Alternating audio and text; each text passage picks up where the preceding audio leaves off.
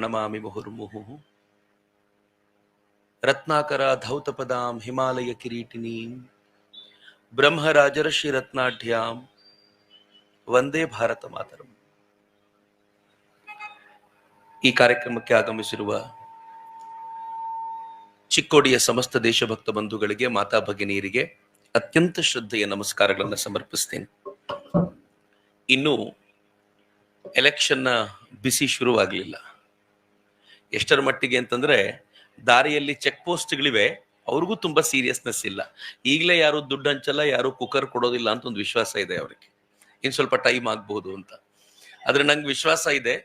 ಯಾಕೆ ಭರಾಟೆ ಇನ್ನೂ ಜೋರಾಗ್ಲಿಲ್ಲ ಅಂತಂದ್ರೆ, ಒಂದೇ ಪ್ರಮುಖ ಕಾರಣ. ಸಮಾಜಕ್ಕೆ ಗೊತ್ತಿದೆ, ನರೇಂದ್ರ ಮೋದಿ ಅವರನ್ನ ಬಿಟ್ರೆ ಬೇರೆ ಆಯ್ಕೆ ದೇಶದ ಬಳಿ ಇಲ್ಲ ಅಂತ. ಹೀಗಾಗಿ ಸಮಾಜ ನಿಶ್ಚಯ ಮಾಡಿದೆ. ಇತರ 2 ಸಲ ಚುನಾವಣೆಗೆ ವಿಶ್ವಾಸ ಕಡಿಮೆ ಆಗತ್ತೆ. ಯಾವಾಗ ಅಂತಂದ್ರೆ, ಒಂದು ಸಲ ಯಾವುದು ಆಯ್ಕೆ ಇಲ್ಲ ಅಂತಂದಾಗ, ಎಲ್ಲರೂ ಕೆಲಸಕ್ಕೆ ಬಾರದವರು ಅಂತಂದಾಗ ಸಮಾಜ ಸುಮ್ಮನಾಗ್ಬಿಡತ್ತೆ, ನಮ್ ಕರ್ಮ ಏನ್ ಮಾಡೋದು, ಏನಾಗುತ್ತೋ ಆಗ್ಲಿ ಅಂತ. ಇನ್ನೊಂದು ಸಲ ಆಯ್ಕೆಗೆ ಒಂದು ಅದ್ಭುತವಾದ ವ್ಯಕ್ತಿ ಇದ್ದಾಗ ಜನ ಡಿಸೈಡ್ ಮಾಡ್ಬಿಡ್ತಾರೆ, ಈತನಿಗೆ ಈ ಬಾರಿ ಓಟು ಅಂತ. ಆಗ್ಲೂ ಸಮಾಜ ಸೈಲೆಂಟ್ ಆಗಿರುತ್ತೆ. ನಾನು ಕಳೆದ ಹೆಚ್ಚು ಕಡಿಮೆ 7-8 ತಿಂಗಳುಗಳಿಂದ ಸುಮಾರು 3-4 ಬಾರಿ ರಾಜ್ಯ ಪ್ರವಾಸ ಮಾಡಿದ್ದೀನಿ ನರೇಂದ್ರ ಮೋದಿ ಅವರ ವಿಚಾರಕ್ಕೋಸ್ಕರ. ಈ 4 ರಾಜ್ಯ ಪ್ರವಾಸಗಳಲ್ಲಿ ನನಗೆ ಗೊತ್ತಾಗಿರುವ ಸಂಗತಿ ಏನು ಅಂತಂದ್ರೆ, ನರೇಂದ್ರ ಮೋದಿ ಅವರು ಜನರ ಮನಸ್ಸಿನಲ್ಲಿ ಹೇಗೆ ಛಾಪ್ ಹೊತ್ತಿದ್ದಾರೆ ಅಂತಂದ್ರೆ, ಸದ್ಯಕ್ಕೆ ಅದನ್ನು ಅಲಗಾಡಿಸುವ ತಾಕತ್ತು ಯಾರಿಗೂ ಇಲ್ಲ ಅನ್ನೋದು ನಿಸ್ಸಂಶಯ.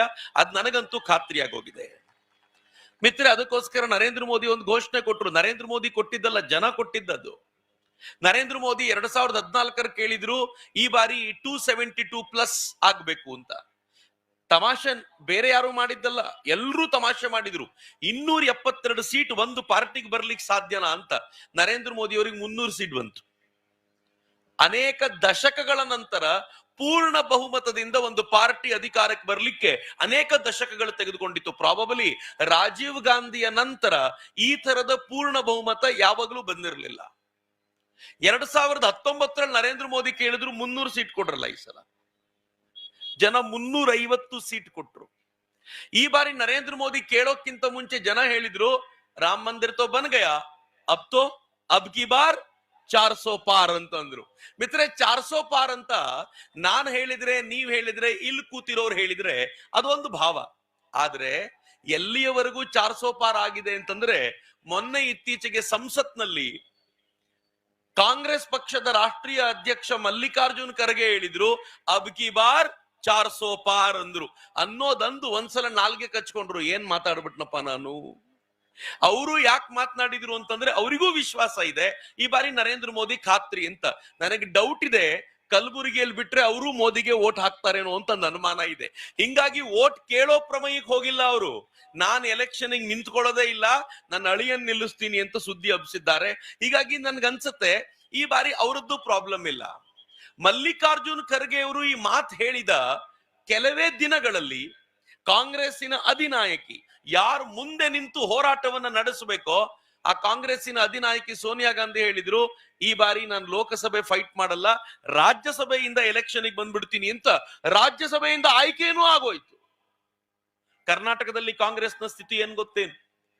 ಕ್ಯಾಂಡಿಡೇಟ್ಸ್ ಇಲ್ಲ. ಜನ ಡಿಸೈಡ್ ಮಾಡಿದ್ದಾರೆ, ನಿಂತು ದುಡ್ಡು ಖರ್ಚು ಮಾಡ್ಕೊಳ್ಳೋ ಬದಲು ನರೇಂದ್ರ ಮೋದಿಗೆ ಬಿಟ್ಕೊಟ್ಬಿಡೋದು ಒಳ್ಳೇದು ಅಂತ. ಒಂಥರ ವಾಕ್ ಓವರ್ ಸ್ಥಿತಿಗತಿ ಕರ್ನಾಟಕದಲ್ಲಿ ನಿರ್ಮಾಣ ಆಗಿದೆ. ಕರ್ನಾಟಕದಲ್ಲಿ ಸ್ಪಷ್ಟವಾಗಿ ಕೇಳ್ಕೊಳ್ಳಾಯ್ತು, ಎಲ್ಲಾ ಮಂತ್ರಿಗಳು ಕಂಪಲ್ಸರಿ ಎಲೆಕ್ಷನ್ ನಿಂತ್ಕೋಬೇಕು ಅಂತ. ಮಂತ್ರಿಗಳು ಹೇಳಿದ್ರು, ಬೇಡವೇ ಬೇಡ, ಇದು ಹೋಗುತ್ತೆ ಅದು ಹೋಗುತ್ತೆ, ನಮ್ಗೆ ಸಾವಾಸ ಬೇಡ ಅಂತ. ಯಾಕೆಂದ್ರೆ ನನಗೊಬ್ಬ ಕಾಂಗ್ರೆಸ್ ಮಿತ್ರ ಹೇಳಿದ, ನರೇಂದ್ರ ಮೋದಿ ಎಲ್ಲಿ ಬಂದು ಭಾಷಣ ಮಾಡ್ತಾರೋ, ಚೆನ್ನಾಗಿದೆ ಕೇಳಿಸ್ಕೊಳ್ಳಿ, ನರೇಂದ್ರ ಮೋದಿ ಎಲ್ಲಿ ಬಂದು ಭಾಷಣ ಮಾಡ್ತಾರೋ ಅಲ್ಲಿ ಕಾಂಗ್ರೆಸ್ ಸೋಲುತ್ತೆ. ಅಷ್ಟೇ ಅಲ್ಲ, ಎಲ್ಲಿ ನರೇಂದ್ರ ಮೋದಿಯವರು ವಿಮಾನ ಹಾರಿ ಹೋಗುತ್ತೋ ಆ ಕ್ಷೇತ್ರದಲ್ಲೂ ಕಾಂಗ್ರೆಸ್ ಸೋಲುತ್ತೆ ಅಂತ. ಇದು ನರೇಂದ್ರ ಮೋದಿಯವರ ಕೆಪಾಸಿಟಿ ಇವತ್ತು. ಅಂತ ನರೇಂದ್ರ ಮೋದಿಯವರ ಕುರಿತಂತೆ ನಿಮ್ಮೊಂದಿಗೆ 4 ಮಾತಾಡ್ಲಿಕ್ಕೋಸ್ಕರ ನಾನು ಬಂದಿದ್ದೀನಿ. ಇದು ಮೊದಲನೇ ಬಾರಿ ಅಲ್ಲ.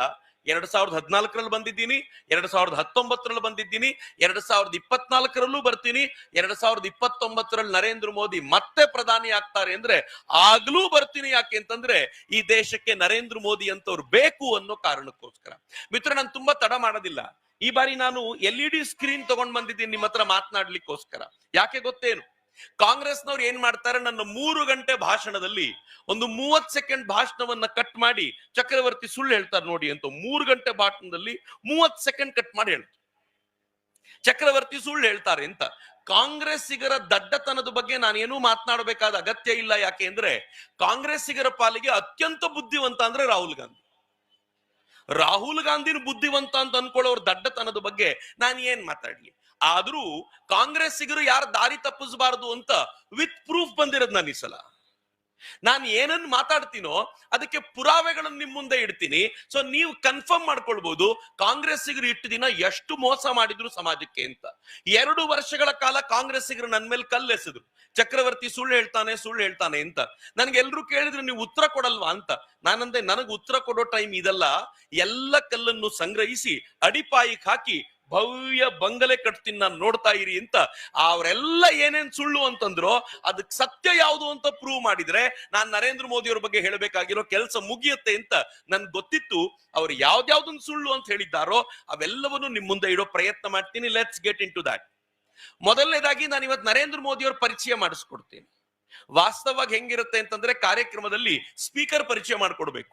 ನಾನು ನನ್ನ ಪರಿಚಯಕ್ಕೂ ಇದಕ್ಕೂ ಸಮಯ ಕೊಡೋದೇ ಇಲ್ಲ. ಯಾಕೆ ಅಂತಂದ್ರೆ ನರೇಂದ್ರ ಮೋದಿ ಅವ್ರ ಬಗ್ಗೆ ಮಾತನಾಡೋದು ಎಷ್ಟಿದೆ ಅಂತಂದ್ರೆ ಅದರಲ್ಲಿ ಪರಿಚಯಕ್ಕೆ ಸಣ್ಣ ಪುಟ್ಟ ಕೆಲಸಕ್ಕೆ ಅವಕಾಶವೇ ಕೊಡಬಾರ್ದು ಅಂತ ನಾನು ಯಾವುದಕ್ಕೂ ಅವಕಾಶ ಕೊಡಲ್ಲ.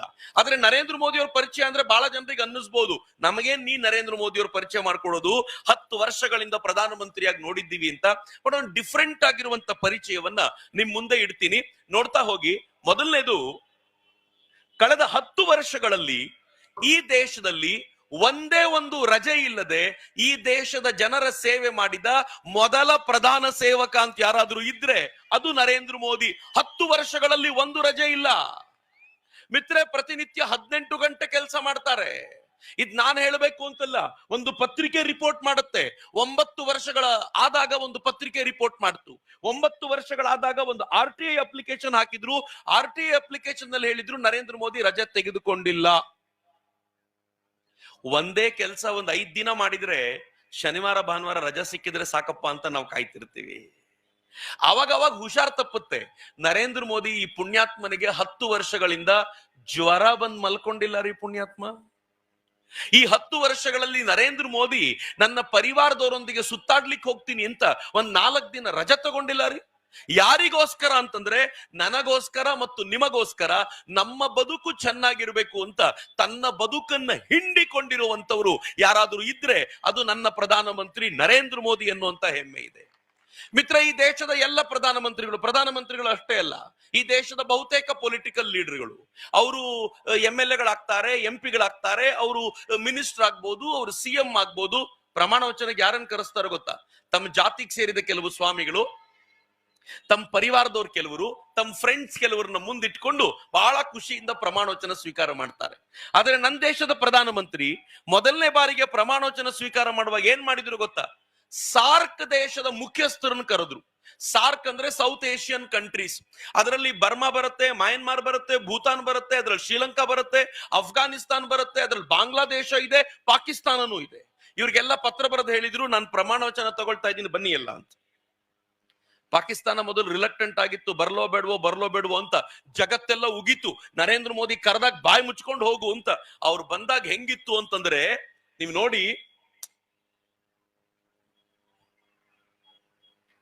ಅವ್ರು ಬಂದಾಗ ಹೇಗಿತ್ತು ಅಂತಂದ್ರೆ ಎರಡನೇದು ಕಣ, ನೀನ್ ಅಲರ್ಟ್ ಆಗಿರ್ಬೇಕು, ಇಲ್ಲ ಎದ್ದೋಗ್ಬೇಕು ಇಲ್ಲಿಂದ. ಎರಡನೇದು, ಅವ್ರು ಬಂದಾಗ ಹೇಗಿತ್ತು ಅಂತಂದ್ರೆ ಎಲ್ಲ ಜನರನ್ನ ನಿಲ್ಲಿಸ್ಕೊಂಡು ಅವ್ರು ಮಾಡಿದ್ರು. ನೀವು ನೋಡ್ಬೇಕು ಹೇಗಿತ್ತು ಅಂತಂದ್ರೆ, ಒಬ್ಬ ರಾಜ ಹಿಂದಿನ ದಿನಗಳಲ್ಲಿ ಆತ ರಾಜನಾಗಿ ಸಿಂಹಾಸನದ ಮೇಲೆ ಕೂತಾಗ ಸಾಮಂತ ರಾಜರನ್ನ ಕೂರಿಸ್ಕೊಂಡು ನಿಮ್ಮೆಲ್ಲರ ಚಕ್ರವರ್ತಿ ನಾನು ಅಂತ ಹೇಳೋದಿತ್ತಲ್ಲ, ನರೇಂದ್ರ ಮೋದಿ ಹಾಗೆ ಪಾಕಿಸ್ತಾನದವರನ್ನು ಕೂರಿಸ್ಕೊಂಡು ನಿಮ್ಮ ಅಪ್ಪ ನಮ್ ಭಾರತಾನೆ ಅನ್ನೋದನ್ನ ಹೇಳೋದಿತ್ತಲ್ಲ, ಹಂಗ ಅನ್ನಿಸ್ತಾ ಇತ್ತು ನರೇಂದ್ರ ಮೋದಿ ಮಾಡಿದ ಕೆಲಸ. ಆ ತರ ಮಾಡಿದ ಈ ದೇಶದ ಮೊದಲ ಪ್ರಧಾನಮಂತ್ರಿ ನರೇಂದ್ರ ಮೋದಿ ಅನ್ನೋದು ನಾವೆಲ್ಲ ಗೊತ್ತಿರ್ಬೇಕು ಮಿತ್ರ. ನಮ್ಗೆಲ್ಲ ಗೊತ್ತಿರ್ಲಿ, ನರೇಂದ್ರ ಮೋದಿ ಅವರು ಈ ದೇಶದಲ್ಲಿ ನಾವೆಲ್ಲ ಏನ್ ಮಾಡ್ತೀವಿ, ಜನರನ್ನ ಮುಟ್ಲಿಕ್ಕೆ ಒಂದು ಬಹಿರಂಗ ಸಭೆಗಳು, ಇಲ್ಲ ಮೊಬೈಲು, ಇಲ್ಲ ವಾಟ್ಸಪ್ ನಲ್ಲಿ ಮೆಸೇಜು, ಇವುಗಳನ್ನು ಬಳಸ್ತೀವಿ. ನರೇಂದ್ರ ಮೋದಿ ಏನ್ ಮಾಡಿದ್ರು ಗೊತ್ತಾ? ಪ್ರಧಾನಿ ಆದ ತಕ್ಷಣ ನಿಶ್ಚಯ ಮಾಡಿದ್ರು, ಈ ದೇಶದಲ್ಲಿ ಜನ ಮರ್ತ್ ಹೋಗಿರುವಂತ ರೇಡಿಯೋ ನಾವು ಬಳಸ್ಕೊಳ್ಬೇಕು ಅಂತ ನರೇಂದ್ರ ಮೋದಿಯವರು ರೇಡಿಯೋದ ಮನ್ ಕಿ ಬಾತ್ ನ ಮೂಲಕ 23 ಭಾಷೆಗಳಲ್ಲಿ ಈ ದೇಶದ 98% ಜನರನ್ನ ಮುಟ್ಟಿದ ಈ ದೇಶದ ಮೊದಲ ಪ್ರಧಾನಿ ಮತ್ತು ಏಕೈಕ ಪ್ರಧಾನಿ ಅದು ನರೇಂದ್ರ ಮೋದಿಯವರು ಅಂತ. ಇನ್ಯಾರೂ ಈ ಪ್ರಯತ್ನ ಮಾಡಲಿಲ್ಲ. ರೇಡಿಯೋ ತುಂಬಾ ಪಾಪ್ಯುಲರ್ ಆದ ಕಾಲಕ್ಕೆ ಇದ್ದ ಪ್ರಧಾನಮಂತ್ರಿಯೂ ಕೂಡ ರೇಡಿಯೋನ್ ಬಳಸ್ಕೊಂಡು ನಮ್ಮನ್ನು ಮುಟ್ಲಿಲ್ಲ. ಆದ್ರೆ ನರೇಂದ್ರ ಮೋದಿ ಈ ಕೆಲಸ ಮಾಡಿದ್ರು. ಆದ್ರೆ ಇಷ್ಟೇ ಆಗಿದ್ರೆ ನಾನು ನರೇಂದ್ರ ಮೋದಿಯವ್ರ ಬಗ್ಗೆ ಬಹಳ ವಿಶೇಷವಾಗಿ ಮಾತನಾಡೋದೇನಿರಲಿಲ್ಲ. ನರೇಂದ್ರ ಮೋದಿಯವ್ರ ವೈಶಿಷ್ಟ್ಯ ಏನ್ ಗೊತ್ತೇ? ಜಗತ್ತಿನ ಯಾವ ಮೂಲೆಗೆ ಹೋದ್ರು ತಾವು ಅನುಸರಿಸುವ ಹಿಂದೂ ಸಂಸ್ಕೃತಿಯನ್ನ ಒಂದಿಂಚು ಬಿಟ್ಟು ಕೊಡದ ಪ್ರಧಾನಮಂತ್ರಿ ನರೇಂದ್ರ ಮೋದಿ. ಮಿತ್ರರೆ, ನಾವು ಕೂಡ ಹಂಗಿಲ್ಲ ರೀ. ನಾವು ಹೆಂಗಿದೀವಿ ಗೊತ್ತಾ? ಮನೆಯಲ್ಲಿ ಆರ್ಥೋಡಾಕ್ಸ್ ಆಗಿರುವಂತ ಯಾವುದೋ ಒಂದು ಪಂಥವನ್ನು ಅನುಸರಿಸ್ತೀವಿ. ನಮ್ಮ ಮನೆಯಲ್ಲಿ ನಾನ್ ವೆಜಿಟೇರಿಯನ್ ತಿನ್ನೋದಿಲ್ಲ ಅಂತ ಇಟ್ಕೊಳ್ಳಿ. ಬೆಂಗಳೂರಿಗೆ ಹೋದ್ರೆ ಹುಡುಗ ಕೆಲ್ಸಕ್ಕೆ ನಾನ್ ವೆಜ್ ತಿನ್ನೋದು ಕಲ್ತು ಬರ್ತಾನೆ. ಯಾಕೆ ಗೊತ್ತಾ? ಮಮ್ಮಿ, ನನ್ನ ಆಫೀಸ್ ನಲ್ಲಿರೋರು ಎಲ್ಲರೂ ನಾನ್ ವೆಜ್ ತಿಂತಾರ ಮಮ್ಮಿ, ನಾನ್ ಹೆಂಗ್ ಸುಮ್ನೆ ಇರ್ಲಿ ಅಂತ.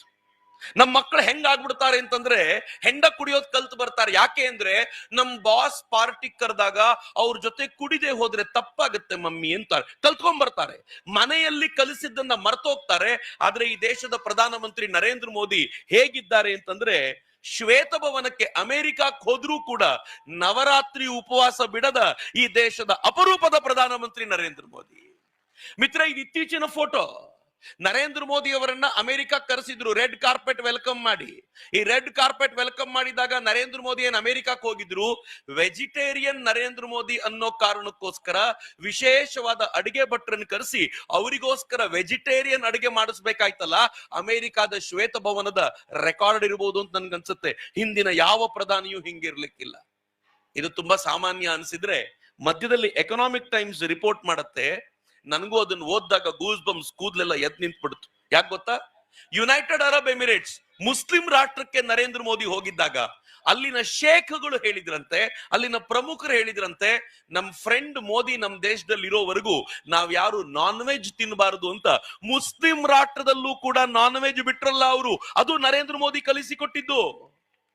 ನಮ್ಮವ್ರು ಹೆಂಗಿದ್ದಾರೆ ಅಂತಂದ್ರೆ, ಅವ್ರು ಕಟ್ಟರ್ ವೆಜಿಟೇರಿಯನ್ ಇರ್ತಾರೆ, ಆದ್ರೆ ಇಫ್ತಾರ್ ಕೂಟಕ್ಕೆ ಹೋದಾಗ ಒಂದ್ ಸಣ್ಣ ತಿಂದ್ಬಿಡೋಣ ಅಂತ, ಅವ್ರಿಗೆ ಬೇಜಾರು ಮಾಡಬಾರದು ಅಂತ ತಿನ್ನೋ ಕಾಲಕ್ಕೆ ಮುಸಲ್ಮಾನ್ ರಾಷ್ಟ್ರದ ಜನರಿಗೂ ಕೂಡ ವೆಜಿಟೇರಿಯನ್ ನ ಪಾಠ ಬೋಧಿಸ್ಲಿಕ್ಕೆ ಸಾಧ್ಯವಾಯ್ತಲ್ಲ, ಅದು ನನ್ನ ದೇಶದ ಪ್ರಧಾನಮಂತ್ರಿ ನರೇಂದ್ರ ಮೋದಿ ಅವರ ಸಾಧನೆ ಅಂತ. ಮಿತ್ರ, ವೆಜಿಟೇರಿಯನ್ ಸರಿಯೋ ತಪ್ಪೋ ಅಂತ ನಾನು ಹೇಳಲ್ಲ, ಆದ್ರೆ ತಾನು ನಂಬಿಕೊಂಡ ಸಿದ್ಧಾಂತವನ್ನ ಪ್ರಾಣ ಹೋಗುತ್ತೆ ಅಂದ್ರೂ ಬಿಡದೆ ಇರುವಂತ ಅಪರೂಪದ ಪ್ರಧಾನಿನ ಯಾರಾದ್ರೂ ನೋಡಿದ್ರೆ ಅದು ಈ ದೇಶ ಕಳೆದ 10 ವರ್ಷಗಳಿಂದ ನೋಡಿದೆ ಅಂತ. ಮಿತ್ರ, ಹಬ್ಬ ಆಚರಣೆ ಮಾಡುವ ವಿಚಾರ ಬಂದಾಗ ನಮಗೆ ನಮ್ಮ ಪರಿವಾರ ಇದೆ. ನಾವು ನಮ್ಮ ಪರಿವಾರ ಜೊತೆಗೆ ಹಬ್ಬ ಆಚರಣೆ ಮಾಡ್ತೀವಿ. ಹೆಂಡತಿ ಮಕ್ಕಳು, ಅಪ್ಪ ಅಮ್ಮ, ಅಕ್ಕ ತಂಗಿ, ನಮ್ಮ ಫ್ರೆಂಡ್ಸು, ಅವರುಗಳ ಜೊತೆ ಹಬ್ಬ ಮಾಡ್ತೀವಿ. ನನ್ನ ದೇಶದ ಪ್ರಧಾನಮಂತ್ರಿ ಕಳೆದ 10 ವರ್ಷಗಳಿಂದ ದೀಪಾವಳಿಯನ್ನ ಆಚರಣೆ ಮಾಡಿರೋದು ಈ ಪರಿವಾರದೊಂದಿಗೆ. ಕಳೆದ 10 ವರ್ಷಗಳಿಂದ ಬಿಟ್ಟು ಬಿಡದೆ ದೀಪಾವಳಿಯನ್ನ ಸೈನಿಕರೊಂದಿಗೆ ಆಚರಣೆ ಮಾಡಿರುವ ಏಕೈಕ ಪ್ರಧಾನಿ ನರೇಂದ್ರ ಮೋದಿ. ಬರೀ ಇಷ್ಟೇ ಅಲ್ಲ, ನಾನಿನ್ನು ನರೇಂದ್ರ ಮೋದಿ ಅವ್ರ ಪರಿಚಯ ಮಾಡ್ಕೊಡ್ತಿದ್ದೀನಿ. ನಮ್ಗೆಲ್ಲ ನರೇಂದ್ರ ಮೋದಿ ಗೊತ್ತಿತ್ತು, ಆದ್ರೆ ಅವ್ರ ಚಿಂತನೆಯನ್ನು ಕೇಳುವಾಗ ಎಷ್ಟು ಖುಷಿ ಅನ್ಸುತ್ತೆ ನೋಡಿ. ಇದೇ ನರೇಂದ್ರ ಮೋದಿ ಅವರು ಪ್ರಯಾಗದ ಕುಂಭಮೇಳಕ್ಕೆ ಹೋದ್ರು. ಕುಂಭಮೇಳದಲ್ಲಿ ತ್ರಿವೇಣಿ ಸಂಗಮ, ಗಂಗೆ, ಯಮುನೆ ಮತ್ತು ಸರಸ್ವತಿ ಮೂವರು ಸೇರ್ತಾರೆ. ಅಲ್ಲಿ ಕುಂಭಮೇಳಕ್ಕೆ ಕೋಟ್ಯಂತರ ಜನ ಬರ್ತಾರೆ, ಲಕ್ಷಾಂತರ ಸಾಧುಗಳು ಬರ್ತಾರೆ. ಆ ಸಂದರ್ಭದಲ್ಲಿ ನರೇಂದ್ರ ಮೋದಿ ಹೋಗಿ ಆ ತ್ರಿವೇಣಿ ಸಂಗಮದಲ್ಲಿ ಮಿಂದು ಎದ್ದು ಬಂದು ಏನ್ ಮಾಡಿದ್ರು ಗೊತ್ತಾ? ನರೇಂದ್ರ ಮೋದಿ ಅವರು ನೇರವಾಗಿ ಹೋಗಿ ಆ ಇಡೀ ತ್ರಿವೇಣಿ ಸಂಗಮ, ಕೋಟ್ಯಂತರ ಜನ ಬಂದ್ರು, ಕ್ಲೀನ್ ಆಗಿಟ್ಟಿರುವಂತ 5 ಜನ ಪೌರ ಕಾರ್ಮಿಕರನ್ನು ಕೂರಿಸಿ ಅವ್ರ ಕಾಲಿಗೆ ನೀರು ಹಾಕಿ ತೊಳೆದು ಕುಂಕುಮ ಹಚ್ಚಿ ಹೂ ಇಟ್ಟು ನಿಮ್ಮಿಂದಾಗಿ ಸ್ವಚ್ಛವಾಗಿರೋದಪ್ಪ ಅಂತ ಹೇಳಿದ್ರಲ್ಲ, ಅದು ನನ್ನ ದೇಶದ ಪ್ರಧಾನಮಂತ್ರಿ. ತಾಯಂದ್ರು ಖುಷಿ ಪಡಬೇಕು. ಆ ಮನುಷ್ಯ ಏನ್ ಮಾಡಿದ ಅಂದ್ರೆ 3 ಪುರುಷರನ್ನ ಮತ್ತು 2 ಮಹಿಳೆಯರನ್ನ ಕೂರಿಸಿ 5 ಜನರಿಗೆ ಅವರು ಪಾದ ಪೂಜೆ ಮಾಡಿದ್ದು ಅತ್ಯಂತ ವಿಶಿಷ್ಟವಾಗಿತ್ತು. ಹಾಗಂತ ಇಷ್ಟೇ ಅಲ್ಲ, ಈ ಚಿತ್ರ ನಂಗೆ ಗೊತ್ತಿಲ್ಲ ನಿಮ್ಮಲ್ಲಿ ಎಷ್ಟು ಜನರಿಗೆ ನೆನಪಿದೆಯೋ. ಇಲ್ಲಿ ಏನ್ ಚಿತ್ರ ಇದೆ, ಇದು ರಾಮ ಮಂದಿರದ ಚಿತ್ರ. ರಾಮ ಮಂದಿರದಲ್ಲಿ ನರೇಂದ್ರ ಮೋದಿ ಅವರು ಹೋದಾಗ ರಾಮ ಮಂದಿರದ ಪ್ರಾಣ ಪ್ರತಿಷ್ಠೆ ಮುಗಿಸ್ಕೊಂಡು ಬಂದ ಮೋದಿ ಏನ್ ಮಾಡಿದ್ರು ಗೊತ್ತಾ? ಈ ರಾಮ ಮಂದಿರವನ್ನ ಕಟ್ಟಿದ ಕಟ್ಟಡ ಕಾರ್ಮಿಕರನ್ನು ಕೂರಿಸಿ ಅವ್ರ ಮೇಲೆ ಹೂ ಎರಚಿ ಅವರಿಗೊಂದು ನಮಸ್ಕಾರ ಮಾಡಿ 1000 ವರ್ಷ ನಿಲ್ಬೇಕಾಗಿರುವ ಈ ಕಟ್ಟಡ ಕಟ್ಟಿದ ನಿಮಗೆ ಮೊದಲ ನಮಸ್ಕಾರ ಅಂತ ನಮಸ್ಕಾರ ಮಾಡ್ತಾರಲ್ಲ, ಇದು ಈ ದೇಶದ ಪ್ರಧಾನಮಂತ್ರಿ. ಮಿತ್ರ, ಎಲ್ಲರೂ ನೆನಪಿಸ್ಕೊಳ್ಳಿ, ಕಾಶಿ ಕಾರಿಡಾರ್ ನಿರ್ಮಾಣವಾಗುವಾಗ ನರೇಂದ್ರ ಮೋದಿ ಕಟ್ಟಡ ಕಟ್ಟಿದವ್ರನ್ನ ಮೆಟ್ಟಿಲ ಮೇಲೆ ಕೂರಿಸಿ ಅವ್ರಿಗೆ ಹೂ ಎರಚಿದ್ರು. ನೀವು ವಾಪಸ್ ಹೋಗಿ ಯೂಟ್ಯೂಬ್ ಅಲ್ಲಿ ನೋಡಿ, ಅವತ್ತಿನ ದಿನ ನರೇಂದ್ರ ಮೋದಿ ಆ ಮೆಟ್ಟಿಲ ಮೇಲೆ ಅವ್ರ ಜೊತೆ ಕೂತ್ಕೊಂಡು ಫೋಟೋ ತೆಗೆಸ್ಕೊಳ್ಲಿಕ್ಕೆ ಅಂತ ಹೋದಾಗ ಯಾರೋ ಒಬ್ರು ಅವ್ರ ಜೊತೆ ಇದ್ದವ್ರು ಚೇರ್ ತಂದು ಕೊಡ್ತಾರೆ. ನರೇಂದ್ರ ಮೋದಿ ಆ ಚೇರ್ ಅನ್ನು ಪಕ್ಕಕ್ಕೆ ತಳ್ಳಿ ಏನ್ ಮಾಡ್ತಾರೆ ಗೊತ್ತಾ, ಅವ್ರ ಜೊತೆ ಅದೇ ಮೆಟ್ಟಿಲ ಮೇಲೆ ತಾವು ಕೂತ್ಕೊಂಡು ಅವ್ರ ಹೆಗಲ ಮೇಲೆ ಕೈ ಹಾಕೊಂಡು ಫೋಟೋ ತಗೊಳ್ತಾರಲ್ಲ, ನನ್ನ ದೇಶದ ಪ್ರಧಾನಮಂತ್ರಿ ಅಷ್ಟು ಸಿಂಪಲ್ ಆಗಿದ್ದಾರೆ. ಒಂದು ಹೊಟ್ಟೆ ಉರಿಯೋ ಸಂಗತಿ ಹೇಳ್ತೇನೆ ನಿಮಗೆ. ಯಾವ ಸಂಗತಿ ನನಗೂ ಹೊಟ್ಟೆ ಉರಿಸುತ್ತೋ ಆ ಸಂಗತಿ ನಿಮ್ ಜೊತೆ ಹಂಚ್ಕೊಳ್ತೀನಿ.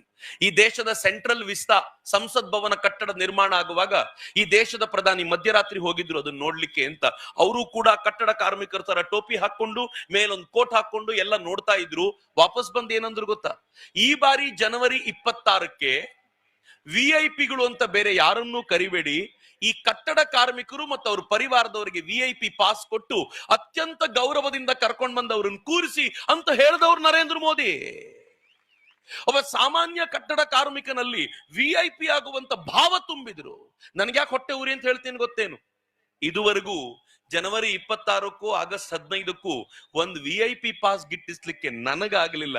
ಆ ಕಟ್ಟಡ ಕಾರ್ಮಿಕರಿಗೆ ನರೇಂದ್ರ ಮೋದಿ VIP ಪಾಸ್ ಕೊಟ್ಟು ಕರೆಸ್ಕೊಂಡ್ರಲ್ಲ, ಎಲ್ಲಿಂದ ಯೋಚನೆ ಮಾಡ್ತಾರೆ ಈ ದೇಶದ ಪ್ರಧಾನಮಂತ್ರಿ ಅಂತ. ಹಾಗಂತ ಬರೀ ಭಾವನಾತ್ಮಕ ಸಂಗತಿ ಅಲ್ಲ, ನಾನು ನೀವು ಅನುಭವಿಸಿದ ಒಂದು ಸಂಗತಿ ಇದೆ. ಡಿಮಾನಿಟೈಸೇಷನ್ ನ ಮಾಡಿ ಈ ದೇಶದ ಆರ್ಥಿಕ ರಕ್ಷಣೆಗೆ ಮುಂದಾದವರು ನರೇಂದ್ರ ಮೋದಿ. ಡಿಮಾನಿಟೈಸೇಷನ್ ಅಂದ್ರೆ ಏನು? 500 ರೂಪಾಯಿ 1000 ರೂಪಾಯಿ ನೋಟನ್ನ ಒಂದಿನ ಮಧ್ಯರಾತ್ರಿ ಬಂದು 8 ಗಂಟೆಗೆ ಬಂದು ನರೇಂದ್ರ ಮೋದಿ ಹೇಳಿದ್ರು, ಇವತ್ ರಾತ್ರಿ 12 ಗಂಟೆಯಿಂದ 500 ರೂಪಾಯಿ 1000 ರೂಪಾಯಿ ನೋಟ್ ಇಲ್ಲ, ಬ್ಯಾಂಕಿಗೆ ಹೋಗಿ ಎಕ್ಸ್ಚೇಂಜ್ ಮಾಡ್ಕೊಳ್ಳಿ, 45 ದಿನ ಟೈಮ್ ಇರುತ್ತೆ ಎಂದ್ರು. ಮಿತ್ರ, ಸಲೀಸೇನ್ರಿ? ನಮ್ಮಲ್ಲಿ ಎಷ್ಟು ಜನರಿಗೆ ತೊಂದರೆ ಆಯ್ತೋ ಗೊತ್ತಿಲ್ಲ. ಮಗಳ ಮದುವೆ ಇದ್ದವ್ರು ಏನ್ ಮಾಡ್ಬೇಕಿತ್ತು? ಮನೆ ಕಟ್ತಾ ಇದ್ದವ್ರು ಕ್ಯಾಶ್ ಕೊಡೋರು ಏನ್ ಮಾಡ್ಬೇಕಿತ್ತು? 500 ರೂಪಾಯಿ 1000 ರೂಪಾಯಿ ನೋಟ್ ಯಾರೂ ತಗೊಳ್ಲಿಕ್ಕೆ ಸಿದ್ಧರಿಲ್ಲ. ಇಟ್ಟಿದ್ದರೆ ಏನ್ ಮಾಡ್ಬೇಕು? ಕಷ್ಟ ಆದ್ರೂ ಜನ ಸಹಿಸ್ಕೊಂಡ್ರು. ಯಾಕೆ ಗೊತ್ತಾ? ಅವ್ರು ಹೇಳಿದ್ರು, ನರೇಂದ್ರ ಮೋದಿ ಏನ್ ಮಾಡಿದ್ರು ದೇಶಕ್ಕೆ ಒಳ್ಳೇದೇ ಮಾಡ್ತಾರಾಗಿರೋದ್ರಿಂದ ಸಹಿಸ್ಕೊಳ್ಳೋಣ ಇದನ್ನ ಅಂತ ಈ ದೇಶದ 128 ಕೋಟಿ ಜನ ಸಹಿಸ್ಕೊಂಡ್ರು, ಗಲಾಟೆ ಮಾಡ್ಲಿಲ್ಲ. ರಾಹುಲ್ ಗಾಂಧಿಗೆ ಹಜಮ್ ಆಗ್ಲಿಲ್ಲ ಇದು. ಇಂಥ ದೊಡ್ಡ ನಿರ್ಣಯ ಗಲಾಟನೆ ಇಲ್ಲದೆ ಹೋದ್ರೆ ಹೆಂಗೆ ಅಂತ ಒಂದು ATM ಹೊರಗಡೆ ರಾಹುಲ್ ಗಾಂಧಿ ಹೋಗಿ ಏನ್ ಮಾಡಿದ ಗೊತ್ತಾ, ತನ್ನ ಜೇಬ್ನಲ್ಲಿ ಕೈ ಹಾಕಿ ಹರಿದೋಗಿರೋ ಜೇಬನ್ ತೋರಿಸಿದ, ಮೀಡಿಯಾದವರಿಗೆಲ್ಲ ತೋರಿಸಿ ಹೇಳ್ದ, ನೋಡಿ ದುಡ್ಡೇ ಸಿಗ್ತಾ ಇಲ್ಲ, ನನ್ ಜೇಬಲ್ಲೂ ದುಡ್ಡಿಲ್ಲ, ಒದ್ದಾಡ್ತಾ ಇದ್ದೀನಿ ಎಂದ. ಜನರನ್ನ ಬೆಂಕಿ ಕಡ್ಡಿ ಗೀರಿ ಅವ್ರನ್ನ ಭಡಕಾಯಿಸ್ಬೇಕು ಅಂತ. ಆದ್ರೆ ನಮ್ ಜನ ಏನಂದ್ರು ಗೊತ್ತಾ, ಛೀ ಕಳ್ಳ, ಸುಳ್ಳು ಹೇಳ್ತೀಯ, ನಿಮ್ಮ ಅಪ್ಪ ಯಾರು ಅಂತ ಗೊತ್ತು, ನಿಮ್ಮ ಅಜ್ಜಿ ಯಾರು ಅಂತ ಗೊತ್ತು, ನಿನ್ನ ಫ್ಯಾಮಿಲಿ ಯಾವುದು ಅಂತ ಗೊತ್ತು, ದುಡ್ಡಿಲ್ಲ ಅಂತ್ಯ. ಹುಟ್ಟದಾಗ್ಲೇ ಸಿಲ್ವರ್ ಸ್ಪೂನ್ ಅನ್ನ ಬಾಯಲ್ಲಿ ಇಟ್ಕೊಂಡು ಹುಟ್ಟಿರೋ ನೀನು ದುಡ್ಡಿಲ್ಲ ಅಂದ್ರೆ ನಮ್ ತರ ಅಂತ ಭಡಕಾಯಿಸಿದ್ರು. ಜನ ಹೇಳಲಿಲ್ಲ. ಜನ ಹೇಳಿದ್ರು 45 ದಿನ ಕಷ್ಟಪಡ್ಲಿಕ್ಕೆ ತಯಾರಿದ್ದೀವಿ, ಆದ್ರೆ ನರೇಂದ್ರ ಮೋದಿ ವಿರುದ್ಧ ಮಾತನಾಡಲ್ಲ ಅಂತ ನರೇಂದ್ರ ಮೋದಿ ಅವರ ಬೆಂಬಲಕ್ಕೆ ನಿಂತಿದ್ದು ಭಾರತ. ಆ ಬೆಂಬಲಕ್ಕೆ ನಿಂತಿದ್ರ ಪರಿಣಾಮ ಏನ್ ಗೊತ್ತಾ? ಕಾಂಗ್ರೆಸ್ಸಿಗರು ಅವತ್ತು ಹೇಳಿದ್ರು, ಇವತ್ತು ಯಾರಾದ್ರೂ ಕಾಂಗ್ರೆಸ್ಸಿಗರಿದ್ರೆ ವಾಪಸ್ ನೆನಪಿಸ್ಕೊಳ್ಳಿ, ಅವತ್ ಕಾಂಗ್ರೆಸ್ಸಿಗರು ಏನ್ ಹೇಳಿದ್ರು ಅಂತಂದ್ರೆ, ಡಿಮಾನಿಟೈಸೇಷನ್ ಮಾಡಿರೋದ್ರಿಂದ ಭಾರತದ ಎಕಾನಮಿ ಬರ್ಬಾದ್ ಆಗೋಗುತ್ತೆ. ಆದ್ರೆ ಏನಾಗಿದೆ ಗೊತ್ತಾ, ಇವತ್ತು ಡಿಮಾನಿಟೈಸೇಷನ್ ನಂತರ ಭಾರತ ಜಗತ್ತಿನ 5ನೇ ದೊಡ್ಡ ಶ್ರೀಮಂತ ರಾಷ್ಟ್ರ ಆಗಿದೆ ಮತ್ತು ಪಾಕಿಸ್ತಾನ ಬರ್ಬಾದ್ ಆಗೋಗಿದೆ. ಇಲ್ಲಿರುವಂತ ಪ್ರತಿಯೊಬ್ಬರು ಗಂಭೀರವಾಗಿ ಯೋಚಿಸಿ. ಕಾಂಗ್ರೆಸ್ ಗವರ್ಮೆಂಟ್ ಇದ್ದಾಗ ಪಾಕಿಸ್ತಾನದ ಎಕಾನಾಮಿಕಲ್ ಸ್ಟೇಟ್ ಚೆನ್ನಾಗಿತ್ತು, ಭಾರತ ಒದ್ದಾಡ್ತಿತ್ತು. ನರೇಂದ್ರ ಮೋದಿ ಬಂದ ಮೇಲೆ ಭಾರತ ಜಗತ್ತಿನ 5ನೇ ಶ್ರೀಮಂತ ರಾಷ್ಟ್ರವಾಗಿದೆ, ಪಾಕಿಸ್ತಾನ ಭಿಕ್ಷೆ ಬೇಡ್ತಾ ಇದೆ. ನಾನು ಲಿಟ್ರಲಿ ಹೇಳ್ತಿದ್ದೀನಿ ಮಿತ್ರೆ. ನಮ್ ದೇಶದ ರಾಷ್ಟ್ರ ಲಾಂಛನ ಯಾವುದು ಅಂತಂದ್ರೆ 4 ಸಿಂಹ ಅಂತೀವಿ. ಪಾಕಿಸ್ತಾನದ ರಾಷ್ಟ್ರ ಲಾಂಛನ ಬದಲಾಗೋ ಚಾನ್ಸಸ್ ಇದೆ. ಏನಿದೆ ಗೊತ್ತಾ, ಈಗ ಭಿಕ್ಷಾ ಪಾತ್ರೆ ರಾಷ್ಟ್ರ ಲಾಂಛನ ಆಗೋದಿದೆ ಅವರದ್ದು. ಯಾವುದೇ ಮೂಲೆಗೆ ಹೋದ್ರು ಭಿಕ್ಷೆ ಕೊಡಿ ಅಂತ ಕೇಳೋ ಮಟ್ಟಿಗೆ ಎಲ್ಲಿವರೆಗೂ ಬಂದಿದೆ ಗೊತ್ತಾ ಪಾಕಿಸ್ತಾನದ ಕತೆ. ಮೊನ್ನೆ ಪಾಕಿಸ್ತಾನದ ಒಂದು ಪತ್ರಿಕೆ ಬರ್ದಿದೆ, ಅದನ್ನು ಫೇಸ್ಬುಕ್ ಅಲ್ಲಿ ಒಬ್ಬ ಶೇರ್ ಮಾಡ್ಕೊಂಡಿದ್ದಾನೆ ಪಾಕಿಸ್ತಾನದವನು. ಏನ್ ಬರ್ದಿದೆ ಗೊತ್ತಾ ಪಾಕಿಸ್ತಾನದ ಪತ್ರಿಕೆ ಹೇಳುತ್ತೆ, ಧೀರುಭಾಯ್ ಅಂಬಾನಿಯ ಮೊಮ್ಮಗನ ಮದುವೆಗೆ ಅನಂತ್ ಅಂಬಾನಿ ಮದುವೆ ಆಯ್ತಲ್ಲ, ಮೊಮ್ಮಗನ ಮದುವೆಗೆ ಒಬ್ಬ ಡ್ಯಾನ್ಸರ್ ನ ಕರೆಸಿದ್ದಾರೆ ರಿಹಾನಾ ಅಂತ. ಅವಳಿಗೆ ಕೊಟ್ಟಿರೋ ದುಡ್ಡು ಎಷ್ಟು ಗೊತ್ತಾ ಅಂತ ಪತ್ರಿಕೆ ಕೇಳಿ ಅದು ಹೇಳುತ್ತೆ, ಪಾಕಿಸ್ತಾನದ ಕರೆನ್ಸಿಯಲ್ಲಿ 175 ಕೋಟಿ ರೂಪಾಯಿ. ಒಬ್ಬ ಡ್ಯಾನ್ಸರ್ಗೆ ಪಾಕಿಸ್ತಾನದ ಕರೆನ್ಸಿಯಲ್ಲಿ 175 ಕೋಟಿ ರೂಪಾಯಿ. ಅದನ್ನು ಶೇರ್ ಮಾಡಿ ಒಬ್ಬ ಪಾಕಿಸ್ತಾನದವನು ಹೇಳ್ತಾನೆ, ಅಯ್ಯೋ ಒಬ್ಳಿಗೋಸ್ಕರ ಅಷ್ಟು ಯಾಕೆ ಕೊಟ್ರಿ, ನಮ್ಗೇನಾದ್ರೂ ನೀವು ಪಾಕಿಸ್ತಾನ ಕೊಟ್ಟಿದ್ರೆ ಇಡೀ ಪಾಕಿಸ್ತಾನ ಬಂದು ಡ್ಯಾನ್ಸ್ ಮಾಡಿ ಹೋಗಿರ್ತಿತ್ತು, ನಮ್ಗೆ ದುಡ್ಡಿನ ಅಗತ್ಯ ಇತ್ತು ಅಂತ. ಇದು ಪಾಕಿಸ್ತಾನದ ಪರಿಸ್ಥಿತಿ.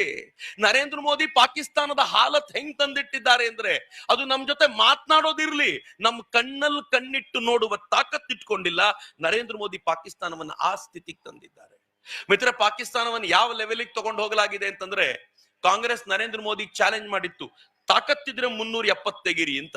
ನರೇಂದ್ರ ಮೋದಿ ಒಂದ್ ಫೈನ್ ಡೇ ಹೇಳಿದ್ರು, ನಾಳೆಯಿಂದ 370 ಇಲ್ಲ, ಹೋಯ್ತು, ನೀವ್ ಏನ್ ಮಾಡ್ಕೊಳ್ತಿರೋ ಮಾಡ್ಕೊಳ್ಳಿ ಅಂತ. ಹೋಗೇ ಬಿಡ್ತಲ್ರಿ. ಆರ್ಟಿಕಲ್ 370 ಹೋದ್ಮೇಲೆ ಇಡೀ ಜಮ್ಮು ಕಾಶ್ಮೀರ ಭಾರತದೊಂದಿಗೆ ಒಂದಾಯ್ತು. ಆರ್ಟಿಕಲ್ 370 ತೆಗೆಯುವ ತಾಕತ್ತಿದ್ದ ಈ ದೇಶದ ಏಕೈಕ ಪ್ರಧಾನಿ ನರೇಂದ್ರ ಮೋದಿ. ಮುಂದೆ ಬಂದವರಿಗೂ ಮಾಡ್ಲಿಕ್ಕೆ ಆಗ್ತಿತ್ತೋ ಇಲ್ವೋ ಗೊತ್ತಿಲ್ಲ, ನರೇಂದ್ರ ಮೋದಿ ಮಾಡಿದ್ರು. ಆರ್ಟಿಕಲ್ 370 ತೆಗೆದ್ಮೇಲೆ ಏನಾಯ್ತು ಗೊತ್ತಾ? ದಿನ ಬೆಳಗಾದ್ರೆ ಕಲ್ಲು ಎಸಿತಾ ಇದ್ರಲ್ಲ, ನಿಂತೋಯ್ತು. ಇವತ್ ಕಲ್ಲು ಎಸಿಯಲ್ಲ. ನಾನು ಆರ್ಟಿಕಲ್ 370ಗಿಂತ ಮುಂಚಿನ ಕಾಶ್ಮೀರ ನೋಡಿದ್ದೀನಿ, ಆರ್ಟಿಕಲ್ 370 ನಂತರದ ಕಾಶ್ಮೀರ ನೋಡಿದ್ದೀನಿ. ನಾನ್ ನಿಮ್ಗೆ ಎಕ್ಸ್ಪ್ಲೈನ್ ಮಾಡಿದ್ರೆ ನಿಮ್ಗೆ ಅರ್ಥ ಆಗುತ್ತೋ ಇಲ್ವೋ?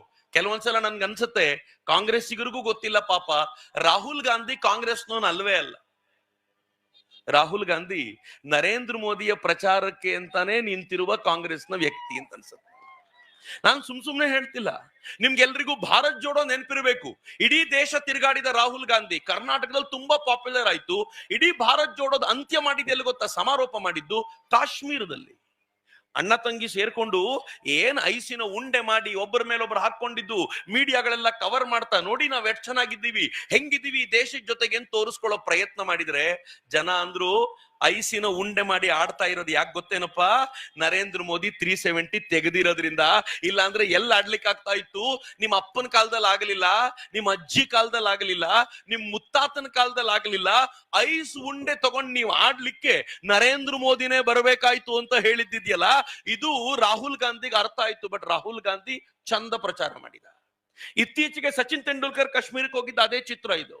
ಕಾಶ್ಮೀರದ ಬೀದಿಯಲ್ಲಿ ಬ್ಯಾಟ್ ತಗೊಂಡು ಆಡ್ತಿರೋದು ಸಚಿನ್ ಅದನ್ನ ಟ್ವಿಟರ್ ನಲ್ಲಿ ಹಾಕೊಂಡು ಹೇಳಿದ, ನನಗೆ ಬಹಳ ಖುಷಿ ಅನ್ನಿಸ್ತು ಕಾಶ್ಮೀರ ಅಂತ. ಅದಕ್ಕೆ ಯಾರೋ ಹೇಳಿದ್ರು, ಒಂದ್ ಕಾಲದಲ್ಲಿ ನಿಮ್ಗೆ ಕಾಶ್ಮೀರದಲ್ಲಿ ಗ್ರೌಂಡ್ ಅಲ್ಲಿ ಕ್ರಿಕೆಟ್ ಆಡ್ಲಿಕ್ಕೆ ಬಿಡ್ತಿರ್ಲಿಲ್ಲ, ನರೇಂದ್ರ ಮೋದಿ ಬಂದ್ಮೇಲೆ ಬೀದಿಯಲ್ಲೂ ಕ್ರಿಕೆಟ್ ಆಡುವಂತಾಯ್ತಲ್ಲ, ಇದು ಹೊಸ ಭಾರತವನ್ನ ನರೇಂದ್ರ ಮೋದಿ ಕಟ್ಟಿರುವಂತ ರೀತಿ ಅಂತ. ಮಿತ್ರ, ಇಷ್ಟೆಲ್ಲ ಹೇಳಿದ ನಂತರವೂ ನಿಮ್ ಜೊತೆ ನಾನು ಹಂಚಿಕೊಳ್ಳೇಬೇಕಾಗಿರುವ ಒಂದು ಸಂಗತಿ, ಕಳೆದ 75 ವರ್ಷಗಳಲ್ಲಿ ನರೇಂದ್ರ ಮೋದಿ ಅಂತ ಮತ್ತೊಬ್ಬ ಪ್ರಧಾನಮಂತ್ರಿ ಇರ್ಲಿಲ್ಲ. ಇನ್ನೊಂದು ಹೆಜ್ಜೆ ಮುಂದೆ ಹೋಗಿ ಹೇಳೋದಾದ್ರೆ, ಕಳೆದ 500 ವರ್ಷಗಳಲ್ಲಿ ನರೇಂದ್ರ ಮೋದಿ ಅಂತ ಮತ್ತೊಬ್ಬ ರಾಜ ಇರಲಿಲ್ಲ. ಧನ್ಯವಾದಗಳು ಅನುಮೋದಿಸಿದ್ದಕ್ಕೆ. ನಾನು ಬಹಳ ಜನರಿಗೆ ಬೇಜಾರಾಗ್ಬೋದು ಅನ್ಕೋತೀನಿ, 500 ವರ್ಷ ತುಂಬಾ ದೊಡ್ಡ ಪೀರಿಯಡ್ ಆಯ್ತು ಅಂತ. ನಾನು 500 ವರ್ಷ ಅಂತ ಯಾಕೆ ಹೇಳ್ತೀನಿ ಗೊತ್ತಾ? ಕಳೆದ 500 ವರ್ಷಗಳಲ್ಲಿ ಈ ಮಂದಿರವನ್ನ ಪಡೆದುಕೊಳ್ಳುವ ತಾಕತ್ತಿದ್ದು ನರೇಂದ್ರ ಮೋದಿಗೆ ಮಾತ್ರ. ಯಾರು ಪಡ್ಕೊಳ್ಳಿಕ್ಕಾಯ್ತ್ರಿ ರಾಮ ಮಂದಿರ? 500 ವರ್ಷಗಳ ಹೋರಾಟ, ಲಕ್ಷಾಂತರ ಜನರ ಬಲಿದಾನ, ಸಾವಿರಾರು ಹೋರಾಟಗಳು. ಅಷ್ಟರ ನಂತರ ಒಂದು ರಾಮ ಮಂದಿರವನ್ನು ಪಡ್ಕೊಳ್ಳಿಕ್ಕೆ ನರೇಂದ್ರ ಮೋದಿ ಅವರೇ ಬರಬೇಕಾಯ್ತಲ್ಲ. ಯಾರಾದ್ರೂ ಕಾಂಗ್ರೆಸ್ಸಿಗರು ಇವತ್ ಚಕ್ರವರ್ತಿ ಅದೇನ್ ಮಾತಾಡ್ಬಿಡ್ತಾನೋ ನೋಡೇ ಬಿಡಬೇಕು ಅಂತ ಬಂದಿದ್ರೆ 1 ನಿಮಿಷ ತಲೆ ತಗ್ಗಿಸ್ಕೊಂಡು ಕೂತ್ಕೊಳ್ಳಿ. ತಲೆ ಎತ್ತೋ ಯೋಗ್ಯತೆ ಇಲ್ಲ ಈ ಸಂದರ್ಭದಲ್ಲಿ ಮಾತ್ರ. ಮತ್ತೆ ತಲೆ ಎತ್ತಲಿಕ್ಕೆ ಹೇಳ್ತೀನಿ. ಯಾಕೆ ಅಂದ್ರೆ ಈ ರಾಮ ಮಂದಿರದ ಇನಾಗ್ಯುರೇಷನ್ ಬನ್ನಿ ಅಂತ ಸೋನಿಯಾ ಗಾಂಧಿ ಅವರಿಗೆ, ಮಲ್ಲಿಕಾರ್ಜುನ್ ಖರ್ಗೆ ಅವರಿಗೆ ಇನ್ವಿಟೇಷನ್ ಕೊಟ್ರೆ ಬರಲ್ಲ ಅಂದ್ರಲ್ರಿ. ನಮ್ಮ ಆರಾಧ್ಯ ದೈವ ರಾಮನ ಮಂದಿರದ ಇನಾಗ್ಯುರೇಷನ್ಗೆ ಬರಲ್ಲ ಅಂದವರನ್ನ ಹೆಂಗ್ ಸಹಿಸ್ಕೊಂಡ್ರಿ? ಆಯ್ತಪ್ಪ, ನೀವು ಯಾವ್ದಾದ್ರು ಪಾರ್ಟಿಯಲ್ಲಿ ಇರಿ, ಒಪ್ಕೋತೀನಿ ನಾನು. ಆದ್ರೆ ಹಿಂದೂ ಧರ್ಮವನ್ ಬಿಡದ? ನಾವು ನಂಬಿಕೊಂಡಿರೋ ದೇವರನ್ನ ಬಿಡದ? ಆ ದೇವರನ್ನ 500 ವರ್ಷಗಳ ಕಾಲ ಒಂಥರ ಜೈಲಲ್ಲಿಟ್ಟಂತಿಟ್ಟಿದ್ರಲ್ಲ, ಇವತ್ ನರೇಂದ್ರ ಮೋದಿ ಅದನ್ನು ಬಿಡಿಸಿದಾಗ ನೀವು ಯಾವುದೇ ಪಾರ್ಟಿಯವರಾಗಿದ್ರು ಸಂಭ್ರಮಿಸ್ಬೇಕಿತ್ತಲ್ಲ. ಉತ್ತರ ಪ್ರದೇಶದ ಕಾಂಗ್ರೆಸ್ಸಿಗರು 1000 ಪಾಲ್ ಬೆಟರ್. ಅನೇಕ ಕಾಂಗ್ರೆಸ್ಸಿಗರು ಏನ್ ಮಾಡಿದ್ದಾರೆ ಗೊತ್ತಾ? ಅನೇಕ ಕಾಂಗ್ರೆಸ್ಸಿಗರು ಕಾಂಗ್ರೆಸ್ಸಿಗೆ ರಿಸೈನ್ ಮಾಡಿ ಬೇರೆ ಬೇರೆ ಪಾರ್ಟಿಗೆ ಸೇರ್ಕೊಂಡಿದ್ದಾರೆ. ಇಂಥ ಪಾರ್ಟಿಯಲ್ಲಿ ಇದ್ವಲ್ಲ ಅಂತ ನಮ್ಗೆ ನಾಚಿಕೆ ಆಗುತ್ತೆ, ಇವತ್ತು ಹೆಂಗಿದ್ವೋ ಗೊತ್ತಿಲ್ಲ ಅಂತಾರೆ. ಕರ್ನಾಟಕದ ಕಾಂಗ್ರೆಸ್ಸಿಗರಿಗೆ ದೊಡ್ಡ ನಮಸ್ಕಾರ ಕಂಡ್ರಪ್ಪ, ಹೆಂಗಿದ್ದೀರಾ ಅನ್ನೋದು ನನಗೆ ಆಶ್ಚರ್ಯ. ಆ ಕಾರಣಕ್ಕೋಸ್ಕರ ತಲೆ ತಗ್ಗಿಸ್ಲಿಕ್ಕೆ ಹೇಳಿದ್ದಷ್ಟೇ. ಈಗ ಮೇಲಕ್ಕೆ ಎತ್ತಿ, ಪರವಾಗಿಲ್ಲ. ಬರೀ ರಾಮ ಮಂದಿರ ಮಾತ್ರ ಅಲ್ಲ, ನರೇಂದ್ರ ಮೋದಿ ಅವರು ಆ ಕಾಶಿಯ ಕಾರಿಡಾರ್ ನಂಬರ್ 1 ಚಿತ್ರ ಎಲ್ಇಡಿ ಬಹಳ ಚೆನ್ನಾಗಿರೋದ್ರಿಂದ ತುಂಬಾ ಚೆನ್ನಾಗಿ ಕಾಣುತ್ತೆ ನಿಮಗೆ. ಆ ಕಾಶಿ ಕಾರಿಡಾರ್ ಹೆಂಗಿತ್ತು ಗೊತ್ತಾ? ಈ 2 ಚೇರ್ಗಳ ನಡುವೆ ಗ್ಯಾಪ್ ಬಿಟ್ಟಿದ್ದಾರಲ್ಲ, ಅಷ್ಟೇ ರೋಡ್ ಇದ್ದಿದ್ದು, 3.5-4 ಅಡಿ ರಸ್ತೆ. ಲೈನ್ ಅಲ್ಲಿ ನಾವು ಹೋಗ್ತಾ ಇದ್ರೆ ದನಗಳು ಬರ್ತವೆ, ಜನ ಗಾಡಿ ತಗೊಂಡ್ ಬರ್ತಾರೆ, ಓಡಾಡ್ಲಿಕ್ಕೆ ಜಾಗ ಇರ್ಲಿಲ್ಲ. ಅದನ್ನ ಕಷ್ಟಪಟ್ಕೊಂಡು ಹೋದ್ರೆ, ನೀವು ಮಂದಿರದ ಹತ್ರ ಹೋದ್ರೆ ಒಂದು ಪುಟ್ಟ ಮಂದಿರ ನೋಡ್ಕೊಂಡು ಹಂಗೆ ಬಂದ್ಬಿಡ್ಬೇಕಾಗ್ತಿತ್ತು, ಉಸಿರಾಡ್ಲಿಕ್ಕೆ ಜಾಗ ಇರಲಿಲ್ಲ.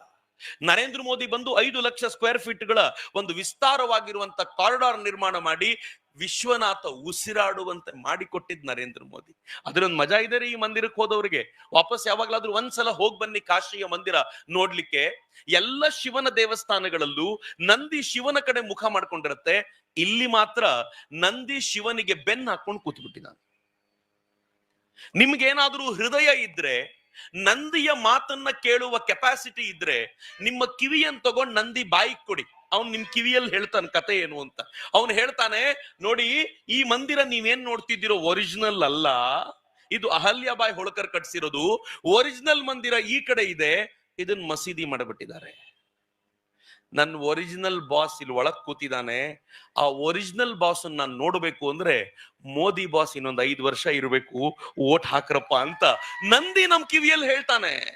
ಅದನ್ನು ಕೇಳಿಸಿಕೊಳ್ಳುವ ಸಾಮರ್ಥ್ಯ ನಮಗೆ ಎಷ್ಟಿದೆ ಅಂತ ನಾವು ಹುಡುಕಬೇಕಾಗಿದೆ. ಹಾಗಂತ ಬರೀ ಕಾಶಿ ಅಲ್ಲ, ಅದ್ರ ಕೆಳಗಿರೋದು ಉಜ್ಜಯಿನಿಯ ಮಹಾಕಾಲ, 12 ಜ್ಯೋತಿರ್ಲಿಂಗಗಳೊಂದು. ಅದನ್ನೂ ಕೂಡ ನರೇಂದ್ರ ಮೋದಿ 800 ಕೋಟಿ ರೂಪಾಯಿ ಯೋಜನೆಯನ್ನು ತೆಗೆದುಕೊಂಡು ಅದನ್ನು ಕಂಪ್ಲೀಟ್ ಮಾಡಿದ್ರು. 3ನೇದು ಕೇದಾರನಾಥ, ಸುಂದರವಾಗಿರೋ ಕಥೆ ಅದರದ್ದು. 2013ಕ್ಕೆ ಕೇದಾರನಾಥ ಹಿಮಾಲಯದ ತಪ್ಪಲಲ್ಲಿರುವ ಆ ಮಂದಿರದ ಸುತ್ತ ಭಯಾನಕವಾದ ಪ್ರವಾಹ ಬಂದು ಮಂದಿರ ಬಿಟ್ಟಿನೆಲ್ಲ ಕೊಚ್ಕೊಂಡೋಯ್ತು. ಮಂದಿರ ಒಂದು ಉಳ್ಕೊಳ್ತು. ಕೇಂದ್ರ ಸರ್ಕಾರ, ಕಾಂಗ್ರೆಸ್ ಅವತ್ತು ಏನೂ ಮಾಡಲಿಲ್ಲ. ನರೇಂದ್ರ ಮೋದಿ ಗುಜರಾತ್ನ ಮುಖ್ಯಮಂತ್ರಿ ಆಗಿದ್ರು. ನರೇಂದ್ರ ಮೋದಿ ಕೇಳಿದ್ರು, ನೀವಂತೂ ಏನು ಮಾಡಲ್ಲ, ನನಗಾದ್ರೂ ಅವಕಾಶ ಮಾಡಿಕೊಡಿ, ನಾನು ಗುಜರಾತ್ ಸರ್ಕಾರದ ಕಡೆಯಿಂದ ಅದನ್ನ ಡೆವಲಪ್ ಮಾಡ್ತೀನಿ ಅಂತ ನರೇಂದ್ರ ಮೋದಿ ಹೇಳಿದಾಗ ಸೋನಿಯಾ ಗಾಂಧಿ ಏನಂದ್ರು ಗೊತ್ತಾ? ಇದನ್ನ ಸಿಎಂ ಅಲ್ಲ ಮಾಡೋದು, PM ಮಾಡೋದು. ಅಂದ್ರೆ ಕೇಂದ್ರ ಸರ್ಕಾರ ಮಾಡೋದು, ನೀನಲ್ಲ ಮಾಡೋದು, ಬಾಯಿ ಮುಚ್ಕೊಂಡಿರು ಅಂತ ಬಾಯಿ ಮುಚ್ಚಿಸ್ಬಿಟ್ರು. ಆದ್ರೆ ಶಿವನಿಗೆ ಕೋಪ ತಡಿಲಿಕ್ಕಾಗಲ್ಲ. ಶಿವನ ಕೋಪದ ಮಜಾನೇ ಬೇರೆ. ಶಿವ ಅಂದ, ನೀನ್ CM ಆಗಿರೋ ತಾನೇ ಪ್ರಾಬ್ಲಮ್, ಬಾ ಅಂತೇಳಿ ಮುಂದಿನ ವರ್ಷನೇ ನರೇಂದ್ರ ಮೋದಿ ಅವ್ರನ್ನೇ PM ಮಾಡಿಬಿಟ್ಟ, ಬಾ ನೀನೇ ಉದ್ಧಾರ ಮಾಡ್ಬೇಕಿದನ್ನ ಅಂತ. ಇಡೀ ನರೇಂದ್ರ ಮೋದಿ 280 ಕೋಟಿ ರೂಪಾಯಿಯ ಮೊದಲನೇ ಹಂತದ ಯೋಜನೆಯಲ್ಲಿ ಹೆಂಗ್ ಮಾಡಿದ್ದಾರೆ ಅಂತಂದ್ರೆ, ಚಿಕ್ಕೋಡಿಯಲ್ಲಿ ಯಾವಾಗ ಕರೆಂಟ್ ಹೋಗುತ್ತೋ ಇಲ್ವೋ ಗೊತ್ತಿಲ್ಲ ಮಿತ್ರ, ಹಿಮಾಲಯದ ತಪ್ಪಲಲ್ಲಿರುವಂತ ಆ ಮಂದಿರದ ಸುತ್ತಮುತ್ತ ಕರೆಂಟ್ ಹೋಗಲ್ಲ. ಯಾಕೆಂದ್ರೆ 2 ಸಬ್ ಸ್ಟೇಷನ್ ಮಾಡಲಾಗಿದೆ. ಅಲ್ಲಿ ಎಲ್ಲ ವೈರುಗಳನ್ನ ಭೂಮಿಯ ಒಳಗೆ ಅದನ್ನ ಹಾಕಲಾಗಿದೆ. ಎಷ್ಟು ಸುಂದರವಾಗಿ ಅದನ್ನ ಡೆವಲಪ್ ಮಾಡಿದ್ದಾರೆ ಅಂತಂದ್ರೆ, ಅಲ್ಲಿ ಹೆಲಿಪ್ಯಾಡ್ ಮಾಡಲಾಗಿದೆ, ಉಳ್ಕೊಳ್ಳೋ ವ್ಯವಸ್ಥೆ ಮಾಡಲಾಗಿದೆ, ವ್ಯಾಪಾರ ಮಳಿಗೆಗಳನ್ನು ಮಾಡಲಾಗಿದೆ. ಎಲ್ಲಕ್ಕಿಂತಲೂ ಚಂದ ಅಂದ್ರೆ 2013ರಲ್ಲಿ ಯಾವ ತರದ ಪ್ರವಾಹ ಬಂದಿತ್ತೋ ಅದರ ಡಬಲ್ ಪ್ರವಾಹ ಬಂದ್ರು ಮಂದಿರಕ್ಕೆ ಮತ್ತು ಸುತ್ತಲ ಪರಿಸರಕ್ಕೆ ಏನೂ ಆಗದೆ ಇರೋ ತರದ ಕನ್ಸ್ಟ್ರಕ್ಷನ್ ಮಾಡಲಾಗಿದೆ. ಒಂದೇ ಮಾತಲ್ಲಿ ಹೇಳೋದಾದ್ರೆ, ನಾನು ನೋಡ್ಕೊಂಡ್ ಬಂದಿರೋದ್ರಿಂದ ಹೇಳ್ತೀನಿ ಇದನ್ನ, ಒಂದೇ ಮಾತಲ್ಲಿ ಹೇಳೋದಾದ್ರೆ, ಸ್ವರ್ಗ ಎಲ್ಲಿದೆ ಅಂತ ನಿಮ್ ಮಕ್ಕಳು ಕೇಳಿದ್ರೆ ಆಕಾಶ ತೋರಿಸ್ಬೇಡಿ, ಸ್ವಲ್ಪ ಬೆರಳು ಹಿಮಾಲಯದ ಕಡೆ ತಿರುಗಿಸಿ, ಹಿಮಾಲಯದ ಬುಡದಲ್ಲಿ ಕೇದಾರ ಇದೆಯಲ್ಲಪ್ಪ, ಅದು ಥೇಟ್ ಸ್ವರ್ಗದ ತರ ಇದೆ ಅಂತ ನಿಸ್ಸಂಶಯವಾಗಿ ಹೇಳಬಹುದಾಗಿರುವಂತೆ ಕಟ್ಟಿಕೊಟ್ಟವರು ನರೇಂದ್ರ ಮೋದಿ. ನಾನು ಕೆಲವು ಮಂದಿರ ಅಷ್ಟೇ ಹೇಳಿದ್ದೀನಿ, ಟೈಮ್ ಇಲ್ಲ ಅನ್ನೋ ಕಾರಣಕ್ಕೆ. ಹಾಗಂತ ನರೇಂದ್ರ ಮೋದಿ ಇಷ್ಟೇ ಮಾಡ್ಲಿಲ್ಲ. ಏನ್ ಮಾಡಿದ್ರು ಗೊತ್ತಾ? ನಮ್ಮಲ್ಲಿ ಅನೇಕರು ನಮ್ಮೂರಿನ ದೇವಸ್ಥಾನಗಳನ್ನ ಪುನರುಜ್ಜೀವನ ಮಾಡಿದ್ರೆ ಗ್ರೇಟ್ ಅನ್ನೋದಾದ್ರೆ, ನರೇಂದ್ರ ಮೋದಿ ಮುಸ್ಲಿಮರ ಆಕ್ರಮಣಕ್ಕೆ ಒಳಗಾದ ಮಂದಿರವನ್ನ ವಾಪಸ್ ತಗೊಂಡಿದ್ದಲ್ಲದೆ, ಮುಸಲ್ಮಾನರ ರಾಷ್ಟ್ರ ಯುನೈಟೆಡ್ ಅರಬ್ ಎಮಿರೇಟ್ಸ್ಗೆ ಹೋಗಿ ಅಬುದಾಬಿಯಲ್ಲಿ ಒಂದು ಹಿಂದೂ ಮಂದಿರವನ್ನ ಕಟ್ಟಿ ಅದನ್ನ ಲೋಕಾರ್ಪಣೆ ಮಾಡ್ತಾರಲ್ಲ, ಅದು ನರೇಂದ್ರ ಮೋದಿಗೆ ಮಾತ್ರ ಸಾಧ್ಯವಾದಂತ ಕೆಲಸ ಅಂತ. ಮಿತ್ರ, ಅಬುದಾಬಿಯಲ್ಲಿ ಈ ಮಂದಿರ ಉದ್ಘಾಟನೆ ಆಗುವಾಗ ನರೇಂದ್ರ ಮೋದಿ ಭಾಷಣ ಮಾಡ್ತಾ ಏನ್ ಹೇಳಿದ್ರು ಗೊತ್ತಾ? ನಾನ್ ಮೊದಲನೇ ಬಾರಿಗೆ ಬಂದಾಗ ಅಬುದಾಬಿಯ ಶೇಖ್, ಯುನೈಟೆಡ್ ಅರಬ್ ಎಮಿರೇಟ್ಸ್ ನ ಶೇಖ್ ಅಬುದಾಬಿಯ ಮ್ಯಾಪ್ ನನ್ನ ಮುಂದೆ ಇಟ್ಟು ಹೇಳಿದ್ರು, ನೀವು ಎಲ್ಲಿ ಗೆರೆ ಎಳಿತೀರೋ ಅಷ್ಟು ಜಾಗವನ್ನ ಮಂದಿರ ಕಟ್ಲಿಕ್ಕೋಸ್ಕರ ನಿಮಗೆ ಬಿಟ್ಕೊಡ್ತೀನಿ ಅಂತ, ಹಂಗೆ ನನಗೆ ಜಾಗವನ್ನ ಕೊಟ್ರು ಅಂತ ನರೇಂದ್ರ ಮೋದಿ ಹೆಮ್ಮೆಯಿಂದ ಹೇಳ್ಕೊಳ್ತಾರಲ್ಲ, ಇದು ನರೇಂದ್ರ ಮೋದಿ ಮಾಡಿರೋ ಕೆಲಸ. ಹೀಗೆ ಹೇಳಿ 500 ವರ್ಷಗಳಲ್ಲಿ ಇಂಥ ಮತ್ತೊಬ್ಬ ವ್ಯಕ್ತಿಯನ್ನು ನೋಡ್ಲಿಕ್ಕೆ ಸಿಕ್ಕಿತ್ತ ನಮಗೆ. ಹಾಗಂತ ಬರೀ ಈ ಮಂದಿರಗಳು ಮಾತ್ರ ಅಲ್ಲ, ಬಸವಣ್ಣವ್ರ ಈ ಮೂರ್ತಿ ಇದೆಯಲ್ಲ, ವಿಶ್ವಗುರು ಬಸವಣ್ಣನವರು ಎಲ್ಲಿರೋದು ಗೊತ್ತಾ? ಚಿಕ್ಕೋಡಿಯಲ್ಲ ರೀ, ಬೆಳಗಾವಿಯಲ್ಲ, ಬಿಜಾಪುರದಲ್ಲ, ಇದು ಬೀದರ್ನಲ್ಲ, ಕರ್ನಾಟಕದಲ್ಲೇ ಅಲ್ಲ, ಭಾರತದಲ್ಲೂ ಅಲ್ಲ, ಲಂಡನ್ನಿನ ಥೇಮ್ಸ್ ನದಿಯ ದಡದ ಮೇಲೆ ನರೇಂದ್ರ ಮೋದಿಯವರ ಕಾಲದಲ್ಲಿ ಅನಾವರಣಗೊಂಡಂತ ಅದ್ಭುತವಾಗಿರುವಂತ ಬಸವಣ್ಣನವರ ಮೂರ್ತಿ ಅದು. ಬಸವಣ್ಣನವರ ಬಗ್ಗೆ ಎಷ್ಟು ಆದರ ವಿಶ್ವಾಸ ನರೇಂದ್ರ ಮೋದಿ ಅವರಿಗೆ ಅಂದ್ರೆ, ನರೇಂದ್ರ ಮೋದಿಯವರು ಮಾತನಾಡ್ತಾ ಸಂಸತ್ತಿನ ಅನಾವರಣದ ಸಂದರ್ಭದಲ್ಲಿ ಹೇಳಿದ್ರು, 12ನೇ ಶತಮಾನದಲ್ಲೇ ಬಸವಣ್ಣನವರು ಸಂಸತ್ತಿನ ಕಲ್ಪನೆ ಕಟ್ಟಿಕೊಟ್ಟಿದ್ರು, ನಾವು ಅದನ್ನು ಮುಂದುವರಿಸಿಕೊಂಡು ಹೋಗಬೇಕಾಗಿದೆ ಅಷ್ಟೇ ಅಂತ. ನೀವು ಸಂಸತ್ತಿನ ಕಟ್ಟಡದ ಒಳಗೆ ಒಂದು ಫಲಕ ಇದೆ, ಆ ಫಲಕದಲ್ಲಿ 4ನೇ ಚಿತ್ರ ಇದೆಯಲ್ಲ, ಅದು ಬಸವಣ್ಣನವರದು. ಮೇಲೊಂದು ಕನ್ನಡದ ವಚನ ನೋಡಿ ಬಸವಣ್ಣನವರದು, ಕಳಬೇಡ ಕೊಲಬೇಡ ಹುಸಿಯ ನುಡಿಯಲು ಬೇಡ ಅನ್ನುವಂತ ವಚನ ಇದೆಯಲ್ಲ, ಅದು ಕೂಡ ಬಸವಣ್ಣನವರದು. ನರೇಂದ್ರ ಮೋದಿಯವರು ಏನ್ ಮಾಡಿದ್ರು ಕರ್ನಾಟಕಕ್ಕೆ ಅಂತ ಕೇಳಿದ್ರೆ, ಧರ್ಮದ ವಿಚಾರಕ್ಕೆ ಬಂದಾಗ ಇಷ್ಟು ಹಂತದಲ್ಲಿ ಮಾತನಾಡಿದ್ರು.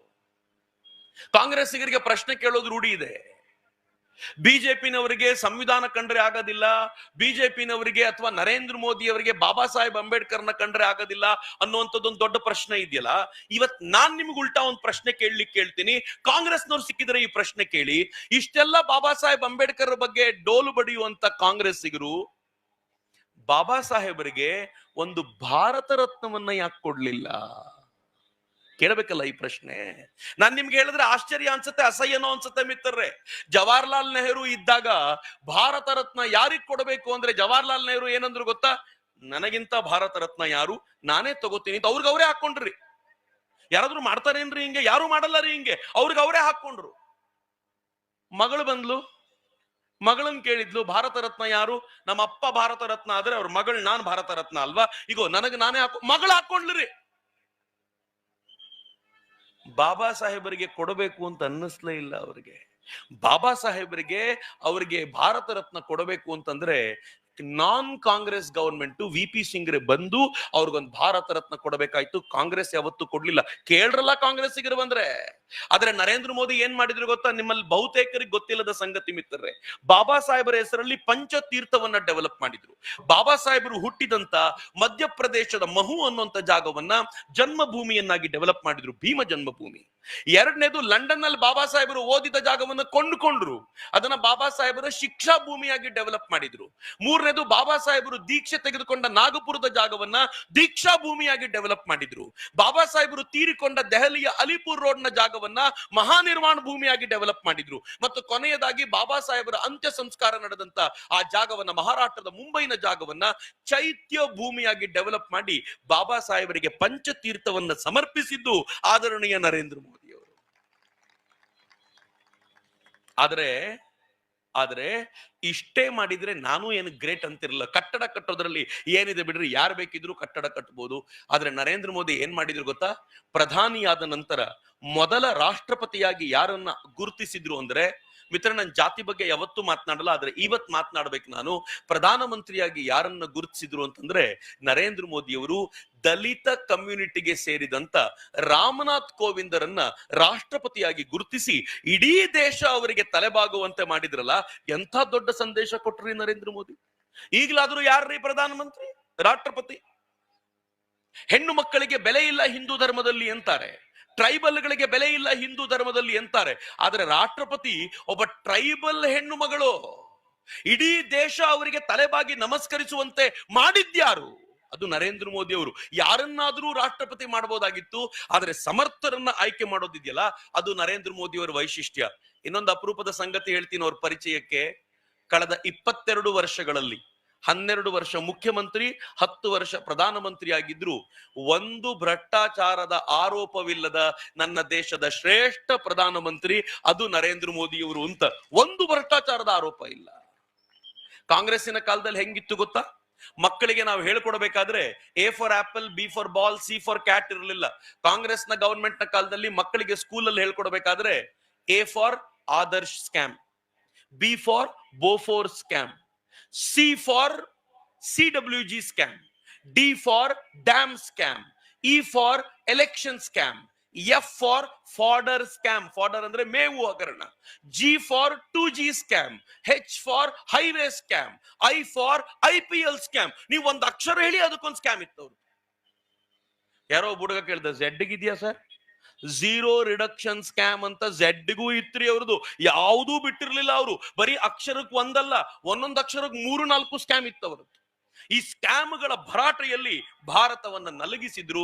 ಕಳೆದ 10 ವರ್ಷಗಳಿಂದ ನರೇಂದ್ರ ಮೋದಿ ಅವರ ಮೇಲೆ ಒಂದೇ ಒಂದು ಆರೋಪ ಮಾಡ್ಲಿಕ್ಕೆ ಸಾಧ್ಯ ಆಗ್ತಿಲ್ವಲ್ಲ, ಇದು ನರೇಂದ್ರ ಮೋದಿ ಭಾರತವನ್ನ ಕಟ್ಟಿಕೊಟ್ಟಿರುವಂತ ರೀತಿ ಅಂತ ನನಗೆ ಬಹಳ ಹೆಮ್ಮೆ ಅನ್ಸುತ್ತೆ.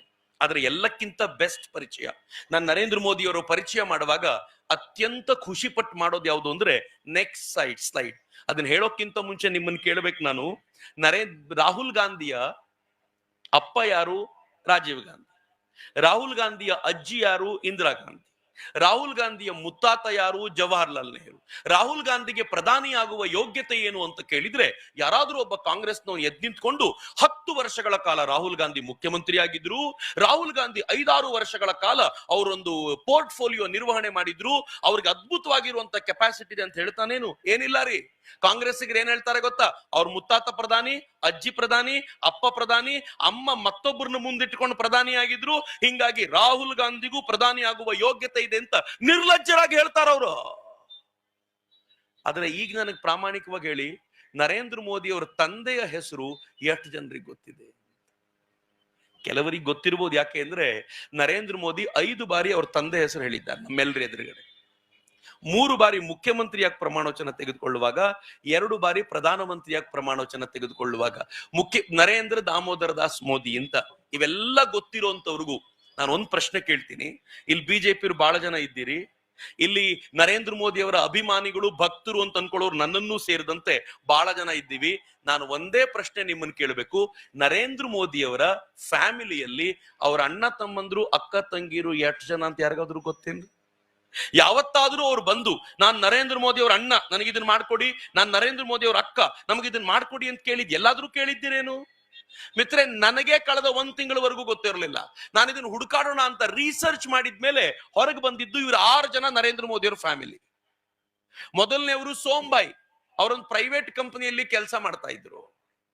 ಆ ನಂತರ ರಿಟೈರ್ ಆದ್ಮೇಲೆ ಪ್ರೈವೇಟ್ ಕಂಪನಿ ಬಿಟ್ಟ ನಂತರ ಒಂದು ವೃದ್ಧಾಶ್ರಮ ನಡೆಸ್ತಾ ಇದ್ದಾರೆ. ಎರಡನೇದು ಅಮೃತ್ ಬಾಯಿ, ಅವರೊಂದು ಖಾಸಗಿ ಕಂಪನಿಯಲ್ಲಿ ಫಿಟ್ಟರ್ ಆಗಿ ಕೆಲಸ ಮಾಡ್ತಿದ್ರು, ಇತ್ತೀಚೆಗೆ ರಿಟೈರ್ ಆಗಿದ್ದಾರೆ. 3ನೇವರು ದ ಗ್ರೇಟ್ ಪ್ರಧಾನಮಂತ್ರಿ. 4ನೇವರು ಪ್ರಹ್ಲಾದ್ ಮೋದಿ, ಈಗಲೂ ಏನ್ ಮಾಡ್ತಾರೆ ಗೊತ್ತಾ? ಅವ್ರ ಊರ್ನಲ್ಲಿ ಒಂದು ರೇಷನ್ ಅಂಗಡಿ ಇಟ್ಕೊಂಡಿದ್ದಾರೆ ಪ್ರಧಾನಮಂತ್ರಿ ತಮ್ಮ. 5ನೇವರು ವಸಂತಿ ಬೆನ್ ಮೋದಿ, ಆಕೆಗೆ ಮದುವೆ ಆಗಿದೆ, ಅವ್ರ ಮಕ್ಕಳು ಏನ್ ಮಾಡ್ತಾರೆ ಅಂತ ಹುಡುಕಾಡದೆ ಸಿಗ್ಲಿಲ್ಲ ನಂಗೆ. 6ನೇವರು ಪಂಕಜ್ ಭಾಯ್ ಮೋದಿ, ಅವರೊಬ್ಬರಿಗೆ ಫ್ಯಾಮಿಲಿಯಲ್ಲಿ ಗವರ್ಮೆಂಟ್ ಜಾಬ್ ಇರೋದು.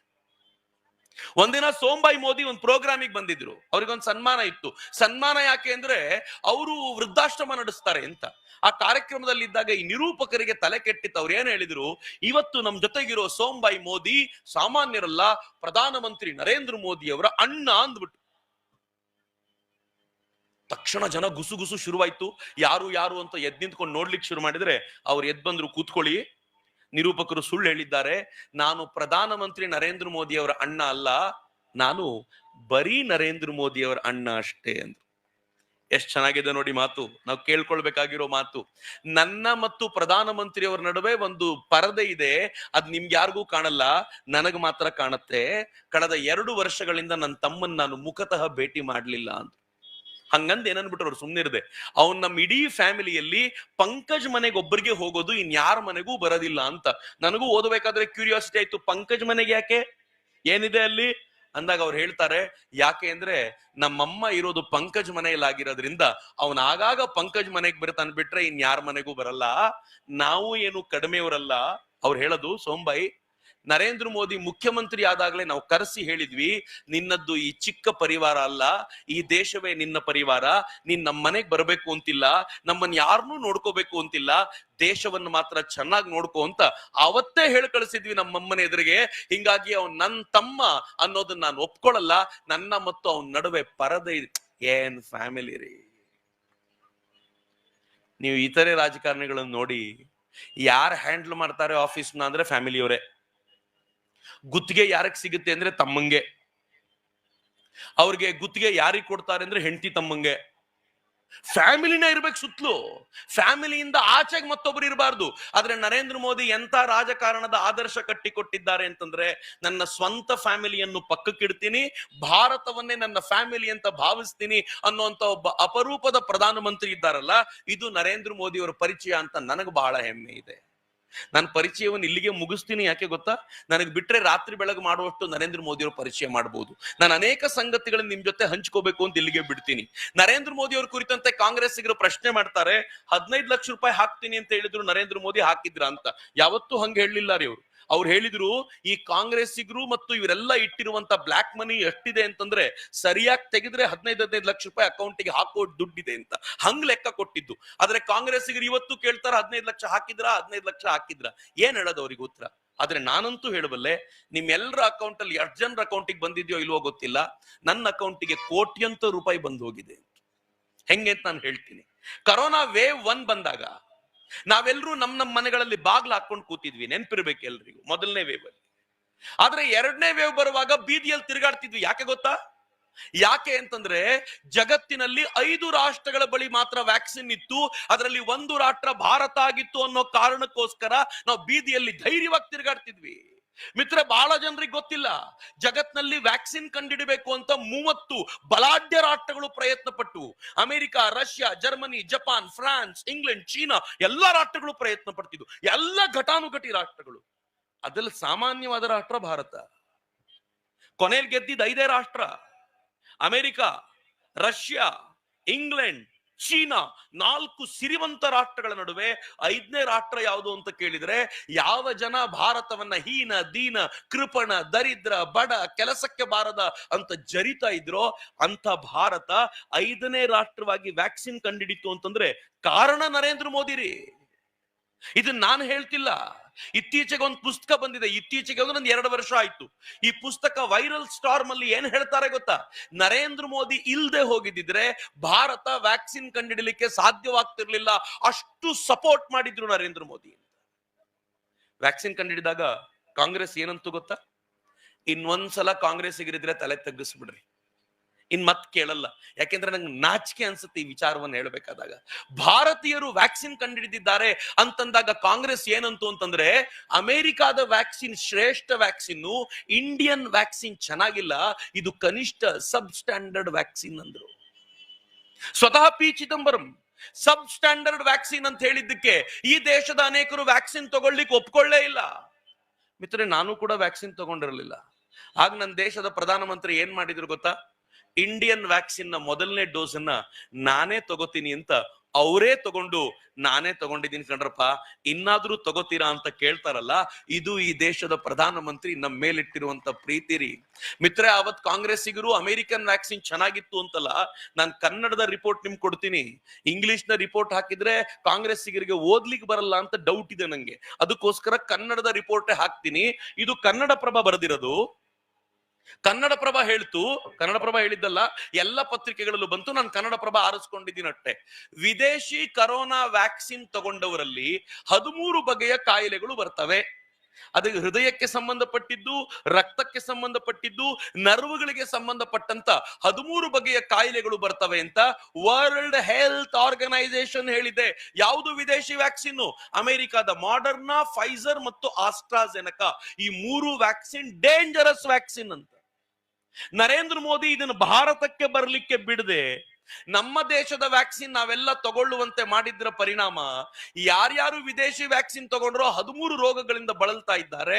ಯಾರ್ಯಾರು ಇವತ್ತು ಚಿಕ್ಕೋಡಿಯಲ್ಲಿ ಭಾರತದ ವ್ಯಾಕ್ಸಿನ್ ತಗೊಂಡಿದ್ದಾರೋ ಗುಂಡು ಕಲ್ಲಿನಂತೆ ಇದ್ದಾರೆ ಅಂತಂದ್ರೆ ಯಾರು ಕಾರಣ ಅಂದ್ರೆ ನರೇಂದ್ರ ಮೋದಿ ಕಾರಣ ಮಿತ್ರರೇ. ಅದಕ್ಕೆ ನಾನು ಹೇಳೋದು, ಪಾಕಿಸ್ತಾನ್ ಜಿಂದಾಬಾದ್ ಅನ್ನೋವರನ್ನ ಸಮರ್ಥಿಸಿಕೊಳ್ಳುವವರ ಜೀವಕ್ಕೆ ನಯಾ ಪೈಸೆ ಕಿಮ್ಮತ್ತಿಲ್ಲದೆ ಇರಬಹುದು, ಆದ್ರೆ ಹಿಂದೂಸ್ತಾನಕ್ಕೆ ಜಿಂದಾಬಾದ್ ಹೇಳುವ ನನ್ನ ಮತ್ತು ನಿಮ್ಮಂತವರ ಬದುಕಿ ಕೋಟ್ಯಂತರ ರೂಪಾಯಿ ಮೌಲ್ಯ ಇದೆ. ಹೀಗಾಗಿ ನಮ್ಮನ್ನ ಬದುಕಿಸಿ ನರೇಂದ್ರ ಮೋದಿ ಕೋಟ್ಯಂತರ ರೂಪಾಯಿ ನಮ್ಮ ಅಕೌಂಟಿಗೆ ಹಾಕಿದ್ದಾರೆ ಅಂತ ಹೇಳ್ರಲ್ಲ ಕಾಂಗ್ರೆಸ್ಸಿಗರು ಬಂದ್ರೆ. ನನ್ ಜೀವ ಉಳಿಸಿದ ಮೋದಿ ನನ್ ಜೀವಕ್ಕೆ ತಕ್ಕ ಬೆಲೆಯನ್ನು ಕಟ್ಟಿದ್ದಾರೆ. ನಿಮ್ ಜೀವಕ್ಕೆ ನಯಾ ಪೈಸೆ ಕಿಮ್ಮತ್ತಿಲ್ಲ, ನಿಮ್ಗಿನ್ನೂ ದುಡ್ಡು ಬಂದಿಲ್ಲ. ಆಮೇಲೆ ಹೇಳಿ ಅವರಿಗೆ, ನಿಮ್ಮ ಅಕೌಂಟಿಗೂ 15 ಲಕ್ಷ ಬರುವವರೆಗೆ ಬಿಡೋದ್ ಬೇಡ, ಈ ಮನುಷ್ಯನ ಮತ್ತೆ ಪ್ರಧಾನಿ ಮಾಡೋಣ, ಹಾಕೋವರೆಗೂ ಮತ್ತೆ ಮತ್ತೆ ಕೂರ್ಸೋಣ ಅವರನ್ನ ಅಂತ ನಾವು ಕಾಂಗ್ರೆಸ್ಸಿಗರಿಗೆ ಚಾಲೆಂಜ್ ಕೊಡಬೇಕಾಗಿದೆ. ಆದ್ರೆ ಕರೋನಾ ವ್ಯಾಕ್ಸಿನ್ ನ ಮ್ಯಾಜಿಕ್ ಹೇಳಲೇನ್ ನಿಮಗೆ? ಭಾರತ ವ್ಯಾಕ್ಸಿನ್ ಕಂಡಿಡಿತಲ್ಲ, ಜಗತ್ತಿನ ಅನೇಕ ರಾಷ್ಟ್ರಗಳು ಅಮೆರಿಕಾದ ಹತ್ರ ಕೇಳ್ತು ವ್ಯಾಕ್ಸಿನ್ ಕೊಡಿ ಅಂತ. ಅಮೆರಿಕ ಹೇಳ್ತು ವ್ಯಾಕ್ಸಿನ್ಗೆ ಪ್ರಾಫಿಟ್ ಕೊಟ್ರೆ ಮಾತ್ರ ನಾನು ವ್ಯಾಕ್ಸಿನ್ ಕೊಡ್ತೀನಿ ಅಂತ. ಆ ಪ್ರಾಫಿಟ್ ಅನ್ನ ಕೊಡ್ಲಿಕ್ಕೆ ಆಗ್ಲಿಲ್ಲ ಅಂತಂದ್ರೆ ದೇಶದ ಆಸ್ತಿಯನ್ನ ಮಾರಾಟ ಮಾಡಿ ಅಂತ ಅಮೆರಿಕ ಹೇಳ್ತು. ಬಡ ರಾಷ್ಟ್ರಗಳು ಭಾರತದ ಕಡೆ ತಿರುಗಿ ನಮಗೆ ವ್ಯಾಕ್ಸಿನ್ ಕೊಡ್ತೀರಾ ಅಂತ ಕೇಳಿದ್ರೆ ಭಾರತ ಏನಂತ ಗೊತ್ತಾ? ನನಗೆ ವ್ಯಾಕ್ಸಿನ್ ನ ಬೆಲೆ 249 ರೂಪಾಯಿ, 1 ರೂಪಾಯಿ ಕೂಡ ಪ್ರಾಫಿಟ್ ಬೇಡ, ಅಷ್ಟೇ ದುಡ್ಡಿಗೆ ನಿಮ್ಗೆ ಕೊಡ್ತೀನಿ, ಪ್ರೊಡಕ್ಷನ್ ಕಾಸ್ಟಿಗೆ ಮಾರಾಟ ಮಾಡ್ತೀನಿ ಅಂತ ಪ್ರೊಡಕ್ಷನ್ ಕಾಸ್ಟಿಗೆ ಜಗತ್ತಿಗೆ ಕೊಟ್ವಿ ನಾವು. ಆದ್ರೆ ಇನ್ನೂ ಆಶ್ಚರ್ಯ ಹೇಳ್ತೀನಿ ನಿಮ್ಗೆ, ಅನೇಕ ಬಡ ರಾಷ್ಟ್ರಗಳು ಆಗ ಹೇಳಿದ್ವು ನಮ್ಮ ಹತ್ರ ಇಷ್ಟು ದುಡ್ಡಿಲ್ಲ ಅಂದ್ರೆ ಏನ್ ಮಾಡಬೇಕು ಅಂತಂದ್ರೆ, ಭಾರತ 20ಕ್ಕೂ ಹೆಚ್ಚು ರಾಷ್ಟ್ರಗಳಿಗೆ ಉಚಿತ ವ್ಯಾಕ್ಸಿನ್ ಕೊಟ್ಟು ಹೇಳ್ತು ಯಾರೂ ಇಲ್ಲ ಅನ್ನೋ ರಾಷ್ಟ್ರದ ಜೊತೆಗೆ ನಾನಿದ್ದೀನಿ ಅಂತ ಹೇಳ್ತಲ್ಲ. ಇದು ಹೊಸ ಭಾರತ ರೀ, ಇದು ಹೊಸ ಭಾರತ ನರೇಂದ್ರ ಮೋದಿ ಕಟ್ಟಿದ್ದು. ನಂಗೆ ಗೊತ್ತಿಲ್ಲ ಚಿಕ್ಕೋಡಿ ಜನರನ್ನ ಬುದ್ಧಿವಂತರು ಅನ್ಬೇಕೋ ದಡ್ರು ಅನ್ಬೇಕು ಅಂತ. ಒಂದ್ 5 ರೂಪಾಯಿ ಪೆನ್ನ ಯಾರಾದ್ರೂ 50 ರೂಪಾಯಿಗೆ ಮಾರಾಟ ಮಾಡಿದ್ರೆ ಅವ್ರ ಅಪ್ಪ ಏನಂತಾರೆ ಗೊತ್ತೋ? ಅಯ್ಯೋ ಏನ್ ಪ್ರಾಫಿಟ್ ಮಾಡಿದ್ಯೋ. ಹೌದು ತಾನೆ? ಯಾರಾದ್ರೂ 5 ರೂಪಾಯಿ ಪೆನ್ನ 500 ರೂಪಾಯಿಗೆ ಮಾರಾಟ ಮಾಡಿದ್ರೆ ಆ ಕಂಪನಿಯವನೇ ಬಂದು ನೀನ್ ನಮ್ ಕಂಪನಿ ಮಾರ್ಕೆಟಿಂಗ್ ಹೆಡ್ ಆಗು ಅಂತ ಕರ್ಕೊಂಡು ಹೋಗ್ಬಿಡ್ತಾರೆ. ಲಾಭ ಮಾಡೋದೇ ಜೀವನ ಆಗಿರುವಾಗ ಜೀವ ಉಳಿಸುವ ಔಷಧಿಯನ್ನ ಉಚಿತವಾಗಿ ಕೊಟ್ರೆ ಚಪ್ಪಾಳೆ ತಟ್ಟೋ ಜನ ಯಾರಂದ್ರೆ ಹಿಂದೂಸ್ತಾನದಲ್ಲಿ ಮಾತ್ರ ಇರ್ಲಿಕ್ಕೆ ಸಾಧ್ಯ. ಇದು ಹಿಂದೂ ಸಂಸ್ಕೃತಿ ಅನ್ನೋ ಕಾರಣಕ್ಕೆ. ಇದು ಬರೀ ನರೇಂದ್ರ ಮೋದಿ ಅವರಿಗಿರೋ ಬುದ್ಧಿ ಅಲ್ಲ, ಚಿಕ್ಕೋಡಿಯ ಸಾಮಾನ್ಯ ಜನಕ್ಕೂ ಕೂಡ ನಾವು ಫ್ರೀ ಕೊಟ್ಟಿದ್ ತಪ್ಪಲ್ಲ ಅನ್ನೋ ಭಾವನೆ ಇದೆಯಲ್ಲ, ಹಿಂದೂ ಸಂಸ್ಕೃತಿ ನಮ್ಗೆ ಕಲಿಸ್ಕೊಟ್ಟ ಪಾಠ ರೀ. ಆದ್ರೆ ಕಾಂಗ್ರೆಸ್ಸಿಗರು ಏನ್ ಮಾಡಿದ್ರು ಗೊತ್ತಾ? ಮೊದಲು ತಗೋಬೇಡಿ ಎಂದಿದ್ರು ವ್ಯಾಕ್ಸಿನ್, ಆಮೇಲೆ ಈಗ ವ್ಯಾಕ್ಸಿನ್ ವಿದೇಶಕ್ಕೆ ಕಳಿಸ್ಲಿಕ್ಕೆ ಶುರು ಮಾಡಿದಾಗ ನರೇಂದ್ರ ಮೋದಿ ಹೆಸರು ಮಾಡ್ಬಿಡ್ತಾರೆ ಅಂತ ವ್ಯಾಕ್ಸಿನ್ ಯಾಕೆ ವಿದೇಶಕ್ಕೆ ಕಳಿಸ್ತೀರಾ, ನಮ್ ದೇಶಕ್ಕೆ ಸಾಕಾಗಲ್ಲ ಅಂತ ಏನೇನೋ ಗಲಾಟೆ ಶುರು ಮಾಡಿ ನರೇಂದ್ರ ಮೋದಿ ವ್ಯಾಕ್ಸಿನ್ ಸ್ಟಾಪ್ ಮಾಡ್ಬಿಟ್ರು. ವ್ಯಾಕ್ಸಿನ್ ಸ್ಟಾಪ್ ಮಾಡಿದಾಗ ಬ್ರೆಜಿಲ್ನ ಅಧ್ಯಕ್ಷ ಗಲಾಟೆ ಮಾಡಿದ, ನೀವು ವ್ಯಾಕ್ಸಿನ್ ಕಳಿಸ್ತೀರಾ ಅಂತ ಕೈ ಚಾಚ್ಕೊಂಡು ಕೂತಿದೀವಿ, ಏಕಾಏಕಿ ವ್ಯಾಕ್ಸಿನ್ ಸ್ಟಾಪ್ ಮಾಡಿದ್ರೆ ನಮ್ ಜನ ಬದುಕಬೇಕೋ ಸಾಯ್ಬೇಕೋ ಹೇಳಿ ಅಂತ ಕೇಳಿದ್ರೆ ನರೇಂದ್ರ ಮೋದಿ ಬಹಳ ಪ್ರೀತಿಯಿಂದ ಒಂದು ಕನ್ಸೈನ್ಮೆಂಟ್ ವ್ಯಾಕ್ಸಿನ್ ಕಳಿಸ್ಕೊಟ್ರು. ಮೇಲಿಂದು ಫ್ಲೈಟ್ ಅಲ್ಲಿ ಹೋದಂತ ಚಿತ್ರ ಅದು, ಒಂದ್ ಕನ್ಸೈನ್ಮೆಂಟ್ ವ್ಯಾಕ್ಸಿನ್. ಆ ವ್ಯಾಕ್ಸಿನ್ ಹೋದಾಗ ಅವನ್ ಬಹಳ ಖುಷಿಯಿಂದ ಕುಣಿದಾಡಿ ಒಂದ್ ಟ್ವೀಟ್ ಮಾಡಿದ, ಫೇಸ್ಬುಕ್ ನಲ್ಲಿ ಹಾಕಿದ ಅಂತ ಇಟ್ಕೊಳ್ಳಿ ಸದ್ಯಕ್ಕೆ. ಆ ಟ್ವೀಟ್ ಏನಿತ್ತು ಅಂದ್ರೆ ಈ ಕೆಳಗಿನ ಚಿತ್ರ ಇತ್ತು. ನಾನು ಎಕ್ಸ್ಪ್ಲೈನ್ ಮಾಡ್ತೀನಿ ಚಿತ್ರ ಏನು ಅಂತ. ಮೇಲೆ ಇಂಗ್ಲಿಷ್ ನಲ್ಲಿ ಧನ್ಯವಾದ ಭಾರತ್ ಅಂತ ಬರೆದಿದ್ದಾನೆ, ಅದ್ರ ಕೆಳಗಡೆ ಸಂಸ್ಕೃತದಲ್ಲಿ ಧನ್ಯವಾದ ಭಾರತ್ ಅಂತ ಬರೆದಿದ್ದಾನೆ. ಲೆಫ್ಟ್ ಸೈಡ್ ಅಲ್ಲಿ ನೋಡಿ ಬ್ರೆಜಿಲಿಯನ್ ಭಾಷೆಯಲ್ಲಿ ಆಬ್ರಿಗ್ಯಾಡೋ ಇಂಡಿಯಾ ಅಂತ ಬರೆದಿದ್ದಾನೆ. ಆ ಕಡೆ ಗ್ರೇ ಕಲರ್ ಅಲ್ಲಿ ಭಾರತದ ಚಿತ್ರ, ಈ ಕಡೆ ಬ್ರೆಜಿಲ್ನ ಚಿತ್ರ, ಮಧ್ಯದಲ್ಲಿ ಸಂಜೀವಿನಿ ಪರ್ವತ ಹೊತ್ಕೊಂಡು ಹೋಗ್ತಾ ಇರುವಂತ ಆಂಜನೇಯನ ಚಿತ್ರವನ್ನ ಬ್ರೆಜಿಲ್ನ ಅಧ್ಯಕ್ಷ ಟ್ವೀಟ್ ಮಾಡಿರೋದ್ರಿ. ಇವತ್ತಿಗೂ ಆ ಟ್ವೀಟ್ ಹಂಗೆ ಇದೆ, ಹುಡುಕ್ಬಹುದು ನೀವು. ಅವನ್ ಏನ್ ಹೇಳಿದಾನೆ ಗೊತ್ತಾ? ಅದ್ರ ಅರ್ಥ ಏನು ಅಂತಂದ್ರೆ, ಅವತ್ತು ಪ್ರಾಣ ಉಳಿಸ್ಲಿಕ್ಕೆ ಆಂಜನೇಯ ಬಂದಿದ್ದ, ಇವತ್ತು ಆಂಜನೇಯ ಬ್ರೆಜಿಲ್ಗೆ ಬಂದಿದ್ದಾನೆ, ಆದ್ರೆ ಸಂಜೀವಿನಿ ಸ್ವಲ್ಪ ಚೇಂಜ್ ಆಗಿದೆ, ಸಿರಿಂಜ್ ರೂಪದಲ್ಲಿದೆ ಅಂತ ಮೇಲೊಂದು ಸಿರಿಂಜ್ ಬೇರೆ ಹಾಕಿ ಕಳಿಸ್ಕೊಟ್ಟಿದ್ದಾನೆ.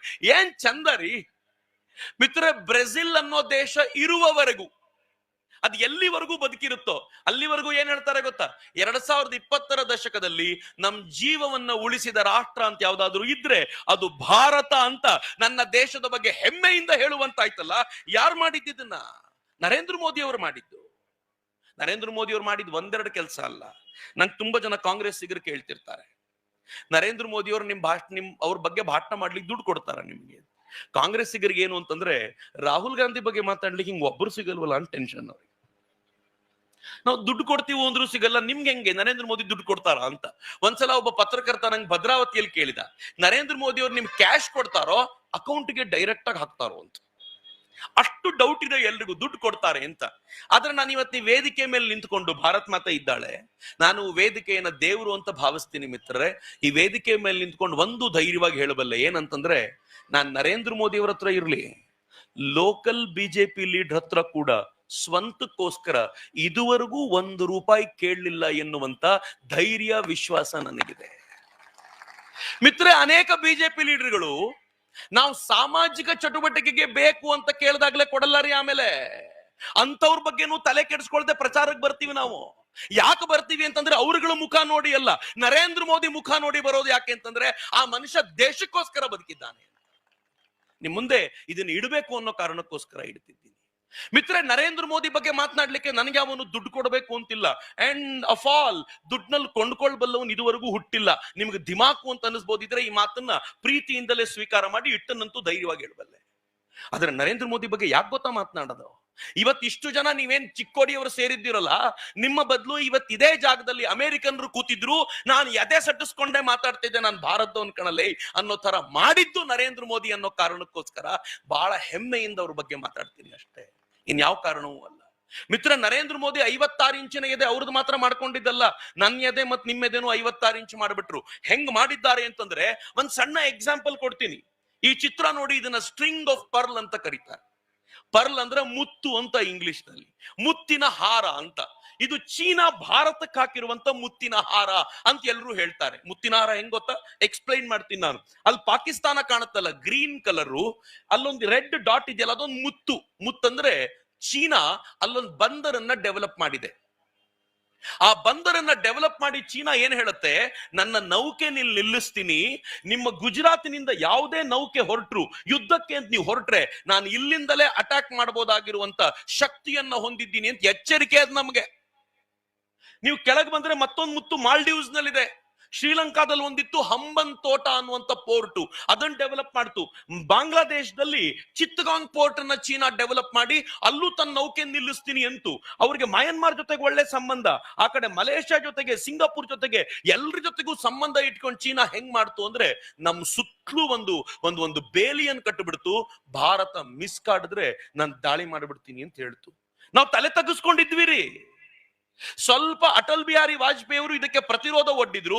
ನಾವು 2004ರಲ್ಲಿ ಅಟಲ್ಜಿಗೆ ಮೋಸ ಮಾಡಿ ಸೋಲಿಸ್ಬಿಟ್ವಲ್ಲ, ಅದಾದ್ಮೇಲೆ ಕಾಂಗ್ರೆಸ್ನವ್ರು ಏನು ಮಾಡ್ಲೇ ಇಲ್ಲ. ನನಗೆ ಯಾಕೆ ನರೇಂದ್ರ ಮೋದಿ ಅವ್ರ ಬಗ್ಗೆ ಹೆಮ್ಮೆ ಗೊತ್ತೇನು? ಚೀನಾ ಹಾಕಿದ ಈ ಸ್ಟ್ರಿಂಗ್ ಆಫ್ ಪರ್ಲ್ಗೆ, ಮುತ್ತಿನ ಹಾರಕ್ಕೆ ಉಲ್ಟಾ ನರೇಂದ್ರ ಮೋದಿ ಡೈಮಂಡ್ ನೆಕ್ಲೆಸ್ ಚೀನಾಕ್ ಹಾಕಿದ್ರು. ನೆಕ್ಲೆಸ್ ಆಫ್ ಡೈಮಂಡ್ ಅಂತ ಕರೀತಾರೆ. ಇದು ಹೆಂಗೆ ಅಂತ ನಾನು ಹೇಳ್ತೀನಿ. ಅಲ್ಲಿ ಪಾಕಿಸ್ತಾನದಲ್ಲಿ ಅವರೊಂದು ಬಂದರು ಕಟ್ಟಿದ್ರಲ್ಲ, ಅದರ ಎದುರಿಗೆ ಸರಿಯಾಗಿ ಇರಾನ್ ನಲ್ಲಿ ಚಾಬಹಾರ್ ಅನ್ನುವಂತ ಬಂದರನ್ನ ನರೇಂದ್ರ ಮೋದಿ, ಅಟಲ್ ಬಿಹಾರಿ ವಾಜಪೇಯಿ ಶುರು ಮಾಡಿದ್ರು. ಅದನ್ನ ನರೇಂದ್ರ ಮೋದಿ ಅದನ್ನ ಕಂಪ್ಲೀಟ್ ಮಾಡಿ ಹೇಳಿದ್ರು, ನಾವು ಗುಜರಾತ್ ಇಂದ ಅಟ್ಯಾಕ್ ಮಾಡಬೇಕಾಗಿಲ್ಲ ಕಣ, ಇಲ್ಲಿಂದನೇ ಮಾಡ್ತೀವಿ ನಾವು, ಹುಷಾರಾಗಿರು. ಅಷ್ಟೇ ಇಲ್ಲ, ನರೇಂದ್ರ ಮೋದಿ ಒಮನ್ನಿಗೆ ಹೋದ್ರು. ಒಮನ್ನಿಗೂ ನರೇಂದ್ರ ಮೋದಿಗೂ ಬಹಳ ವಿಶೇಷವಾಗಿರುವಂತ ಪ್ರೀತಿ, ಆದರ. ನಾನು ಒಮನ್ನಿಗೆ ಕನ್ನಡ ರಾಜ್ಯೋತ್ಸವಕ್ಕೆ ಹೋಗಿದ್ದಾಗ ಒಂದು 8-10 ವರ್ಷಗಳ ಹಿಂದೆ ಒಮನ್ ನಲ್ಲಿರುವಂತ ಕನ್ನಡಿಗರು ಹೇಳ್ತಿದ್ರು, ಒಮನ್ ಜನಕ್ಕೂ ಒಮನ್ ರಾಜನಿಗೂ ನರೇಂದ್ರ ಮೋದಿಗೂ ಬಹಳ ಪ್ರೀತಿ ಅಂತ. ನಾನು ಯಾಕೆ ಅಂತ ಕೇಳಿದೆ. ಅವ್ರು ಅನ್ಕೊಳ್ತಾರೆ, ಇದು ದೇವರ ಕೃಪೆ, ಒಮನ್ ಅನ್ನೋ ಹೆಸರನ್ನ ಉಲ್ಟಾ ಮಾಡಿದ್ರೆ ನಮೋ ಅಂತಾಗತ್ತೆ ಅಂತ. ಎಷ್ಟು ಚೆನ್ನಾಗಿದೆ ನೋಡಿ, ಆ ರಾಷ್ಟ್ರದ ಹೆಸರನ್ನೇ ಉಲ್ಟಾ ಮಾಡಿದ್ರೆ ನಮೋ ಆಗತ್ತೆ ಅಂತ. ನಮ್ ನರೇಂದ್ರ ಮೋದಿ ಅವರಲ್ಲಿ ಒಂದು ದುಕ್ಮು ಪೋರ್ಟ್ ಅನ್ನು ಡೆವಲಪ್ ಮಾಡಿದ್ರು, ಸೀಶೆಲ್ಸ್ ಅಲ್ಲಿ ಅಸಂಪ್ಷನ್ ಪೋರ್ಟ್ ಅನ್ನು ಡೆವಲಪ್ ಮಾಡಿದ್ರು, ಇಡೀ ಶ್ರೀಲಂಕಾ ತಮ್ಮ ತೆಕ್ಕೆಗೆ ತೆಗೆದುಕೊಂಡು ಚೀನಾದ ತೆಕ್ಕೆಯಿಂದ ಬಿಡಿಸಿದ್ರು. ಆ ನಂತರ ನರೇಂದ್ರ ಮೋದಿ ಅವರು ಇಂಡೋನೇಷ್ಯಾದಲ್ಲಿ ಒಂದು ಪೋರ್ಟ್ ಮಾಡಿದ್ರು, ಸಿಂಗಾಪುರ್ ನಲ್ಲಿ ಚಂಗಿ ಏರ್ಪೋರ್ಟ್ ನಲ್ಲಿ ಪರ್ಮಿಷನ್ ತೆಗೆದುಕೊಂಡು, ಚಂಗಿ ಬಂದರ್ ನಲ್ಲಿ ಪರ್ಮಿಷನ್ ತಗೊಂಡು ನೌಕೆಯನ್ನ ನಿಲ್ಲಿಸಲಿಕ್ಕೆ ವ್ಯವಸ್ಥೆ ಮಾಡಿಕೊಂಡ್ರು. ಆಮೇಲೆ ಜಪಾನ್ ಜೊತೆಗೆ ಫ್ರೆಂಡ್ಶಿಪ್ ಬೆಳೆಸ್ಕೊಂಡ್ರು. ಎಂತ ಘನಿಷ್ಠವಾದ ಸಂಬಂಧ ಜಪಾನ್ ಜೊತೆಗೆ. ಯಾಕೆ ಗೊತ್ತಾ? ಜಪಾನ್ಗೂ ಮತ್ತು ಚೀನಾಕ್ಕೂ ಆಗದೇ ಇಲ್ಲ. ನಾವು ಮತ್ತು ಪಾಕಿಸ್ತಾನ ಹೆಂಗ್ ಕಿತ್ತಾಡ್ತೀವೋ ಜಪಾನ್ ಮತ್ತು ಚೀನಾ ಕಿತ್ತಾಡುತ್ತೆ. ನರೇಂದ್ರ ಮೋದಿ ಚೆನ್ನಾಗಿ ಸಂಬಂಧ ಬೆಳೆಸಿ ಹೇಳಿದ್ರು, ನಿಮ್ ವಿರುದ್ಧ ಯಾರಾದ್ರೂ ತಂಟೆಗೆ ಬಂದ್ರೆ ನಾವು ನಿಮ್ ಪರವಾಗಿರ್ತೀವಿ. ಜಪಾನ್ ಹೇಳ್ತು, ಅರುಣಾಚಲ್ ಪ್ರದೇಶದಲ್ಲಿ ಯಾರಾದ್ರೂ ತಂಟೆ ಮಾಡಿದ್ರೆ ನಾವು ಭಾರತದ ಪರವಾಗಿರ್ತೀವಿ ಅಂತ. ಎಂತ ಬುದ್ಧಿವಂತರು ನರೇಂದ್ರ ಮೋದಿ ಅಂತಂದ್ರೆ, ಡೈಮಂಡ್ ನೆಕ್ಲೆಸ್ ಒಂದ್ ಹಾಕಿ, ನೀನ್ ಹೆಂಗೆ ಮುತ್ತಿನ ಹಾರ ಹಾಕಬಲ್ಲೆಯೋ ನನಗೂ ಹಾಕ್ಲಿಕ್ಕೆ ಬರತ್ತೆ, ನನ್ ಜೊತೆ ತುಂಬಾ ತಂಟೆ ಮಾಡಬೇಡ ಅಂತ ಎಚ್ಚರಿಕೆ ಕೊಟ್ಟಿದ್ ನರೇಂದ್ರ ಮೋದಿ ರೀ. ಮಿತ್ರ, ಇವತ್ ಜಗತ್ತು ಹೇಳುತ್ತೆ ಚೀನಾ ನಮ್ಮ ಮೇಲೆ ದಾಳಿ ಮಾಡಿಬಿಡಬಹುದು ಅಂತ. ಯಾಕೆ ದಾಳಿ ಮಾಡ್ಲಿಕ್ಕೆ ಹಿಂದೆ ಮುಂದೆ ನೋಡ್ತಿದೆ ಗೊತ್ತೇನು? ಚೀನಿಯರ ತಾಕತ್ತಿಗೆ ಎದುರು ಬದರಾಗಿ ಭಾರತೀಯ ಸೈನಿಕರನ್ನ ನಿಲ್ಲಿಸಿ ಒಂದ್ ಹೆಜ್ಜೆ ಮುಂದೆ ಇಡು, ನೋಡ್ಕೊಳ್ತೀನಿ ಅಂತ ಹೇಳಬಲ್ಲ ಸಾಮರ್ಥ್ಯ ಇದೆಯಲ್ಲ, ಅದು ನರೇಂದ್ರ ಮೋದಿ ಕ್ರಿಯೇಟ್ ಮಾಡಿಕೊಟ್ಟಿರೋದು. ಇವ್ರ ಬಗ್ಗೆ ಇದನ್ನ ಮಾತಾಡ್ಲಿಕ್ಕೆ ದುಡ್ಡು ತಗೋಬೇಕೇನ್ರಿ? ಬಿಟ್ರೆ ಕಾಂಗ್ರೆಸ್ ಅವ್ರು ನಿಮ್ಮನ್ನ ನೋಡಿ ಹೇಳ್ತಾರೆ, ಇವತ್ತಿನ ಕಾರ್ಯಕ್ರಮಕ್ಕೆ ಬರ್ಲಿಕ್ಕೆ ಎಲ್ಲರೂ 500 ರೂಪಾಯಿ ತಗೊಂಡಿದ್ದಾರೆ ಅಂತ. ಅವ್ರಿಗೇನು ದುಡ್ಡು ಕೊಟ್ರೆ ಮಾತ್ರ ಎಲ್ಲ ನಡೆಯುತ್ತೆ ಅಂತ. ಆದ್ರೆ ಇಷ್ಟಕ್ಕಾದ್ರೆ ನಾನು ಬಹಳ ಖುಷಿ ಪಡ್ತಿರ್ಲಿಲ್ಲ. ಯಾವಾಗ ನಾನು ಯಾಕೆ ಬಹಳ ಖುಷಿ ಅಂತಂದ್ರೆ, ಕಾಂಗ್ರೆಸ್ ಗವರ್ಮೆಂಟ್ ಇಲ್ಲಿದ್ದಾಗ 4 ಜನ ಪಾಕಿಸ್ತಾನದ ಭಯೋತ್ಪಾದಕರು ಒಳಗ್ ಬಂದು ಏನ್ ಮಾಡಿದ್ರು ಗೊತ್ತಾ? ಕಾಂಗ್ರೆಸ್ಸಿನ ಆ ಬುದ್ಧಿ ನಾನು ಏನಂತ ಹೇಳಿ ನಿಮಗೆ. 4 ಜನ ಒಳಗ್ ಬಂದಾಗ 3 ಜನರನ್ನ ನಮ್ಮ ಸೈನಿಕರು ನ್ಯೂಟ್ರಲೈಸ್ ಮಾಡಿದ್ರು. ತಾಜ್ ನಲ್ಲಿ ಅವ್ರು ಸೇರ್ಕೊಂಡ್ರು, ಫೈರಿಂಗ್ ಮಾಡಿದ್ರು. ಆ ಕಡೆ ಛತ್ರಪತಿ ಶಿವಾಜ್ ಟರ್ಮಿನಲ್ ಇದ್ರು, ಅವರು ಇಂಡಿಯಾ ಗೇಟ್ ಅಲ್ಲಿ ನಿಂತ್ಕೊಂಡು ಫೈರಿಂಗ್ ಮಾಡಿ 250 ಜನರನ್ನು ಕೊಂದಿದ್ರು.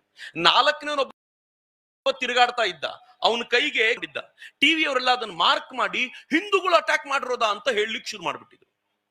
ಯಾಕೆಂದ್ರೆ ಕಾಂಗ್ರೆಸ್ಸಿಗರು ಕೆಲವೇ ದಿನಗಳ ಮುಂಚೆ ಹೇಳಿದ್ರು ಮುಸಲ್ಮಾನರು ಮಾತ್ರ ಭಯೋತ್ಪಾದಕರಲ್ಲ, ಹಿಂದೂಗಳು ಭಯೋತ್ಪಾದಕರಾಗ್ತಾರೆ ಅಂತ ಹೇಳಿದ್ರಿಂದ ಅದಾದ ಕೆಲವೇ ದಿನಗಳಲ್ಲಿ ಕೈಗೆ ದಾರ ಕಟ್ಕೊಂಡಿರೋ ತಿರುಗಾಡ್ತಾ ಇದ್ರೆ ಹಿಂದೂಗಳದೇ ಅಟ್ಯಾಕ್ ಇದು ಅಂತ ನಿಶ್ಚಯ ಮಾಡಿಬಿಟ್ಟಿದ್ರು. ಒಬ್ಬ ಪೊಲೀಸ್ ಪೇದೆರಿ ತುಕಾರಾಮ್ ಓಂಬ್ಳೆ, ಅವನು ಹೋಗಿ ಅವನನ್ನು ಹಿಂಬದಿಯಿಂದ ಗಟ್ಟಿಯಾಗಿ ಹಿಡ್ಕೊಂಡ. ತುಕಾರಾಮ್ ಓಂಬ್ಳೆಯ ಪ್ರಾಣ ಹೋಯ್ತು. ಆದ್ರೆ ಉಳಿದವ್ರು ಹೋಗಿ ಆ ವ್ಯಕ್ತಿಯನ್ನ ಬಲವಾಗಿ ಹಿಡ್ಕೊಂಡ ಮೇಲೆ ಗೊತ್ತಾಯ್ತು ಅವನು ಹಿಂದೂ ಅಲ್ಲ, ಅವನು ಮುಸಲ್ಮಾನ. ಅವನ ಹೆಸರು ಅಜ್ಮಲ್ ಕಸಬ್ ಅಂತ ಗೊತ್ತಾದ ನಂತರ ಅವನನ್ನು ಹಿಡಿದು ಒಳಗ್ ತಳ್ಳಿದ್ರು. ಅವನಿಂದ ತುಂಬಾ ವಿಚಾರ ಹೊರಗೆ ಬಂತು, ಪಾಕಿಸ್ತಾನ ಇದರಿಂದ ಇತ್ತು ಅಂತ. 250 ಜನ ಭಾರತೀಯರನ್ನ ಪಾಕಿಸ್ತಾನ ಕೊಂದಿತ್ತು. ಕಾಂಗ್ರೆಸ್ ಸರ್ಕಾರ ಏನಂತೂ ಗೊತ್ತಾ, ದಾಳಿ ಮಾಡಿ ಪಾಕಿಸ್ತಾನವನ್ನ ಉಡಾಯಿಸಿ ಭಸ್ಮ ಮಾಡಬೇಕಿತ್ತು.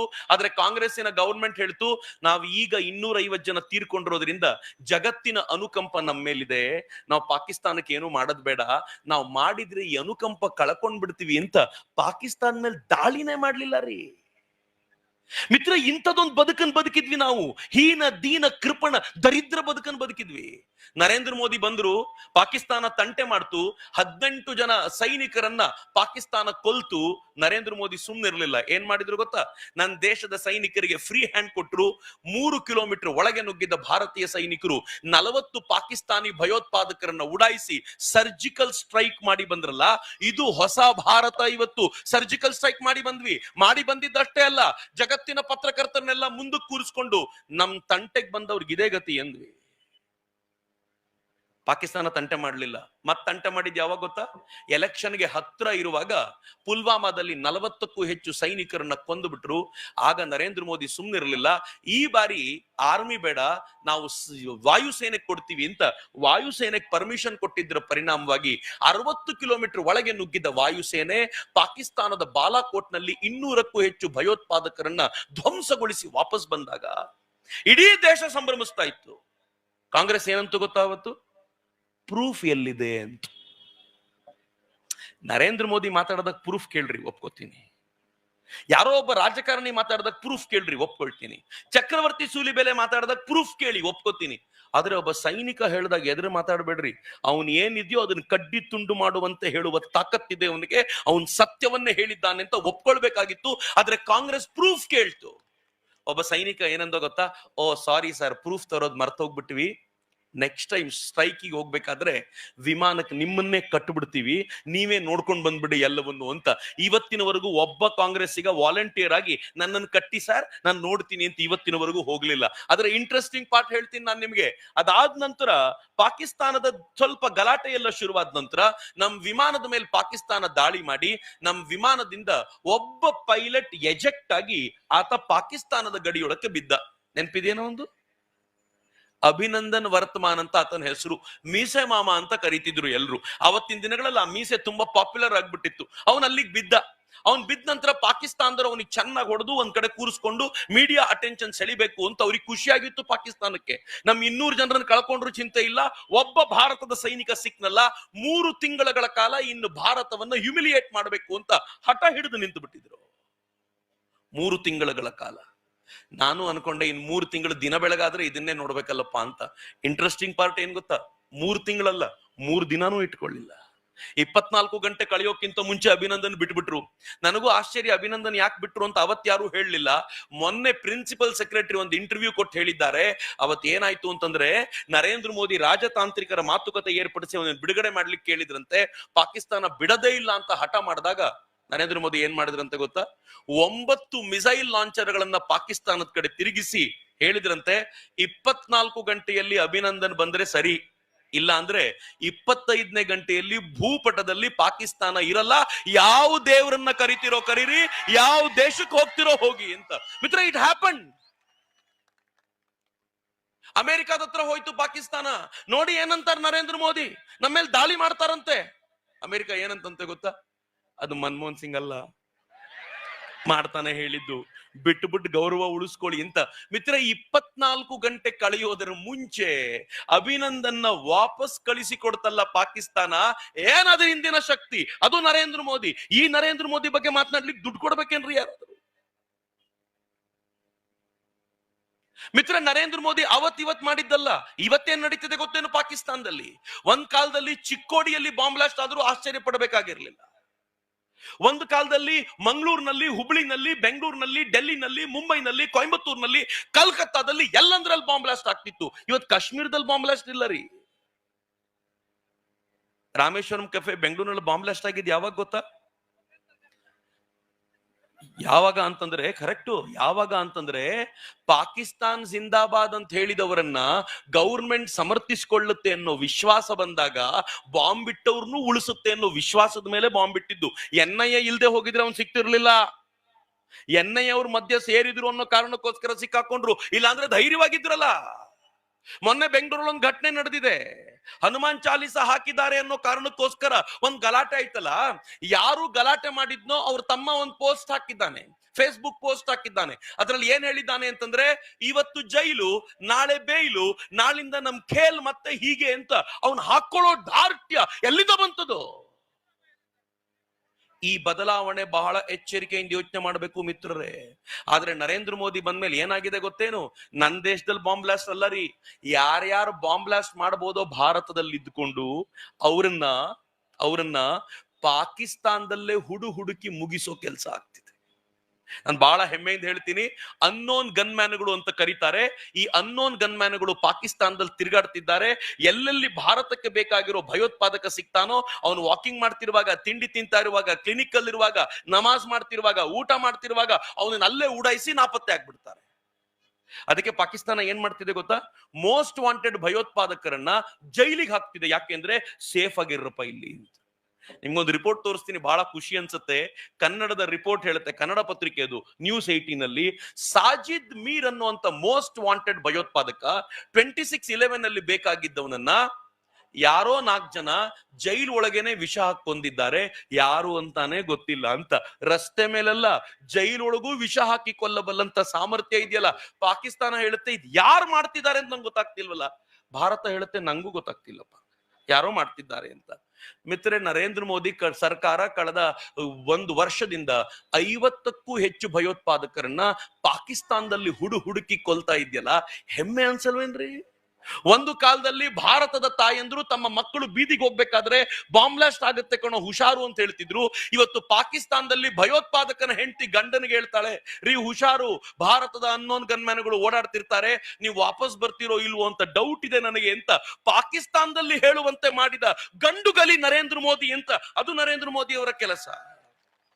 ಹಾಗಂತ ಬರೀ ರಕ್ಷಣೆಯ ವಿಚಾರ ಮಾತಾಡಿದ್ರೆ 2 ಗಂಟೆ ಮಾತಾಡ್ತೀನಿ ನಾನು ಇಲ್ಲಿಗೆ ನಿಲ್ಲಿಸ್ತೀನಿ. ನರೇಂದ್ರ ಮೋದಿ ಅವರ ಡೆವಲಪ್ಮೆಂಟ್ ಆಟಿಟ್ಯೂಡ್ ನೋಡಿ. ಎಲ್ಲ ಈ ದೇಶದ ಪ್ರಧಾನಿಗಳು ಉಳಿದೆಲ್ಲರೂ 65 ವರ್ಷಗಳಲ್ಲಿ 91,000 ಕಿಲೋಮೀಟರ್ ಹೈವೇ ಕಟ್ಟಿದ್ರೆ, ಹೈವೇ ರೂಪಿಸಿದ್ರೆ, ಮಾಡಿದ್ರೆ, ನರೇಂದ್ರ ಮೋದಿ ಒಬ್ಬರೇ 9 ವರ್ಷದಲ್ಲಿ 55,000 ಕಿಲೋಮೀಟರ್ ಹೈವೇ ಹಾಕಿಸಿದ್ದಾರೆ. ಅವ್ರೆಲ್ರಿಗಿಂತ ಅರ್ಧಕ್ಕಿಂತಲೂ ಜಾಸ್ತಿ ಒಬ್ಬರೇ ವ್ಯಕ್ತಿ.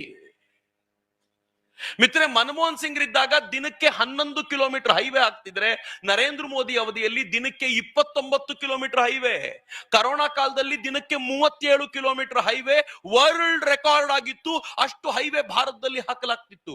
ಹಾಗಂತ ಈ ಹೈವೇಗಳು ಇಷ್ಟು ಸ್ಪೀಡ್ ಆಗಿ ಹಾಕ್ತಾರೆ, ಕ್ವಾಲಿಟಿ ಇಲ್ಲ ಅಂತ ತಿಳ್ಕೊಳ್ಬೇಡಿ. ಅದ್ ನೋಡಿ, ಮುಂಬೈ ನಾಗ್ಪುರ್ ಎಕ್ಸ್ಪ್ರೆಸ್ ವೇ ಈ ದೇಶದ ಅತ್ಯಂತ ಉದ್ದನೆಯ ಎಕ್ಸ್ಪ್ರೆಸ್ ವೇ, 701 ಕಿಲೋಮೀಟರ್. ಕ್ವಾಲಿಟಿ ನೋಡಿ ಅದರದ್ದು.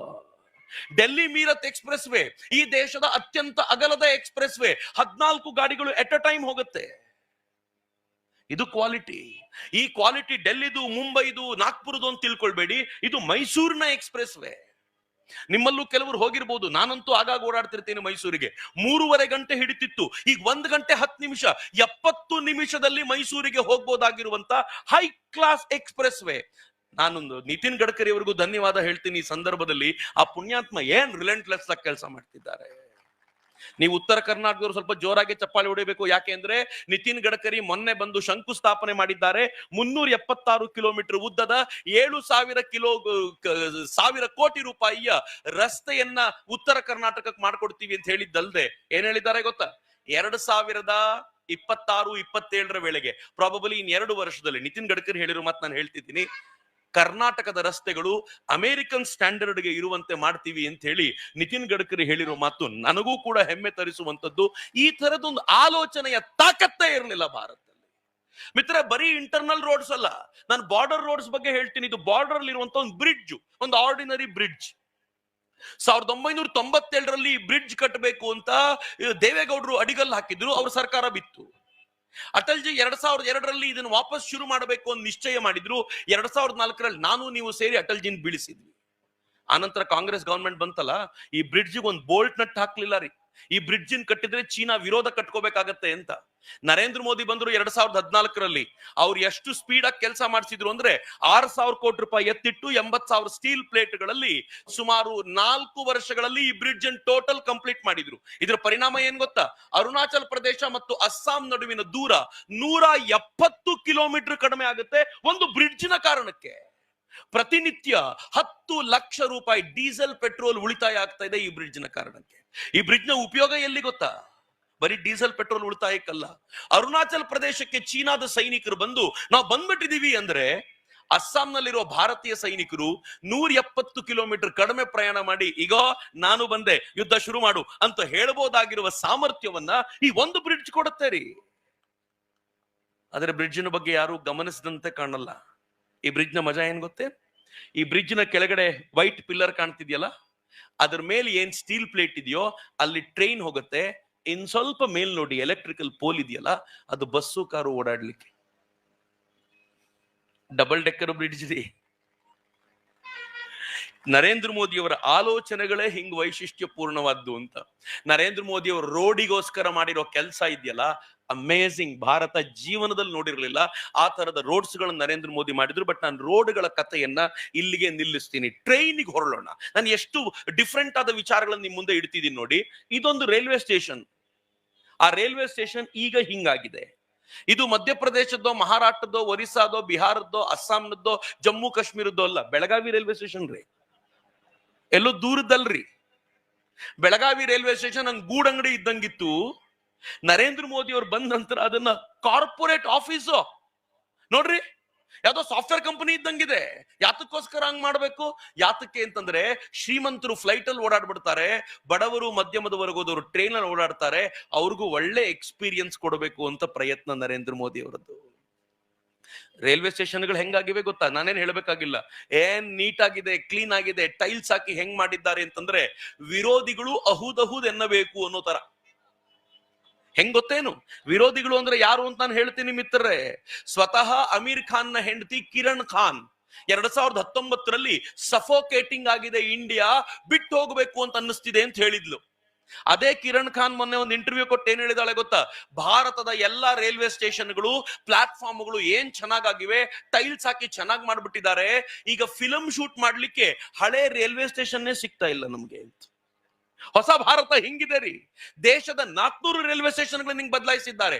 ನರೇಂದ್ರ ಮೋದಿ ಎಲೆಕ್ಷನ್ ಅನೌನ್ಸ್ ಆಗೋ ಕೆಲವು ದಿನಗಳ ಮುನ್ನ 535 ರೈಲ್ವೆ ಸ್ಟೇಷನ್ಗಳಿಗೆ 25,000 ಕೋಟಿ ರೂಪಾಯಿನ ಎತ್ತಿಟ್ಟು ಭೂಮಿ ಪೂಜನೆ ಮಾಡಿಸಿ ಅದರಲ್ಲಿ ಕರ್ನಾಟಕದ 13 ರೈಲ್ವೆ ಸ್ಟೇಷನ್ ಇಲ್ಲುವಂತೆ ನೋಡಿಕೊಂಡಿದ್ದಾರಲ್ಲ, ಅದು ಕರ್ನಾಟಕಕ್ಕೆ ನರೇಂದ್ರ ಮೋದಿ ಕೊಟ್ಟಂತ ಉಡುಗೊರೆ. ಹಾಗಂತ ಬರೀ ರೈಲ್ವೆ ಸ್ಟೇಷನ್ ಮಾತ್ರ ಅಲ್ಲ, ಅದ್ರಲ್ಲಿ ಹೋಗುವಂತ ಟ್ರೈನು ಸ್ಪೀಡ್ ಇರ್ಬೇಕಲ್ಲ. ಇವತ್ ನಾನು ನೀವು ಓಡಾಡೋ ಟ್ರೈನ್ ನ ಸ್ಪೀಡ್ ಎಷ್ಟಿದೆ ಗೊತ್ತಾ? ಗಂಟೆಗೆ 60ರಿಂದ 80 ಕಿಲೋಮೀಟರ್ ಸ್ಪೀಡ್ ಇದೆ. ನರೇಂದ್ರ ಮೋದಿ ಅಧಿಕಾರಕ್ಕೆ ಬಂದ ತಕ್ಷಣ ವೇಗದ ಟ್ರೈನ್ ಬೇಕು ಅಂತ America, Spain, England, Canada, China ಎಲ್ಲರನ್ನೂ ಕೇಳ್ಕೊಂಡ್ರು. ಎಲ್ಲರೂ ಫೇಲ್ ಆದ್ರು. ಅದಕ್ಕೆ ನರೇಂದ್ರ ಮೋದಿ ಭಾರತದ ಇಂಜಿನಿಯರ್ಗಳಿಗೆ ಟಾಸ್ಕ್ ಕೊಟ್ಟು ನೀವು ಮಾಡ್ತೀರಾ ಅಂತ ಕೇಳಿದ್ರೆ, ಸುಧಾಂಶು ಮಣಿ ನೇತೃತ್ವದಲ್ಲಿ ಈ ದೇಶದ ಇಂಜಿನಿಯರ್ಗಳು ಟ್ರೈನ್ 18 ತಗೊಂಡ್ ಬಂದ್ರು. ಎಷ್ಟು ಸ್ಪೀಡ್ ಗೊತ್ತಾ? 160ರಿಂದ 180 ಕಿಲೋಮೀಟರ್ ಸ್ಪೀಡ್ ಉಳ್ಳಂತ ಟ್ರೈನ್ ಅನ್ನ ಭಾರತದ ಇಂಜಿನಿಯರ್ಗಳು ಡಿಸೈನ್ ಮಾಡಿದ್ರು. ಟ್ರೈನ್ 18 ಅಂತ ಹೆಸರು ಕೊಟ್ರು. ನರೇಂದ್ರ ಮೋದಿ ಆ ಟ್ರೈನ್ಗೆ ಹೆಸರು ಚೇಂಜ್ ಮಾಡಿದ್ರು, ವಂದೇ ಭಾರತ್ ಅಂತ ಹೆಸರು ಕೊಟ್ರು. ನನಗೆ ವಂದೇ ಭಾರತ್ ಖುಷಿ ಯಾಕೆ ಗೊತ್ತಾ? ಯಾರ್ಯಾರು ವಂದೇ ಮಾತರಂ ಹೇಳಲ್ಲ ಅಂತಾರೋ ಅವರು ಸ್ಪೀಡ್ ಆಗಿ ಹೋಗಬೇಕು ಅಂದ್ರೆ ವಂದೇ ಭಾರತ್ ಅಂತ ಹೇಳಲೇಬೇಕಾಗಿರುವಂತ ವಾತಾವರಣ ನಿರ್ಮಾಣ ಮಾಡಿದ್ರಲ್ಲ, ಅದು ನರೇಂದ್ರ ಮೋದಿ. ಕೆಲವರು ಹೇಳ್ತಾರೆ ಅದಕ್ಕೋಸ್ಕರ ಆ ಕೋಪಕ್ಕೇನೆ ಅವ್ರು ವಂದೇ ಭಾರತ್ ಮೇಲೆ ಕಲ್ಲೆಸಿತಾರೆ ಅಂತ. ನಾನು ಹೇಳಿದೀನಿ, 2 ತಿಂಗಳು ಕಳಿಲಿ, ಜೂನ್ 4 ಆದ್ಮೇಲೆ ಮತ್ ಮೋದಿ ಬರ್ತಾರೆ, ಕಲ್ಲೆಸ್ದವ್ರ ಮನೆಗೆ ಬುಲ್ಡೋಸರ್ ಬರುತ್ತೆ, ಹುಷಾರಾಗಿರಿ ಅಂತ. ಬಹಳ ದೂರ ಇಲ್ಲ, ಈ ತರದ ಕತೆ ಇದೆ ಅಂತ. ಈ ಟ್ರೈನ್ ನ ವೈಶಿಷ್ಟ್ಯ ಏನ್ ಗೊತ್ತಾ? ಇದನ್ನ ಮೊದಲು ಏನು ತಯಾರು ಮಾಡಿದ್ರು 98 ಕೋಟಿ ಖರ್ಚಾಗಿತ್ತು. ಇದರ ಮೊದಲ ವರ್ಷದ ಆದಾಯವೇ 92 ಕೋಟಿ ದಾಟಿತು ಅಂತ ನಂಗೆ ಕೇಳುವಾಗ ಬಹಳ ಹೆಮ್ಮೆ ಅನ್ನಿಸ್ತಿತ್ತು. ಇವತ್ತು ಜಗತ್ತಿನ ಕೆಲವು ರಾಷ್ಟ್ರಗಳಿಗೆ ನಾವು ವಂದೇ ಭಾರತ್ ಟ್ರೈನ್ ನ ಎಕ್ಸ್ಪೋರ್ಟ್ ಮಾಡ್ತಿದ್ವಿ. ಬಟ್ ಸ್ಟಿಲ್ ನನ್ನ ಫೇವರಿಟ್ ಪ್ರಾಜೆಕ್ಟ್ ಇದಲ್ಲ, ನನ್ನ ಫೇವರಿಟ್ ಪ್ರಾಜೆಕ್ಟ್ ಇದು, bullet train project.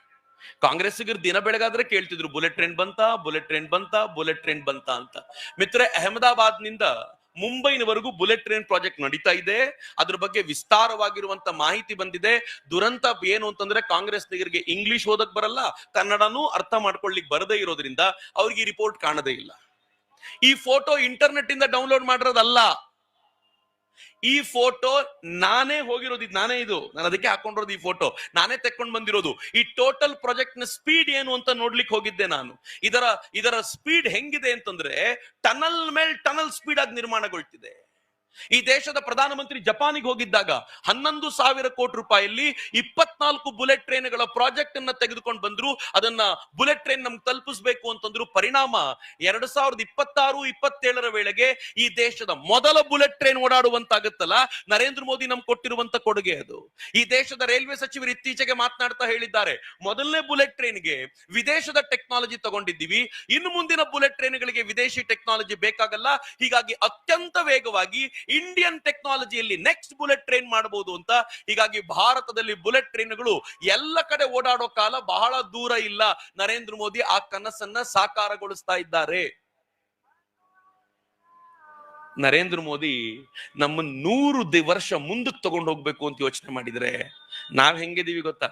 Bullet train ಚೆನ್ನಾಗಿದೆ ಸರ್, ಫ್ರೀ ಟಿಕೆಟ್ ಸಿಗತ್ತಾ? ಏನ್ ಹೇಳೋಣ ರೀ, ನಮ್ ಪರಿಸ್ಥಿತಿ ಹೆಂಗಾಗೋಗಿದೆ ಅಂತಂದ್ರೆ, ನಾವು ಆ ಬುಲೆಟ್ ಟ್ರೈನ್ ಬಂದ್ರು ಕೂಡ, ಒಳ್ಳೆ ಬಸ್ ಬಂದ್ರು ಅದ್ರಲ್ಲಿ ಫ್ರೀ ಟಿಕೆಟ್ ಸಿಗತ್ತಾ? ಒಳ್ಳೆ ಟ್ರೈನ್ ಬಂದ್ರು ಫ್ರೀ ಟಿಕೆಟ್ಸ್, ಏನ್ ಅವಸ್ಥೆ ರೀ ಮಿತ್ರ.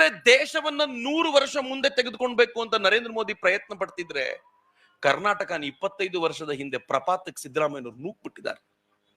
ನಾನು ಸುಳ್ಳು ಹೇಳ್ತಿಲ್ಲ, ತಮಾಷೆನೂ ಮಾಡ್ತಿಲ್ಲ ಮಿತ್ರ. ನಾನು ಕಾಲೇಜಿಗೆ ಹೋಗ್ಬೇಕಾದ್ರೆ ನನ್ನ ಮನೆ ಹಳ್ಳಿ, ಕಾಲೇಜಿಂದ ಮನೆಗೆ ಹೋಗ್ಬೇಕಾದ್ರೆ ಬಸ್ ಸ್ಟ್ಯಾಂಡಿಗೆ ಹೋಗ್ತಿದ್ನಲ್ಲ, ಇಡೀ ಬಸ್ ಸ್ಟ್ಯಾಂಡ್ ಅಲ್ಲಿ ನಾನು ಒಬ್ಬನೇ.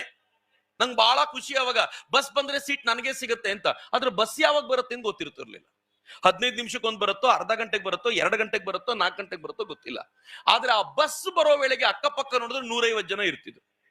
ಸೀಟ್ ಸಿಗುತ್ತೋ ಇಲ್ಲೋ ಅನ್ನೋ ಧಾವಂತಕ್ಕೆ ಸೀಟ್ ಮೇಲೆ ಟವೆಲ್ ಹಾಕೋದು, ಸೀಟ್ ಮೇಲೆ ಚಪ್ಪಲಿ ಹಾಕೋದು, ಸೀಟ್ ಅನ್ನು ಹಿಡ್ಕೊಳ್ಳಿಕ್ ಪ್ರಯತ್ನ ಪಡೋದು. ಕೊನೆಗೆ ಎಲ್ಲಿವರೆಗೂ ಅಂದ್ರೆ ಡೋರಿಂದ ಹತ್ತೋದ್ ಬಿಟ್ಟು ಕಿಟಕಿಯಿಂದ ಹತ್ತೋದೆಲ್ಲ ಮಾಡಿದೀವಿ ನಾವು 25 ವರ್ಷಗಳ ಹಿಂದೆ ರೀ.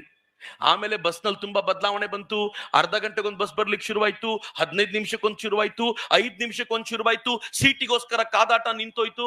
ಎಲ್ಲ ಹೋಯ್ತು ಅನ್ಕೊಳ್ಳೋ ವೇಳೆಗೆ ಸಿದ್ದರಾಮಯ್ಯನವ್ರ ಗೌರ್ಮೆಂಟ್ ಬಂತು. ಈಗ ಹೆಂಗಾಗಿದೆ ಅಂದ್ರೆ 10 ಗಂಟೆಗೊಂದು ಬಸ್ ರೀ, ಎಲ್ಲ ಬಸ್ಸು ಟೈಟ್ ಪ್ಯಾಕು. ಪರಿಣಾಮ ಎಲ್ಲಿವರೆಗೂ ಅಂತಂದ್ರೆ, ಜನ ಮತ್ತೆ ಸೀಟ್ ಮೇಲೆ ಚಪ್ಪಲಿ ಹಾಕ್ಲಿಕ್ಕೆ ಶುರು ಮಾಡಿದ್ದಾರೆ, ಇದು ನನ್ನ ಸೀಟು ಅಂತ ಹೇಳಲಿಕ್ಕೆ. ಜನ ಡೋರಿಂದ ಹತ್ತೋದನ್ನ ಬಿಟ್ಟು ಮತ್ತೆ ಕಿಟಕಿಯಿಂದ ಹತ್ತೋ ವಿಡಿಯೋ ದಿನ ಬೆಳಗಾದ್ರೆ ನೋಡುವಾಗ ನನ್ಗನ್ಸುತ್ತೆ 25 ವರ್ಷ ಹಿಂದಕ್ಕೆ ಹೋಗ್ಬಿಡ್ತಲ್ಲಪ್ಪ ಕರ್ನಾಟಕ. ಮಿತ್ರೆ, ಸತ್ಯವಾಗ್ಲೂ ಹೇಳಬೇಕು ಅಂದ್ರೆ, ಇವತ್ತಿನವರೆಗೂ ಅನೇಕ ಕಡೆಗಳಲ್ಲಿ ಬಿಜೆಪಿಯವರು ಪ್ರಚಾರ ಶುರು ಮಾಡಲಿಲ್ಲ. ಆದ್ರೆ ನಮೋ ಬ್ರಿಗೇಡ್ 4 ಬಾರಿ ರಾಜ್ಯ ಪ್ರವಾಸ ಮಾಡಿ ಎಲ್ಲ ಕಡೆ ಪ್ರಚಾರ ಮಾಡ್ತಿರೋದು ಯಾಕೆ ಗೊತ್ತಾ? ಇಲ್ಲಿ ಸಿದ್ದರಾಮಯ್ಯ ಗೌರ್ಮೆಂಟ್ ಬಂದ ತಕ್ಷಣ ನಾನು ಯಾವತ್ತು ಪಾರ್ಟಿ ಬಗ್ಗೆ, ರಾಜ್ಯದ ವಿಚಾರಕ್ಕೆ ಪಾರ್ಟಿ ಬಗ್ಗೆ ಮಾತೇ ಆಡ್ಲಿಲ್ಲ. ಯಾರನ್ನಾದ್ರೂ ಆಯ್ಕೆ ಮಾಡ್ಕೊಳ್ಳಿ, ಆದ್ರೆ ಸಿದ್ದರಾಮಯ್ಯನವ್ರನ್ನ ಗೌರ್ಮೆಂಟ್ ಆಯ್ಕೆ ಮಾಡ್ಕೊಂಡಿದ್ ಯಾಕೆ? ಫ್ರೀ ಸಿಗುತ್ತೆ ಅಂತ ತಾನೆ. ಬಸ್ ನಲ್ಲಿ ಫ್ರೀ ಟಿಕೆಟ್ ಸಿಗುತ್ತೆ ಅನ್ನೋ ಕಾರಣಕ್ಕೆ ಸಿದ್ದರಾಮಯ್ಯನವ್ರನ್ನ ಮುಖ್ಯಮಂತ್ರಿ ಅಂತ ಒಪ್ಕೊಳ್ಬಹುದಾದವರು ಟ್ರೈನ್ ಅಲ್ಲಿ ಫ್ರೀ ಕೊಟ್ಬಿಟ್ರೆ ರಾಹುಲ್ ಗಾಂಧಿನ ಪ್ರಧಾನಮಂತ್ರಿ ಅಂತ ಒಪ್ಕೊಂಡ್ ಬಿಡ್ತಾರಲ್ಲಪ್ಪ ಅನ್ನುವಂತ ಟೆನ್ಷನ್ಗೆ ಬಂದು ನಿಂತಿರೋದ್ರಿ ನಾನು. ನನಗಿನ್ನೇನೂ ಇಲ್ಲ. ನಾವು ಆ ಒಂದು ಫ್ರೀ ಆಸೆಗೋಸ್ಕರ ರಾಹುಲ್ ಗಾಂಧಿನ ಒಪ್ಕೊಂಡ್ರೆ ಈ ದೇಶವನ್ನು ಪ್ರಪಾತಕ್ಕೆ ತಳ್ಳು ಬಿಡ್ತೀವಲ್ಲ ಅನ್ನೋ ಕಾರಣಕ್ಕೋಸ್ಕರ ನಿಮ್ಮ ಎದುರಿಗೆ ಬಂದು ನಿಂತಿದ್ದು. ದಯಮಾಡಿ ಅಂತ ತಪ್ಪನ್ನ ದೇಶದ ವಿಚಾರದಲ್ಲಿ ಮಾಡಬೇಡಿ ಅಂತ ಕೇಳಲಿಕ್ಕೆ ನಿಂತಿದ್ದೀನಿ. ಆದ್ರೆ ನರೇಂದ್ರ ಮೋದಿ ಅವರ ಟ್ರೈನಿನ ವಿಚಾರವನ್ನ ನಾನು ಇಲ್ಲೇ ಮುಗಿಸೋದಾದ್ರೆ ನಾನು ಮುಂದಿನ ಹಂತಕ್ಕೆ ಹೋಗ್ತೀನಿ. ಈ ಮನುಷ್ಯ ಎಷ್ಟು ಕೆಲಸ ಮಾಡ್ಬಿಟ್ಟಿದ್ದಾನೆ ಅಂತಂದ್ರೆ ಪುರುಸೊತ್ತೇ ಇಲ್ಲ ರೀ ನಂಗೆ. 1.5 ಗಂಟೆ ಮಾತಾಡಿದ್ರೆ 1.5 ಗಂಟೆಯಲ್ಲಿ 30 ಸೆಕೆಂಡ್ ಉಸಿರಾಡಲ್ಲ ನಾನು, ಗ್ಯಾಪ್ ಕೊಡ್ಲಿಕ್ಕಾಗ ಅಷ್ಟು ಕೆಲಸ ರೀ. ಒಂದ್ಸಲ ಒಂದು ತರುಣರ ಸಭೆಗೆ ನಾನು ಹೋಗಿದ್ದೆ. ತರುಣರನ್ನ ಕೇಳಿದೆ, ಮೋದಿಜಿ ಎಷ್ಟು ಜನಕ್ಕೆ ಪ್ರಧಾನಿ ಆಗ್ಬೇಕು ಅಂತ ಆಸೆ ಇದೆ? ಎಲ್ರೂ ಕೈ ಎತ್ತಿದ್ರು, ಒಬ್ಬ ಮಾತ್ರ ಬೇಡ ಅಂದ. ನನ್ ಕ್ಯೂರಿಯಾಸಿಟಿ, ಯಾಕೆ ಬೇಡ ಅಂತಿದ್ದಾನೆ ಇವನು ಅಂತ ಕೇಳಿದ್ರೆ, ಏನ್ ಮಾಡ್ತೀಯ ಅಂತ ಕೇಳಿದೆ ಅವ್ನಿಗೆ. IAS ಪ್ರಿಪೇರ್ ಆಗ್ತಿದ್ದೀನಿ ಅಂದ. ನಾನು ಕೇಳಿದೆ, IAS ಪ್ರಿಪೇರ್ ಆಗುವಂತ ಹುಡುಗ ಮೋದಿ ಎಷ್ಟು ಕೆಲಸ ಮಾಡಿದ್ದಾರೆ ಗೊತ್ತಿರ್ಬೇಕಲ್ಲಪ್ಪ ನಿಂಗೆ. ಅವನೇನಂದ, ಅದೇ ಪ್ರಾಬ್ಲಮ್ ಸರ್ ನಮ್ಗೆ. ನಮ್ ಸೀನಿಯರ್ಗಳಿಗೆ ಎಷ್ಟು ಚೆನ್ನಾಗಿತ್ತು, ಮನಮೋಹನ್ ಸಿಂಗ್ ಇದ್ರು, ವರ್ಷಕ್ಕೊಂದು 50 ಪುಟದ ಪುಸ್ತಕ ಬರ್ತಿತ್ತು, ನೋಡ್ ನೆನ್ಪಿಟ್ಕೊಂಡಿದ್ರೆ ಸಾಕಾಗಿತ್ತು. ಈ ಮನುಷ್ಯ ತಿಂಗಳಿಗೆ 50 ಪೇಜಿನ ಪುಸ್ತಕ ಕೊಡ್ತಾನೆ ಸರ್, ಎಲ್ಲಿಂದ ನೆನ್ಪಿಟ್ಕೊಂಡು ಎಕ್ಸಾಮ್ ಬರೆಯೋದು ಅಂತ ಟೆನ್ಷನ್ ಆಗಿದೆ ಅಂತ. ಆ ಕಾರಣಕ್ಕೆ ಮೋದಿ ಬೇಡ ಅಂತ. ಆ ಮನುಷ್ಯ ಅಷ್ಟು ಡೆವಲಪ್ಮೆಂಟಲ್ ವರ್ಕ್ ರೀ, 1 ನಿಮಿಷ ಪುರ್ಸೊತ್ತಿಲ್ಲ. 18 ಗಂಟೆಗಳ ಕಾಲ ಏನ್ ಮಾಡ್ತಾರೆ ಅಂದ್ರೆ ಇದೇ ಮಾಡ್ತಾರೆ. ನಾನೊಂದು ಫೇವ್ರೆಟ್ ಪ್ರಾಜೆಕ್ಟ್ ನಿಮ್ ಮುಂದೆ ಹಂಚ್ಕೊಳ್ತೀನಿ. ಇದನ್ನ ಜಾಮ್ ಅಂತ ಕರೀತಾರೆ. ಜಾಮ್ ಅಂದ್ರೆ ನಮ್ಗೆ ಗೊತ್ತಿರೋದು ಬ್ರೆಡ್ಡಿಗೆ ಹಾಕೋದ್ ಮಾತ್ರ. ನರೇಂದ್ರ ಮೋದಿ ಜಾಮ್ ಬೇರೆ. ಜೆ ಅಂದ್ರೆ ಜನ್ಧನ್, ಎ ಅಂದ್ರೆ ಆಧಾರ್, ಎಂ ಅಂದ್ರೆ ಮೊಬೈಲ್. ನರೇಂದ್ರ ಮೋದಿ ಅಧಿಕಾರಕ್ಕೆ ಬಂದ ಕೆಲವು ತಿಂಗಳುಗಳ ನಂತರ ಅವ್ರು ಹೇಳಿದ್ರು, ನಾನು ಎಕಾನಮಿನ ಹೆಂಗ್ ಮಾಡ್ತೀನಿ ಅಂತಂದ್ರೆ ನಮ್ ದೇಶದ ಜನರ ಮೊಬೈಲಿಗೆ ಬ್ಯಾಂಕ್ ತಂದು ಕೊಡ್ತೀನಿ ಅಂತ. ಪಿ ಚಿದಂಬರಂ, ಕಾಂಗ್ರೆಸ್ಸಿನ ಕಾಲದ ಹಣಕಾಸು ಮಂತ್ರಿ, ಏನಂದ್ರು ಗೊತ್ತಾ? ತಲೆ ಕೆಟ್ಟಿದೆ ಮೋದಿಗೆ, ನಮ್ಮ ಹಳ್ಳಿ ಜನರಿಗೆ ಇಂಟರ್ನೆಟ್ ಇಲ್ಲ, ಅವ್ರು ದಡ್ರು, ನಮ್ಮ ಹಳ್ಳಿ ಜನರಿಗೆ ಸ್ಮಾರ್ಟ್ ಫೋನ್ ಯೂಸ್ ಮಾಡ್ಲಿಕ್ಕೆ ಬರಲ್ಲ, ಅವ್ರ ಕೈಯಲ್ಲಿ ಬ್ಯಾಂಕ್ ಕೊಡ್ತೀನಿ ಅಂತ ದಡ್ಡ ಇವನು ಅಂತ. ನರೇಂದ್ರ ಮೋದಿ ಏನು ಮಾತಾಡ್ಲಿಲ್ಲ. ನರೇಂದ್ರ ಮೋದಿ ಆಗ ಎಲ್ಲವನ್ನು ತೆಗೆದು ನೋಡುವಾಗ ಅವ್ರಿಗೆ ಗೊತ್ತಾಯ್ತು, ಈ ದೇಶದ 50% ಜನ ಬ್ಯಾಂಕಿಗೆ ಬಂದಿರ್ಲಿಲ್ಲ ಅಂತ. ಸ್ಟೋರಿ ಎಷ್ಟು ಚೆನ್ನಾಗಿದೆ ನೋಡಿ. 50% ಜನ ಯಾರು ಬ್ಯಾಂಕಿಗೆ ಬಂದಿರ್ಲಿಲ್ವೋ ಅದರಲ್ಲಿ 70 ಭಾಗ ಹೆಣ್ಮಕ್ಳೈತು. ಹೆಣ್ಮಕ್ಳು ಯಾಕೆ ಬ್ಯಾಂಕಿಗೆ ಬರಲ್ಲ? ಹಳ್ಳಿ ಜನ ಯಾಕೆ ಬ್ಯಾಂಕಿಗೆ ಬರಲ್ಲ? 2 ಕಾರಣ. ಒಂದು, ಬ್ಯಾಂಕಿಗೆ ಹೋಗ್ಲಿಕ್ಕೆ ಭಯ. ಮ್ಯಾನೇಜರ್ ಮುಖ ಊದಿಸ್ಕೊಂಡಿರ್ತಾರೆ, ಕ್ಯಾಶಿಯರ್ ಮುಖ ಊದಿಸ್ಕೊಂಡಿರ್ತಾರೆ, ಇನ್ಯಾರೋ ಹೊಸಬರು ಬಂದ್ರಲ್ಲ ಏನೋ ಕೇಳಿದ್ರೆ ಬೈಯಕ್ ಶುರು ಮಾಡ್ಬಿಡ್ತಾರೆ, ಹೆದರಿಕೆ. ಎರಡನೇದೇನು ಅಂತಂದ್ರೆ, 100 ರೂಪಾಯಿ ಮಿನಿಮಮ್ ಬ್ಯಾಲೆನ್ಸ್ ಇಡ್ಬೇಕಲ್ಲ, ನಮ್ಮ ಹಳ್ಳಿ ಜನಕ್ಕೆ ಅದು ಹೊರೆ, ಅದಕ್ಕೆ ಬೇಡ ಅಂತ. ನರೇಂದ್ರ ಮೋದಿ ಏನ್ ಮಾಡಿದ್ರು ಗೊತ್ತಾ? ಮೊದಲನೇ ಕಂಡೀಷನ್ ಹೇಳಿದ್ರು, ಜನ್ಧನ್ ಅಕೌಂಟು, ಇದಕ್ಕೆ ಬ್ಯಾಲೆನ್ಸೇ ಬೇಕಾಗಿಲ್ಲ, 0 ಬ್ಯಾಲೆನ್ಸ್ ಅಕೌಂಟು, ನೀವೆಲ್ಲ ಬ್ಯಾಂಕಿಗೆ ಬನ್ನಿ ಅಂತ. ಜನಕ್ಕೆ ಖುಷಿ ಆಯ್ತು, ಚಪ್ಪಾಳೆ ತಟ್ಟಿದ್ರು, ಬ್ಯಾಂಕಿಗೆ ಬರಲಿಲ್ಲ, ಭಯ ಹಂಗೆ ಇತ್ತು. ನರೇಂದ್ರ ಮೋದಿ ಬ್ಯಾಂಕ್ ಅವ್ರನ್ನ ಕೇಳಿದ್ರು, 50 ಕೋಟಿ ಜನರನ್ನ ಬ್ಯಾಂಕಿಗೆ ತರಬೇಕು, ಎಷ್ಟು ವರ್ಷ ಬೇಕು? ನಮ್ ಬ್ಯಾಂಕ್ ಅವ್ರು ಲೆಕ್ಕ ಹಾಕಿ ಹೇಳಿದ್ರು, 50 ವರ್ಷ ಸರ್, ವರ್ಷಕ್ಕೆ 1 ಕೋಟಿ. ನರೇಂದ್ರ ಮೋದಿ ಹೇಳಿದ್ರು, ನಂಗೆ ಜನ ವೋಟ್ ಹಾಕಿರೋದು 5 ವರ್ಷಕ್ಕೆ, 5 ವರ್ಷ ಟೈಮು, ಏನ್ ಮಾಡ್ತಿರೋ ಮಾಡಿ, ಬ್ಯಾಂಕ್ ಬಿಡಿ, ಹೋಗಿ ಮನೆಗಳಿಗೆ ಅಂತ. ಎಲ್ಲ ಬ್ಯಾಂಕಿನ ವರ್ಕರ್ಸ್ ಮನೆಗೆ ಬಂದ್ರು, ನಿಮ್ದು ಅಕೌಂಟ್ ಆಗಿಲ್ವಾ ಅಂತ ಕೇಳೋದು, ಅವರೇ ಅಪ್ಲಿಕೇಶನ್ ಫಿಲ್ಅಪ್ ಮಾಡೋದು, ಅಲ್ಲೇ ಥಂಬ್ ಇಂಪ್ರೆಷನ್ ತಗೊಳ್ಳೋದು, ಅಲ್ಲೇ ಎಲ್ಲ ಮುಗಿಸಿ ಆಧಾರ್ ಕಾರ್ಡ್ ಕೊಡಿ ಅಂತ ಕೇಳುವಾಗ ನಮ್ ಜನ ಹೇಳ್ತಿದ್ರು, ಅಕೌಂಟ್ ಆಯ್ತಾನೆ, ಹೋಗ್, ಆಧಾರು ಇಲ್ಲ, ಗಿದಾರು ಇಲ್ಲ. ಎಲ್ಲ ಕಂಪ್ಲೇಂಟ್ ನರೇಂದ್ರ ಮೋದಿಗೆ, ಅಕೌಂಟ್ ಏನೋ ಆಗ್ತಾ ಇದೆ, ಆಧಾರ್ ಕನೆಕ್ಟ್ ಆಗ್ತಿಲ್ಲ ಅಂತ. ನರೇಂದ್ರ ಮೋದಿ ಹೇಳಿದ್ರು, ಅಕೌಂಟ್ ಮುಗಿಸಿ ಮೊದಲು, ಆಧಾರ್ ಕನೆಕ್ಟ್ ಮಾಡೋದು ಹೆಂಗೆ ಅಂತ ನಂಗೆ ಗೊತ್ತಿದೆ. ಬುದ್ಧಿವಂತರಿಗೆ ಈ ಜನರ ಮೈಂಡ್ ಸೆಟ್ ಅನ್ನು ಅರಿದು ಕುಡಿದು ಬಿಟ್ಟಿದ್ದಾರೆ. ನೆಕ್ಸ್ಟ್ ಏನಂದ್ರು ಗೊತ್ತಾ? ಅವ್ರು ಹೇಳಿದ್ರು, ಇನ್ನು ಮುಂದೆ ಯಾರಾದ್ರೂ ವಿಧವಾ ವೇತನ ಬರಬೇಕು ಅಂತಂದ್ರೆ ಆಫೀಸ್ಗೆ ಹೋಗಿ ಬಂತ ಅಂತ ಕಾಯ್ಬೇಕು ಅಂತಿಲ್ಲ, ಅವ್ರಿಗೆ ಲಂಚ ಕೊಡಬೇಕು ಅಂತಿಲ್ಲ, ಡೈರೆಕ್ಟ್ ನಿಮ್ಮ ಅಕೌಂಟಿಗೆ ಬರುತ್ತೆ. ನರೇಗಾ ಸ್ಕೀಮಿನ ಹಣ ಡೈರೆಕ್ಟ್ ನಿಮ್ಮ ಅಕೌಂಟಿಗೆ ಬರುತ್ತೆ. ಸರ್ಕಾರದ ಎಲ್ಲ ಯೋಜನೆಗಳ ಹಣ ಡೈರೆಕ್ಟ್ ನಿಮ್ಮ ಅಕೌಂಟಿಗೆ ಬರೋ ತರ ನಾನು ಮಾಡ್ತೀನಿ. ಬಟ್ ಒಂದ್ ಪ್ರಾಬ್ಲಮ್ ಇದೆ, ಅಕೌಂಟ್ ನಿಮ್ದೆ ಅಂತ ಗೊತ್ತಾಗ್ಬೇಕು ಅಂದ್ರೆ ಆಧಾರ್ ಕನೆಕ್ಟ್ ಆಗ್ಬೇಕಲ್ಲ ಅಂದ್ರು ಮೋದಿ. ತಗೊಳ್ರಪ್ಪ, ನಮ್ ಜನ ನಿಂತ್ರಲ್ಲ ಬ್ಯಾಂಕಿನ ಮುಂದೆ, ನಂದು ಕನೆಕ್ಟ್ ಮಾಡಿ ದುಡ್ಡು ಬರುತ್ತಲ್ಲ. ಜನ್ಧನ್ 0 ಬ್ಯಾಲೆನ್ಸ್ ಅಕೌಂಟಿಗೆ ದುಡ್ಡು ಬರಕ್ ಶುರು ಆಗುತ್ತಲ್ಲ, ನಂದು ಕನೆಕ್ಟ್ ಮಾಡಿ, ನಂದು ಕನೆಕ್ಟ್ ಮಾಡಿ, ನಂದು ಕನೆಕ್ಟ್ ಮಾಡಿ. ಮಿತ್ರ, ನಿಮ್ಗೆ ಆಶ್ಚರ್ಯದ ಸಂಗತಿ ಹೇಳ್ತೀನಿ, 50 ಕೋಟಿ ಅಕೌಂಟ್ ಯಾವ್ದಕ್ಕೆ 50 ವರ್ಷ ಬೇಕು ಅಂತ ಬ್ಯಾಂಕ್ ಅವ್ರು ಹೇಳ್ತಿದ್ರು, ಅದು 6 ವರ್ಷಗಳಲ್ಲಾಗೋಯ್ತು. ಮೊನ್ನೆ G20 ಸಮಿಟ್ ನಡೆದಾಗ ವರ್ಲ್ಡ್ ಬ್ಯಾಂಕ್ನವರು ಒಂದು ರಿಪೋರ್ಟ್ ಕೊಟ್ಟಿದ್ದಾರೆ. ಆ ರಿಪೋರ್ಟ್ ಅಲ್ಲಿ ಏನ್ ಹೇಳಿದ್ದಾರೆ ಅಂತಂದ್ರೆ, 50 ಕೋಟಿ ಅಕೌಂಟ್ ಮಾಡಿಸ್ಲಿಕ್ಕೆ ಜಗತ್ತಿನ ಯಾವುದೇ ದೇಶಕ್ಕೂ ಮಿನಿಮಮ್ 47 ವರ್ಷ ಬೇಕು. ಭಾರತ 6 ವರ್ಷದಲ್ಲಿ ಮಾಡಿ ವರ್ಲ್ಡ್ ರೆಕಾರ್ಡ್ ಮಾಡಿದೆ ಅದರಲ್ಲಿ ಅಂತ ನರೇಂದ್ರ ಮೋದಿ ಭಾರತಕ್ಕೊಂದು ಕಿರೀಟದ ಗರಿ. ಅದು ಆದ್ರೆ ಕೆಲಸ ಮುಗ್ದಿರ್ಲಿಲ್ಲ. ಯಾರ್ಯಾರು ಬ್ಯಾಂಕಿಗೆ ಬಂದ್ರು ಅವ್ರ ಹತ್ರ ಮೊಬೈಲ್ ಇದೆಯಾ ಅಂತ ಕೇಳಿ ಮೊಬೈಲ್ಗೆ ಅಪ್ಲಿಕೇಶನ್ ಡೌನ್ಲೋಡ್ ಮಾಡಿ ಕಳಿಸ್ತಿದ್ರು. ಇನ್ ಮುಂದೆ ನೀವು ಬ್ಯಾಂಕಿಗೆ ಬರಬೇಡಿ, ಇಲ್ಲೇ ಚೆಕ್ ಮಾಡ್ಕೊಳ್ಳಿ ದುಡ್ಡು ಬಂತೋ ಇಲ್ವೋ ಅಂತ, ಇಂಥ ದಿನ ಚೆಕ್ ಮಾಡಿ, ಇಲ್ಲೇ ಗೊತ್ತಾಗ್ಬಿಡುತ್ತೆ ಅಂತ ಕಲ್ಸ್ಕೊಟ್ರು. ನಮ್ ಜನಕ್ಕೆ ಖುಷಿ ಆಯ್ತು, ವೆರಿ ಗುಡ್, ಒಳ್ಳೇದಾಯ್ತಲ್ಲ ಅಂತ. ನಿಧಾನವಾಗಿ ಇದರಲ್ಲಿ ಎಕ್ಸ್ಪರ್ಟ್ ಆಗ್ತಿದ್ದಾರೆ ಅಂತ ಗೊತ್ತಾದಾಗ QR ಕೋಡ್ ಅನ್ನು ಇಂಟ್ರೊಡ್ಯೂಸ್ ಮಾಡಿ ನರೇಂದ್ರ ಮೋದಿ ಹೇಳಿದ್ರು, ಇನ್ ಮುಂದೆ ದುಡ್ಡನ್ನು ಇಲ್ಲಿಗೆ ಕಳಿಸಿ, ಇಲ್ಲಿಂದ ದುಡ್ಡು ತರಿಸ್ಕೊಳ್ಳಿ, ಮುಗಿದೋಯ್ತಲ್ಲ. ಮಿತ್ರ, ನಮ್ಮ ಹಳ್ಳಿ ಜನ ದಡ್ರು ಅಂತ ಕಾಂಗ್ರೆಸ್ ಹೇಳ್ತಿತ್ತಲ್ಲ, ನಾನಿವತ್ತು ಧೈರ್ಯವಾಗಿ ಎದೆ ತಟ್ಕೊಂಡು ಹೇಳಬಲ್ಲೆ, ಚಿಕ್ಕೋಡಿಯ ಶ್ರೀಮಂತರು QR ಕೋಡ್ ಬಳಸ್ತಾರೋ ಇಲ್ವೋ, ಇಲ್ಲಿ ತರಕಾರಿ ಮಾರುವಂತ ಪ್ರತಿಯೊಬ್ಬ ಬಡ ಹೆಣ್ಣು ಮಗಳು QR ಕೋಡ್ ಯೂಸ್ ಮಾಡಿಯೇ ತರಕಾರಿ ಮಾರಾಟ ಮಾಡ್ತಾಳೆ. ಇದು ಮ್ಯಾಜಿಕ್ ನಡೆದಿದ್ದು ಈ ದೇಶದಲ್ಲಿ. ಆಟೋ ಡ್ರೈವರ್ಗಳ ಬೆನ್ನಿಂದ QR ಕೋಡ್ ಇದೆ. ಈ ದೇಶದ ಮ್ಯಾಜಿಕ್ ಹೆಂಗಿದೆ ಅಂತಂದ್ರೆ ನೀವು ಈ ಚಿಕ್ಕೋಡಿಯ ಪಾನ್ ಬಿಡ ಅಂಗಡಿಗೆ ಹೋದ್ರು ಕ್ಯೂ ಆರ್ ಕೋಡ್ ಇದೆ, ಕ್ಷೌರಿಕರ ಅಂಗಡಿಗೆ ಹೋದ್ರು ಕ್ಯೂ ಆರ್ ಕೋಡ್ ಇದೆ. ಮೊನ್ನೆ ಒಂದು ವೈರಲ್ ವಿಡಿಯೋ, ನಂಗೆ ಗೊತ್ತಿಲ್ಲ ಎಷ್ಟು ಜನ ನೋಡಿದ್ದೀರೋ ಅಂತ, ಅದನ್ನ ಪಿ ಚಿದಂಬರಂ ಅವ್ರನ್ನ ಟ್ರಾಲ್ ಮಾಡ್ಲಿಕ್ಕೆ ಯೂಸ್ ಮಾಡಿದ್ರು ಜನ. ಒಂದು ಹೆಣ್ಮಗಳು ಮದುವೆಯಲ್ಲಿ ಡ್ಯಾನ್ಸ್ ಮಾಡ್ತಾಳೆ, ಡ್ಯಾನ್ಸರ್ನ ಕರೆಸಿರ್ತಾರಲ್ಲ, ಅವಳಿಗೆ ಇಳೆ ಸುತ್ತಿ ಅವ್ರಿಗೆ ದುಡ್ಡು ಹಾಕೋದಿರುತ್ತಲ್ಲ, ಒಬ್ಬ ಹುಡುಗ ಹೋಗಿ ದುಡ್ಡು ಹಾಕ್ಲಿಕ್ಕೆ ಅಂತ ಹೋದ್ರೆ ಅವಳು ಏನ್ ಮಾಡ್ತಾಳೆ ಗೊತ್ತಾ, ಎದೆ ಮೇಲೆ ಇರುವಂತ ಕ್ಯೂ ಆರ್ ಕೋಡ್ ತೋರಿಸಿ ಇಲ್ಲಿಗೆ ಹಾಕು ಅಂತ. ಡ್ಯಾನ್ಸರ್. ನಾನ್ ಬೆಂಗಳೂರಲ್ಲಿ ನಮ್ಮ ಮನೆಯಿಂದ ಹೊರಗೆ ಬರ್ಬೇಕಾದ್ರೆ ಒಂದು ಬಸವ ತಗೊಂಡ್ಬಂದಿದ್ದ ಒಬ್ಬ. ಆ ಬಸವ ತಗೊಂಡ್ಬಂದವನಿಗೆ ನಾನು ಹೇಳ್ದೆ, ನೋಡಪ್ಪ ನನ್ನ ಹತ್ರ ಈ ಕ್ಯಾಶ್ ಇಲ್ಲ, ಎಲ್ಲ ಮೊಬೈಲ್ ಅಲ್ಲಿ ಇದೆ ಅಂದ್ರೆ ಏನೊಂದ ಗೊತ್ತ ಅವನು ಒಂದು ವಿಚಿತ್ರವಾದ ನಗೆ ನಕ್ಕು, ಬಸವನ ಹಣೆ ಮೇಲೆ ಕ್ಯೂ ಆರ್ ಕೋಡ್ ಇದೆ, ಹಾಕ್ಬಿಟ್ಟು ಹೋಗಿ ಸರ್ ಪರವಾಗಿಲ್ಲ ಅಂತ. ಬಸವನ ಕರ್ಕೊಂಡ್ ಬಂದವನು ಕ್ಯೂ ಆರ್ ಕೋಡ್. ಬೆಂಗಳೂರಿನಲ್ಲಿ ಭಿಕ್ಷುಕರ ಎದೆ ಮೇಲೆ Q R code. Narendra Modi ಎಷ್ಟು ಬದಲಾಯಿಸಿದ್ರಿ ನಮ್ಮನ್ನ. ಮಿತ್ರ, ಯಾರನ್ನ ಕಾಂಗ್ರೆಸ್ಸಿಗರು ದಡ್ರು ಅಂತ ಕರೆದಿದ್ದೋ ಅದೇ ಆ ದಡ್ಡರನ್ನೇ ನರೇಂದ್ರ ಮೋದಿ ಎಂಪವರ್ ಮಾಡಿ ಈ ದೇಶವನ್ನ ಜಗತ್ತಿನ 5ನೇ ಶ್ರೀಮಂತ ರಾಷ್ಟ್ರ ಮಾಡಿದ್ರಲ್ಲ, ಇದು ನರೇಂದ್ರ ಮೋದಿ ಮಾಡಿದ ಮ್ಯಾಜಿಕ್. ಆ ಕಾರಣಕ್ಕೆ ಇದು ನನ್ನ ಫೇವರಿಟ್ ಪ್ರಾಜೆಕ್ಟ್. ಹಾಗಂತ ನರೇಂದ್ರ ಮೋದಿ ಇಷ್ಟೇ ಮಾಡಿಸೋಮನಾಗ್ಲಿಲ್ಲ. ನಾನು ಇದನ್ನೇ ಮಾತಾಡಿ ಅಂದ್ರೆ, ನರೇಂದ್ರ ಮೋದಿ ಅವರ ಯೋಜನೆಗಳು ಫೈನಾನ್ಷಿಯಲ್ ಟೆಕ್ ಯೋಜನೆ ಅದ್ಭುತವಾದ್ದು. ಅದನ್ನ ನಾನು ಮುಂದಕ್ಕೆ ಹೋಗ್ತಾ ಹೇಳ್ಬೇಕು ನಿಮ್ಗೆ. ಈ ದೇಶವನ್ನು ನರೇಂದ್ರ ಮೋದಿ ಯಾವ ಲೆವೆಲ್ಗೆ ತಗೊಂಡೋಗಿ ನಿಲ್ಸಿದ್ದಾರೆ ಅಂತಂದ್ರೆ, ಜಗತ್ನಲ್ಲಿ ಎಲ್ಲಾದ್ರೂ ಕ್ವಿಜ್ ನಡೆದು ಇಂಥದ್ರಲ್ಲಿ ನಂಬರ್ 1 ಯಾವುದು, ಇಂಥದ್ರಲ್ಲಿ ನಂಬರ್ 1 ಯಾವುದು ಅಂತ ಕೇಳಿದ್ರೆ ಭಾರತ ಅನ್ನೋ ಹೆಸರು ಬರುವಂಗ್ ಮಾಡಿದ್ದಾರೆ. ನಾನು ಒಂದೇ ವಿಷಯ ಹೇಳಬಲ್ಲೆ ನಿಮ್ಗೆ, ಜಗತ್ತಿನ ಅತ್ಯಂತ ಎತ್ತರದ ರೈಲ್ವೆ ಸೇತುವೆ ಎಲ್ಲಿದೆ ಅಂತ ಕೇಳಿದ್ರೆ ಚೀನಾ ಅಂತಿದ್ರು, ಇವತ್ತಿಲ್ಲ ರೀ. ಅತ್ಯಂತ ಎತ್ತರದ ರೈಲ್ವೆ ಸೇತುವೆ ಜಮ್ಮು ಕಾಶ್ಮೀರದಲ್ಲಿದೆ, ಚೀನಾ ರೈಲ್ವೆ ಸೇತುವೆ. ನೋಡ್ರಿ ಅದು ಎಷ್ಟು ಚೆನ್ನಾಗಿ ಕಾಣುತ್ತೆ. ಅದ್ರ ಮೇಲೆ ಟ್ರೈನ್ ಹಾದು ಹೋಗುವಾಗ ಏನ್ ಸೌಂದರ್ಯ ಇರ್ಬೋದು. ಮಿತ್ರೆ, ಜಗತ್ತಿನ ಅತ್ಯಂತ ಉದ್ದದ ಹೈವೇ ಟನಲ್ ಯಾವುದು ಅಂತ ಕೇಳಿದ್ರೆ ಅಟಲ್ ಟನಲ್ ರೋಟಾಂಗ್ ಪಾಸ್ ನಲ್ಲಿದೆ. 9 ಕಿಲೋಮೀಟರ್ ಉದ್ದದ ಟನಲ್, 2 ವೇ ಟನಲ್ ಇದು. ಅತ್ಯಂತ ಉದ್ದನೇ ಟನಲ್. 2010ರಲ್ಲಿ ಕೆಲಸ ಶುರುವಾದ್ರೂ ಮುಗಿಸ್ಲಿಕ್ಕೆ ನರೇಂದ್ರ ಮೋದಿನೇ ಬರಬೇಕಾಯ್ತು. ಇವತ್ತು ಜಗತ್ತಿನ ಉದ್ದದ ಟನಲ್. ಜಗತ್ತಿನ ಅತ್ಯಂತ ದೊಡ್ಡ ಆಫೀಸ್ ಯಾವುದು ಅಂತ ಕೇಳಿದ್ರೆ ಅದು ಅಮೆರಿಕಾದಲ್ಲಿರುವಂತ ಪೆಂಟಗನ್ ಅಂತ ಹೇಳ್ತಿದ್ರು. ಈಗ ಯಾವ್ದು ಗೊತ್ತೇನು? ಸೂರತ್ ನಲ್ಲಿರೋ ಡೈಮಂಡ್ ಬೋರ್ಸ್. ನೋಡ್ರಿ ಅದು ಹೆಂಗ್ ಕಾಣುತ್ತೆ. ನನಗೂ ಅವಕಾಶ ಸಿಕ್ಕರೆ ಒಂದ್ಸಲ ಈ ಆಫೀಸ್ ನೋಡ್ಲಿಕ್ಕೆ ಹೋಗ್ಬೇಕು ಅಂತಿದೆ.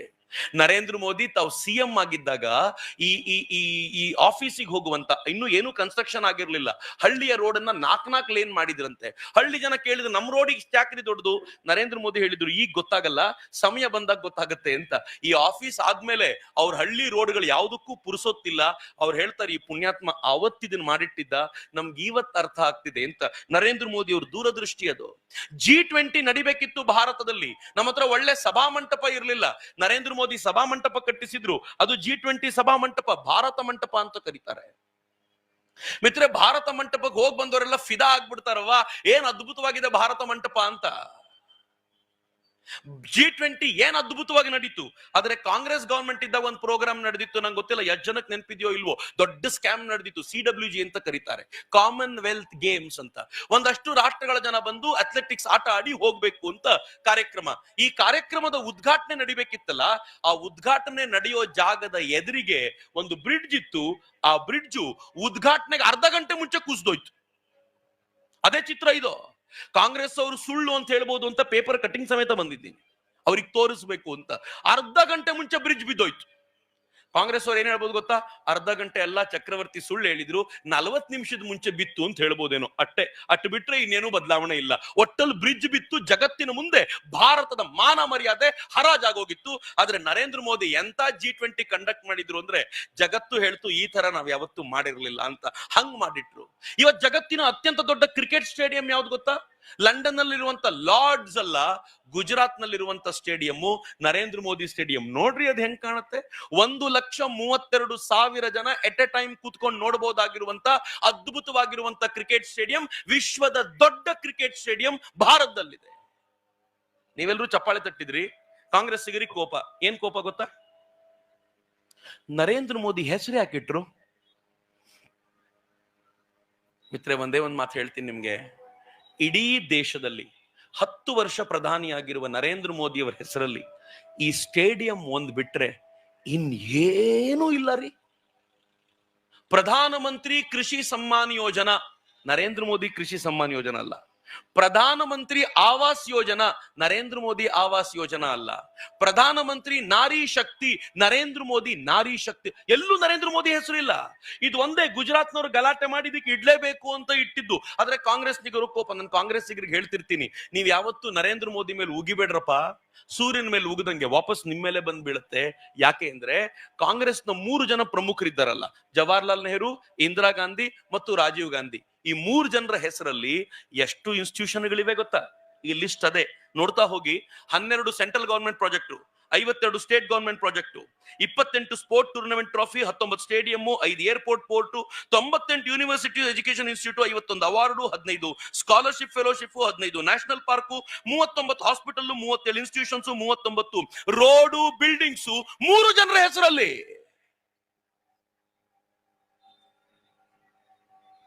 ರಾಜೀವ್ ಗಾಂಧಿ ಹೆಸರಲ್ಲಿ ಒಂದು ಪ್ರಶಸ್ತಿ ಇದೆ ರೀ, ರಾಜೀವ್ ಗಾಂಧಿ ಖೇಲ್ ರತ್ನ ಅಂತ.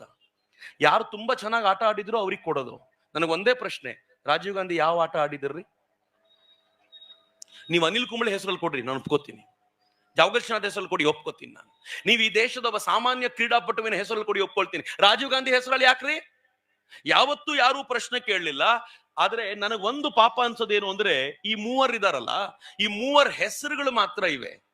ನಾವು ಕನ್ನಡಿಗರು ಪುಣ್ಯವಂತರು. ಎಷ್ಟು ಪುಣ್ಯವಂತರು ಅಂತಂದ್ರೆ ಹೆಸರನ್ನ ಕೆತ್ತಿಸಿದವರಿದ್ದಾರೆ.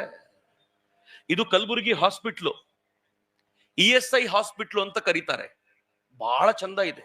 ಇದೊಂಥರ ಅಮೆರಿಕಾದ ವೈಟ್ ಹೌಸ್ ಕಟ್ಟದಂಗೆ ಕಟ್ಟಿದ್ದಾರೆ. ಬಹಳ ಸುಂದರವಾದ ಬಿಲ್ಡಿಂಗ್. ನಾನು ನೋಡಿದ್ದೀನಿ, 2-3 ಸಲ ಹೋಗಿದ್ದೀನಿ ಅದಕ್ಕೆ. ಆದ್ರೆ ಈ ಹಾಸ್ಪಿಟಲ್ ನ ಮ್ಯಾಜಿಕ್ ಏನ್ ಗೊತ್ತಾ? ಇದನ್ನ ಮೇಲಿಂದ ನೋಡಿದ್ರೆ ಆ ಬಾಕ್ಸ್ ಅಲ್ಲಿರೋ ಚಿತ್ರ ಕಾಣುತ್ತೆ. 2 ಕನ್ನಡ ಅಕ್ಷರ, 1 ಕನ್ನಡದ ಅರ್ಧ ಅಕ್ಷರ ಇದೆ ಅದರಲ್ಲಿ. ಮೊದಲನೇದೊಂದು ಕನ್ನಡ ಅಕ್ಷರ, ಎರಡನೇದೊಂದು ಕನ್ನಡ ಅಕ್ಷರ, ಮೂರನೇದೊಂದು ಅರ್ಧ ಅಕ್ಷರ.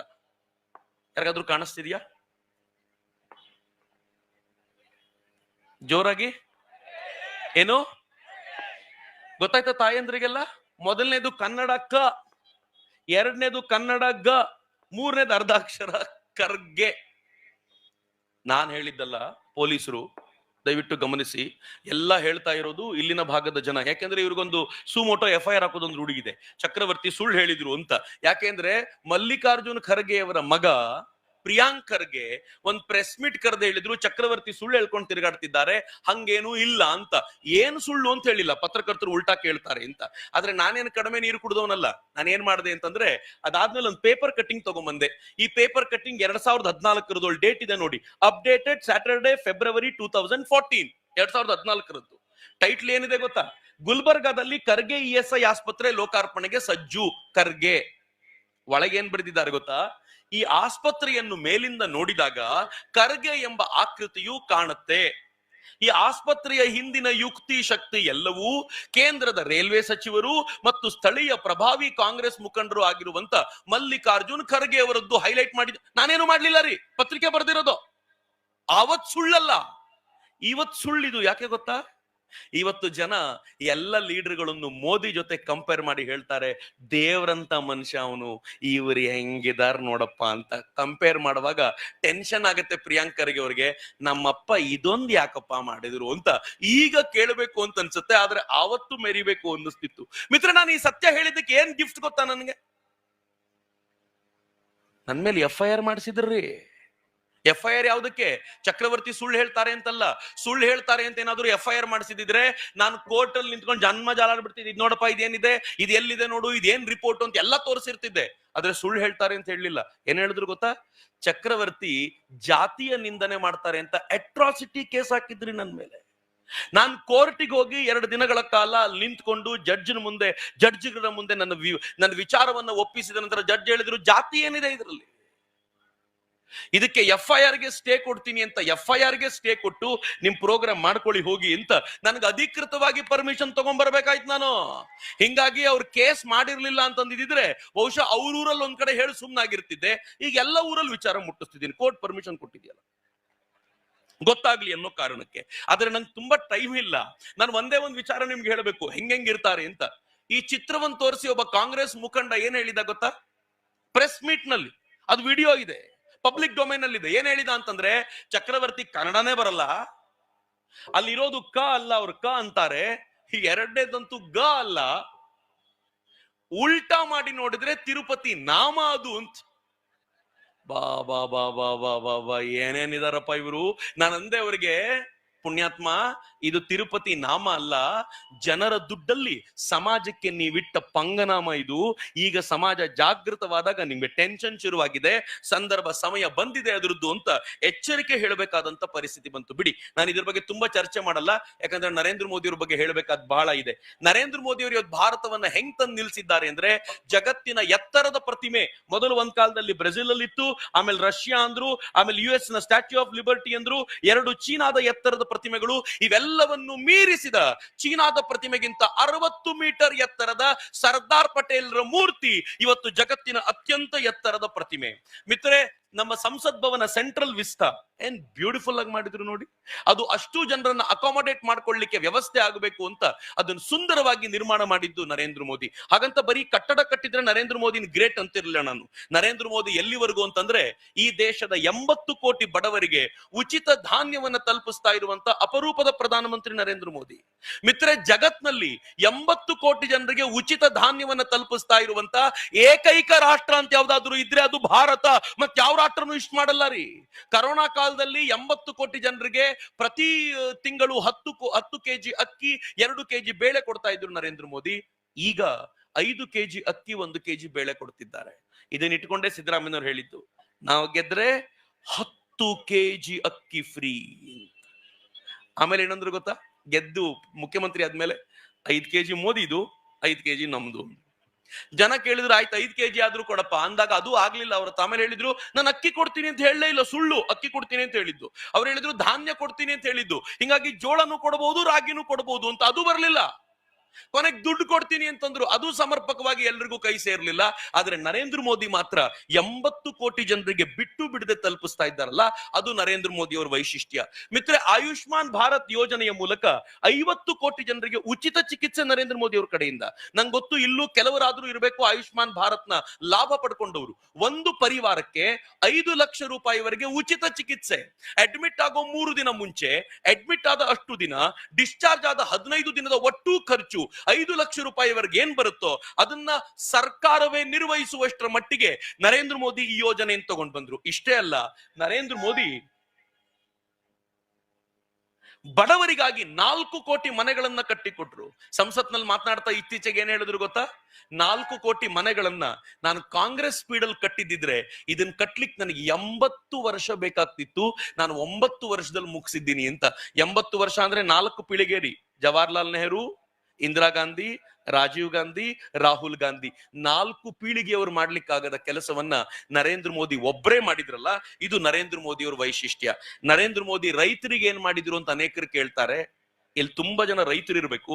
ನಾನು ಒಂದೇ ಒಂದು ನೆನಪಿಸ್ಲಿಕ್ಕೆ ಪ್ರಯತ್ನ ಪಡ್ತೀನಿ.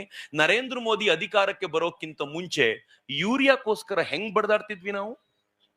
ಯೂರಿಯಾದ ಅಂಗಡಿಯ ಮುಂದೆ ನಿಂತ್ಕೊಂಡು ಗಲಾಟೆ ಮಾಡಿ ಆ ಬಾಗಿಲುಗಳನ್ನ ಒಡೆದಾಕಿ ಅನೇಕ ರೈತರು ಯೂರಿಯಾ ಕದ್ದುಕೊಂಡು ಹೋಗ್ತಾ ಇದ್ರು.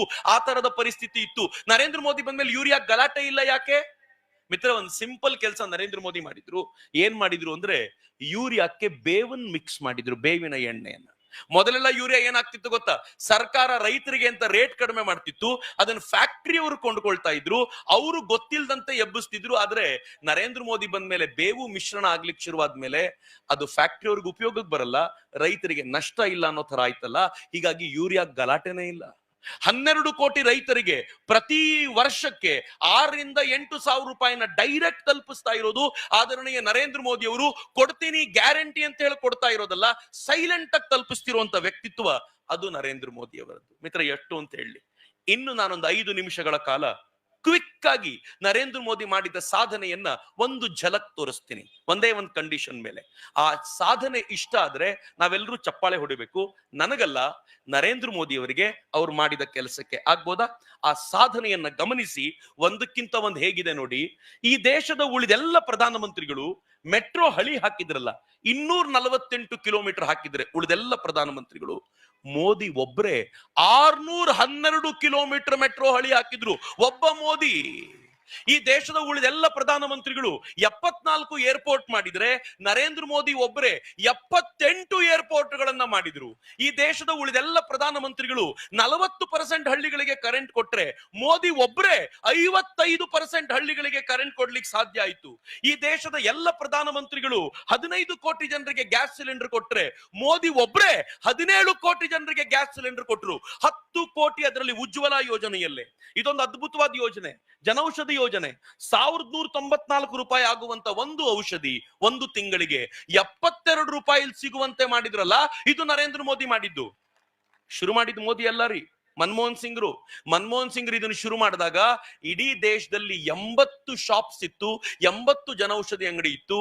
ಮೋದಿ 9 ವರ್ಷದಲ್ಲಿ 10,000 ಜನೌಷಧಿ ಅಂಗಡಿಗಳನ್ನ ಮಾಡಿದ್ರು. ಇದು ನರೇಂದ್ರ ಮೋದಿ ಅವರ ಸಾಧನೆ. ಇಂಟರ್ನೆಟ್ ನ ವಿಚಾರಕ್ಕೆ ಬರೋದಾದ್ರೆ ಉಳಿದೆಲ್ಲ ಪ್ರಧಾನಮಂತ್ರಿಗಳು 25 ಕೋಟಿ ಜನರಿಗೆ ಇಂಟರ್ನೆಟ್ ಕೊಟ್ರೆ ಮೋದಿ ಒಬ್ಬರೇ 60 ಕೋಟಿ ಜನರಿಗೆ ಇಂಟರ್ನೆಟ್ ಕೊಟ್ರು. ಬಹಳ ಜನರಿಗೆ ನೆನಪಿರ್ಬೇಕು, ನಾವೆಲ್ಲ ಮೊಬೈಲ್ ಯೂಸ್ ಮಾಡುವಾಗ ಆರಂಭದಲ್ಲಿ 1 GB ಡಾಟಾಗೆ 300 ರೂಪಾಯಿ ಇತ್ತು ಒಂದ್ ತಿಂಗಳಿಗೆ. ಇವತ್ತು 1.5 GB ಡಾಟಾ ಪರ್ ಡೇ ತಿಂಗಳಿಗೆ 300 ರೂಪಾಯಿ. ಅವತ್ತು 1 GB 300 ರೂಪಾಯಿ ಇತ್ತು, ಇವತ್ತು 1 GB 10 ರೂಪಾಯಿಗಿಂತಲೂ ಕಡಿಮೆ ನರೇಂದ್ರ ಮೋದಿ ಅವ್ರ ಕಾಲದಲ್ಲಿ ಆಗಿದ್ದು. ಮಿತ್ರ, ನರೇಂದ್ರ ಮೋದಿ ಅವರು ಎಂತ ಮ್ಯಾಜಿಕ್ ಮಾಡಿದ್ರು ಅಂತಂದ್ರೆ, ಬಡವರಿಗಾಗಿ ಏಕಲವ್ಯ ಮಾದರಿ ವಸತಿ ಶಾಲೆ ಉಳಿದೆಲ್ಲ ಪ್ರಧಾನಮಂತ್ರಿಗಳು 100 ಕಟ್ಟಿದ್ರೆ ಮೋದಿ ಒಬ್ಬರೇ 600 ಏಕಲವ್ಯ ಮಾದರಿ ವಸತಿ ಶಾಲೆ ಕಟ್ಟಿದ್ರು. ಹೆಂಗ್ರಿ ಸಾಧ್ಯ? ಕಾಂಗ್ರೆಸ್ಸಿಗೆ 65 ವರ್ಷದಲ್ಲಿ ಮಾಡ್ಲಿಕ್ಕೆ ಆಗದೆ ಇರೋದನ್ನ ಮೋದಿ 10 ವರ್ಷದಲ್ಲಿ ಹೇಗೆ ಮಾಡಿದ್ರು? ಪ್ರಶ್ನೆ ಕೇಳ್ಕೊಳ್ಬೇಕಲ್ಲ. ಒಬ್ಬೊಬ್ಬರೇ ಕೂತ ಕೇಳಿ ಹೆಂಗ್ ಸಾಧ್ಯ ಆಯ್ತು ಈ ಮನುಷ್ಯನಿಗೆ? ಒಂದೇ ಕಾರಣ ಹೇಳಲೇನು, ಕಾಂಗ್ರೆಸ್ಸಿಗೆ ತನ್ನ ಪರಿವಾರವನ್ನು ಬೆಳೆಸಬೇಕು ಅಂತಿದೆ. ಮೋದಿಗೆ 148 ಕೋಟಿ ಜನ ಭಾರತೀಯರ ಪರಿವಾರವನ್ನ ಗಟ್ಟಿ ಮಾಡಬೇಕು ಅನ್ನೋಂತ ಭಾವನೆ ಇದೆಯಲ್ಲ, ಈ ಕಾರಣಕ್ಕೆ ಸಾಧ್ಯವಾಗಿದ್ದು. ನಾನು ಸುಮ್ಮನೆ ಹೇಳ್ತಿಲ್ಲ, ಒಂದ್ ಚಿತ್ರ ತೋರಿಸ್ತೀನಿ, ಅವ್ರು ಯಾರು ಅಂತ ಗೊತ್ತಾಗುತ್ತಾ ನೋಡಿ. ನೆನ್ಪಿದ್ಯಾ ನೋಡಿದ್ದು? ಪಬ್ಲಿಕ್ ಮೆಮೊರಿ ಶಾರ್ಟ್, ಬೇಗ ಮರ್ತೋಗ್ಬಿಡ್ತೀವಿ, ಅದಕ್ಕೆ ಚಿತ್ರ ತಗೊಂಡ್ಬಂದಿರೋದು ನಾನು. ಧೀರಜ್ ಸಾಹು ಅಂತ ಒಡಿಸ್ಸಾದ ಕಾಂಗ್ರೆಸ್ಸಿನ ರಾಜ್ಯಸಭಾ MP. ಅವ್ರ ಹಿಂದೆ ಇರೋದು ಏನ್ ಗೊತ್ತಾ? ಅದು ನೋಟಿನ ಕಂತೆಗಳು. ಒಂದಿನ ಇಡಿನವರು ಅವ್ರ ಮನೆಗೆ ದಾಳಿ ಮಾಡಿದ್ರು. 4 ನೋಟ್ ಕೌಂಟಿಂಗ್ ಮಿಷಿನ್ ತಗೊಂಡು ಹೋಗಿದ್ರು. ಒಂದು ಕಬೋರ್ಡ್ ಅನ್ನು ಓಪನ್ ಮಾಡಿದ್ರು, ಅದರಲ್ಲಿ ನೋಟ್ಸ್ ಇತ್ತು, ಕೌಂಟಿಂಗ್ ಮಿಷಿನ್ ಕೊಟ್ರು. ಇನ್ನೊಬ್ಬ ಆಫೀಸರ್ ಇನ್ನೊಂದು ಕಬೋರ್ಡ್ ಓಪನ್ ಮಾಡಿದ್ರೆ ಅಲ್ಲೂ ಇತ್ತು, ಇನ್ನೊಂದ್ 4 ನೋಟ್ ಕೌಂಟಿಂಗ್ ಮಿಷಿನ್ ತಗೊಂಡ್ಬಂದ್ರು. ಮತ್ತೊಂದು ಕಬೋರ್ಡ್ ಓಪನ್ ಮಾಡಿದ್ರೆ ಅಲ್ಲೂ ಇತ್ತು. ಮತ್ತೊಬ್ಬ ಆಫೀಸರ್ ಒಂದು ರೂಮ್ ಓಪನ್ ಮಾಡಿದ್ರು, ತುಂಬಿತ್ತು ದುಡ್ಡು. 48 ನೋಟ್ ಕೌಂಟಿಂಗ್ ಮಿಷಿನ್ಗಳು ರಿಲೆಂಟ್ಲೆಸ್ ಆಗಿ ಕೆಲಸ ಮಾಡ್ತಾ ಇದ್ವು. 12 ನೋಟ್ ಕೌಂಟಿಂಗ್ ಮಿಷಿನ್ಗೆ ಜ್ವರ ಬಂದು ಸತ್ತೋಯ್ತು. ಈ ದುಡ್ಡು ನಾವು ಜೀವಮಾನದಲ್ಲಿ ನೋಡಿರ್ಲಿಲ್ಲಪ್ಪ, ಬಿಟ್ಬಿಡಿ ನಮ್ಮನ್ನ ಅಂತ. ಕೊನೆಗೆ 6 ದಿನಗಳ ನಂತರ ಮನೆಯಲ್ಲಿ ಟೋಟಲ್ ಕೌಂಟ್ ಮಾಡಿದ್ರೆ ದುಡ್ಡು ಎಷ್ಟಿತ್ತು ಗೊತ್ತಾ? 360 ಕೋಟಿ ರೂಪಾಯಿ ಕ್ಯಾಶ್. 360 crores. 360 crores ಅಂದ್ರೆ ಎಷ್ಟು ಗೊತ್ತಾ ಮಿತ್ರರೇ? ಒಂದ್ ಇಡೀ ಕಾಶಿ ಕಾರಿಡಾರ್ ನಿರ್ಮಾಣ ಮಾಡ್ಲಿಕ್ಕೆ ಸರ್ಕಾರಕ್ಕೆ ಖರ್ಚಾಗಿದ್ದು 360 ಕೋಟಿ ರೂಪಾಯಿ ಒಬ್ಬ ಕಾಂಗ್ರೆಸ್ MP ಮನೆಯಲ್ಲಿತ್ತು. ಸರಿಯಾಗಿ ಹಿಂಡಿದ್ರೆ ಎಷ್ಟು ಕಾಶಿ ಕಾರಿಡಾರ್ ಮಾಡ್ಬೋದ್ರಿ? ಅವ್ರಿಗೆಲ್ಲ ಸ್ವಂತ ವ್ಯಕ್ತಿತ್ವ ಬೆಳೆಸ್ಕೊಳ್ಬೇಕು, ಸ್ವಂತ ಪರಿವಾರ ಬೆಳೆಸಬೇಕು ಅಂತಿದೆ. ನರೇಂದ್ರ ಮೋದಿಗೆ ರಾಷ್ಟ್ರ ಕಟ್ಟಬೇಕು ಅಂತಿದೆ ರೀ. ಆ ಕಾರಣಕ್ಕೆ ಸಾಧ್ಯವಾಗೋದು. ನರೇಂದ್ರ ಮೋದಿ ಅವರ ಆರೋಪ ಮಾಡ್ಲಿಕ್ಕೆ ಸಾಧ್ಯ ಆಗ್ತಿಲ್ಲ ಕಾಂಗ್ರೆಸ್ಸಿಗೆ. ಕಳೆದ ವರ್ಷ ರಾಹುಲ್ ಗಾಂಧಿ ಏನ್ ಮಾಡಿದ? ಎಲೆಕ್ಷನ್ ಟೈಮಲ್ಲಿ ರಫೇಲ್ ಹಿಡ್ಕೊಂಡು ತಿರುಗಾಡ್ತಿದ್ದ. ರಫೇಲ್ ನಲ್ಲಿ ಮೋಸ ಆಗಿದೆ, ರಫೇಲ್ ನಲ್ಲಿ ಮೋಸ ಆಗಿದೆ ಅಂತ. ನಾನು ವಿತ್ ಪ್ರೂಫ್ ನಿಮ್ಗೆ ಹೇಳ್ತೀನಿ. ಸುಪ್ರೀಂ ಕೋರ್ಟ್ 2 ಬಾರಿ ನರೇಂದ್ರ ಮೋದಿ ಅವರಿಗೆ ರಫೇಲ್ ನಲ್ಲಿ ಮೋಸ ಆಗ್ಲಿಲ್ಲ ಅಂತ ಕ್ಲೀನ್ ಚಿಟ್ ಕೊಡ್ತಲ್ದೆ ಚೌಕಿದಾರ್ ಚೋರೆ ಅಂತ ಹೇಳಿದ ರಾಹುಲ್ ಗಾಂಧಿ ಕ್ಷಮೆ ಕೇಳಬೇಕು ಅಂತ ಹೇಳ್ತು. ಇದು ಸುಪ್ರೀಂ ಕೋರ್ಟ್ ಮಾಡಿದ ಕೆಲಸ. ಈಗ ರಾಹುಲ್ ಗಾಂಧಿ ಏನ್ ಹೇಳ್ತಿದ್ದಾನೆ ಗೊತ್ತಾ? ಮೋದಿಗೂ ಅದಾನಿಗೂ ಸಂಬಂಧ ಇದೆ, ಮೋದಿಗೂ ಅದಾನಿಗೂ ಫ್ರೆಂಡ್ಶಿಪ್ ಇದೆ, ಮೋದಿಯ ಭ್ರಷ್ಟಾಚಾರ ಎಲ್ಲ ಅದಾನಿ ಮಾಡ್ತಾರೆ, ಅದಕ್ಕೆ ಮೋದಿ ಅದಾನಿಗೆ ತುಂಬಾ ದುಡ್ಡು ಕೊಟ್ಟು ದುಡ್ಡಿನ ಕಾಂಟ್ರಾಕ್ಟ್ ಕೊಡೋ ಪ್ರಯತ್ನ ಮಾಡ್ತಾರೆ ಅಂತ. ರಾಹುಲ್ ಗಾಂಧಿ ಹೇಳೋದನ್ನ ಕೇಳ್ಬೇಕು ನೀವು. ನೀವು ಮನೆಯಲ್ಲಿ ಲೈಟ್ ಸ್ವಿಚ್ ಆನ್ ಮಾಡಿದ್ರೆ ಅದಾನಿಗೆ ದುಡ್ಡು ಹೋಗುತ್ತೆ, ನಲ್ಲಿ ಬಿಟ್ರೆ ಅದಾನಿಗೆ ದುಡ್ಡು ಹೋಗುತ್ತೆ, ಸ್ನಾನ ಮಾಡಿದ್ರೆ ಅದಾನಿಗೆ ದುಡ್ಡು ಹೋಗುತ್ತೆ, ಶರ್ಟ್ ಹಾಕೊಂಡ್ರೆ ಅದಾನಿಗೆ ದುಡ್ಡು ಹೋಗುತ್ತೆ. ನಾನು ಕೇಳಿದೆ, ಯಾವ ಲಾಜಿಕ್ ಅಪ್ಪ ಇದು? ಒಬ್ಬ ಹುಡುಗ ಹೇಳ್ದ, ರಾಹುಲ್ ಗಾಂಧಿ ಭಾಷಣದಲ್ಲಿ ಲಾಜಿಕ್ ಹುಡುಕ್ತಿರಲ್ಲ ಸರ್, ದಡ್ಡ್ರಿ ನೀವು ಅಂತ. ನಾನು ಹೇಳಿದೆ, ಮತ್ತೆ ಹೆಂಗೆ? ಟಿವಿ ಆನ್ ಮಾಡ್ಬೇಕಂತೆ, ರಾಹುಲ್ ಗಾಂಧಿ ಭಾಷಣ ಶುರುವಾಗಿದ್ದನ್ನು ಕೇಳಿ ನಕ್ಕು ನಕ್ಕು ಟಿವಿ ಆಫ್ ಮಾಡಿ ಎದ್ದೋಗ್ಬೇಕಂತ. ಹಂಗ ರಾಹುಲ್ ಗಾಂಧಿ ನೋಡ್ಬೇಕು ಅಂತ. ಆದ್ರೆ ರಾಹುಲ್ ಗಾಂಧಿ ಈ ಸುಳ್ಳನ್ನು ಹೇಳೋದ್ರಿಂದ ನಾನು ನಿಮ್ಗೊಂದು ಪ್ರಶ್ನೆ ಕೇಳಲಿಕ್ಕಿದೆ. ಕಾಂಗ್ರೆಸ್ಸಿಗರು ಬಂದ್ರೆ ಕೇಳಿ. ಆತ ರೇವಂತ್ ರೆಡ್ಡಿ ಅಂತ ತೆಲಂಗಾಣದ ಮುಖ್ಯಮಂತ್ರಿ, ಈತನೇ ಗೌತಮ್ ಅದಾನಿ. ರಾಹುಲ್ ಗಾಂಧಿ ಯಾರನ್ನು ಬೈಕೊಂಡು ತಿರುಗಾಡ್ತಾರಲ್ಲ, ಆ ಗೌತಮ್ ಅದಾನಿ ಇದೆ. ತೆಲಂಗಾಣದ ಮುಖ್ಯಮಂತ್ರಿ ತಾನು ಮುಖ್ಯಮಂತ್ರಿ ಆದ ಕೆಲವೇ ದಿನಗಳಲ್ಲಿ ವರ್ಲ್ಡ್ ಎಕನಾಮಿಕ್ ಫೋರಂ ದಾವೋಸ್ ನಲ್ಲಿ ಹೋಗಿ ಗೌತಮ್ ಅದಾನಿ ಅವ್ರನ್ನ ಭೇಟಿ ಮಾಡಿ ಅವ್ರ ಜೊತೆ 12,000 ಕೋಟಿ ರೂಪಾಯಿಯ ಒಪ್ಪಂದ ಮಾಡಿಕೊಂಡ. 12,000 ಕೋಟಿ. ಮೋದಿಗೂ ಅದಾನಿಗೂ ಸಂಬಂಧ ಅಂತ ಕಾಂಗ್ರೆಸ್ನವ್ರು ಹೇಳುವಾಗ ಒಂದೇ ಪ್ರಶ್ನೆ ಕೇಳಿ, ತೆಲಂಗಾಣಕ್ಕೂ ಅದಾನಿಕ್ಕೂ ಏನ್ ಕುಚಿಕು ಕಣಪ್ಪ ಅಂತ ಕೇಳಿದ್ರೆ ಏನ್ ಉತ್ತರ ಕೊಡ್ತಾರೋ ನಂಗೆ ಕೇಳಬೇಕಾಗಿದೆ. ಮಿತ್ರ, ನಾನು ಮೋದಿನ ಮತ್ತು ರಾಹುಲ್ ಗಾಂಧಿನ ಕಂಪೇರ್ ಮಾಡುವ ಯಾವ ತಪ್ಪು ಮಾಡಲ್ಲ, ನಂಗೆ ಗೊತ್ತಿದೆ ಆ ತಪ್ಪು ಮಾಡಬಾರ್ದು ಅಂತ. ಆದ್ರೆ ಸುಮ್ನೆ ನಿಮ್ಗೆ ಒಂದೇ ಒಂದು ತೋರಿಸ್ಬೇಕು ಚಿತ್ರ, ಅದನ್ನ ತೋರಿಸಿದ್ರೆ ನನ್ ಕೆಲಸ ಮುಗೀತು. ದೇವಸ್ಥಾನದಲ್ಲಿ ಮೋದಿ ಕೂತಾಗ, ಹೋಮದ ಮುಂದೆ ರಾಹುಲ್ ಗಾಂಧಿ ಕೂತಾಗ ಹೆಂಗಿರ್ತಾರೆ ನೋಡ್ರಿ.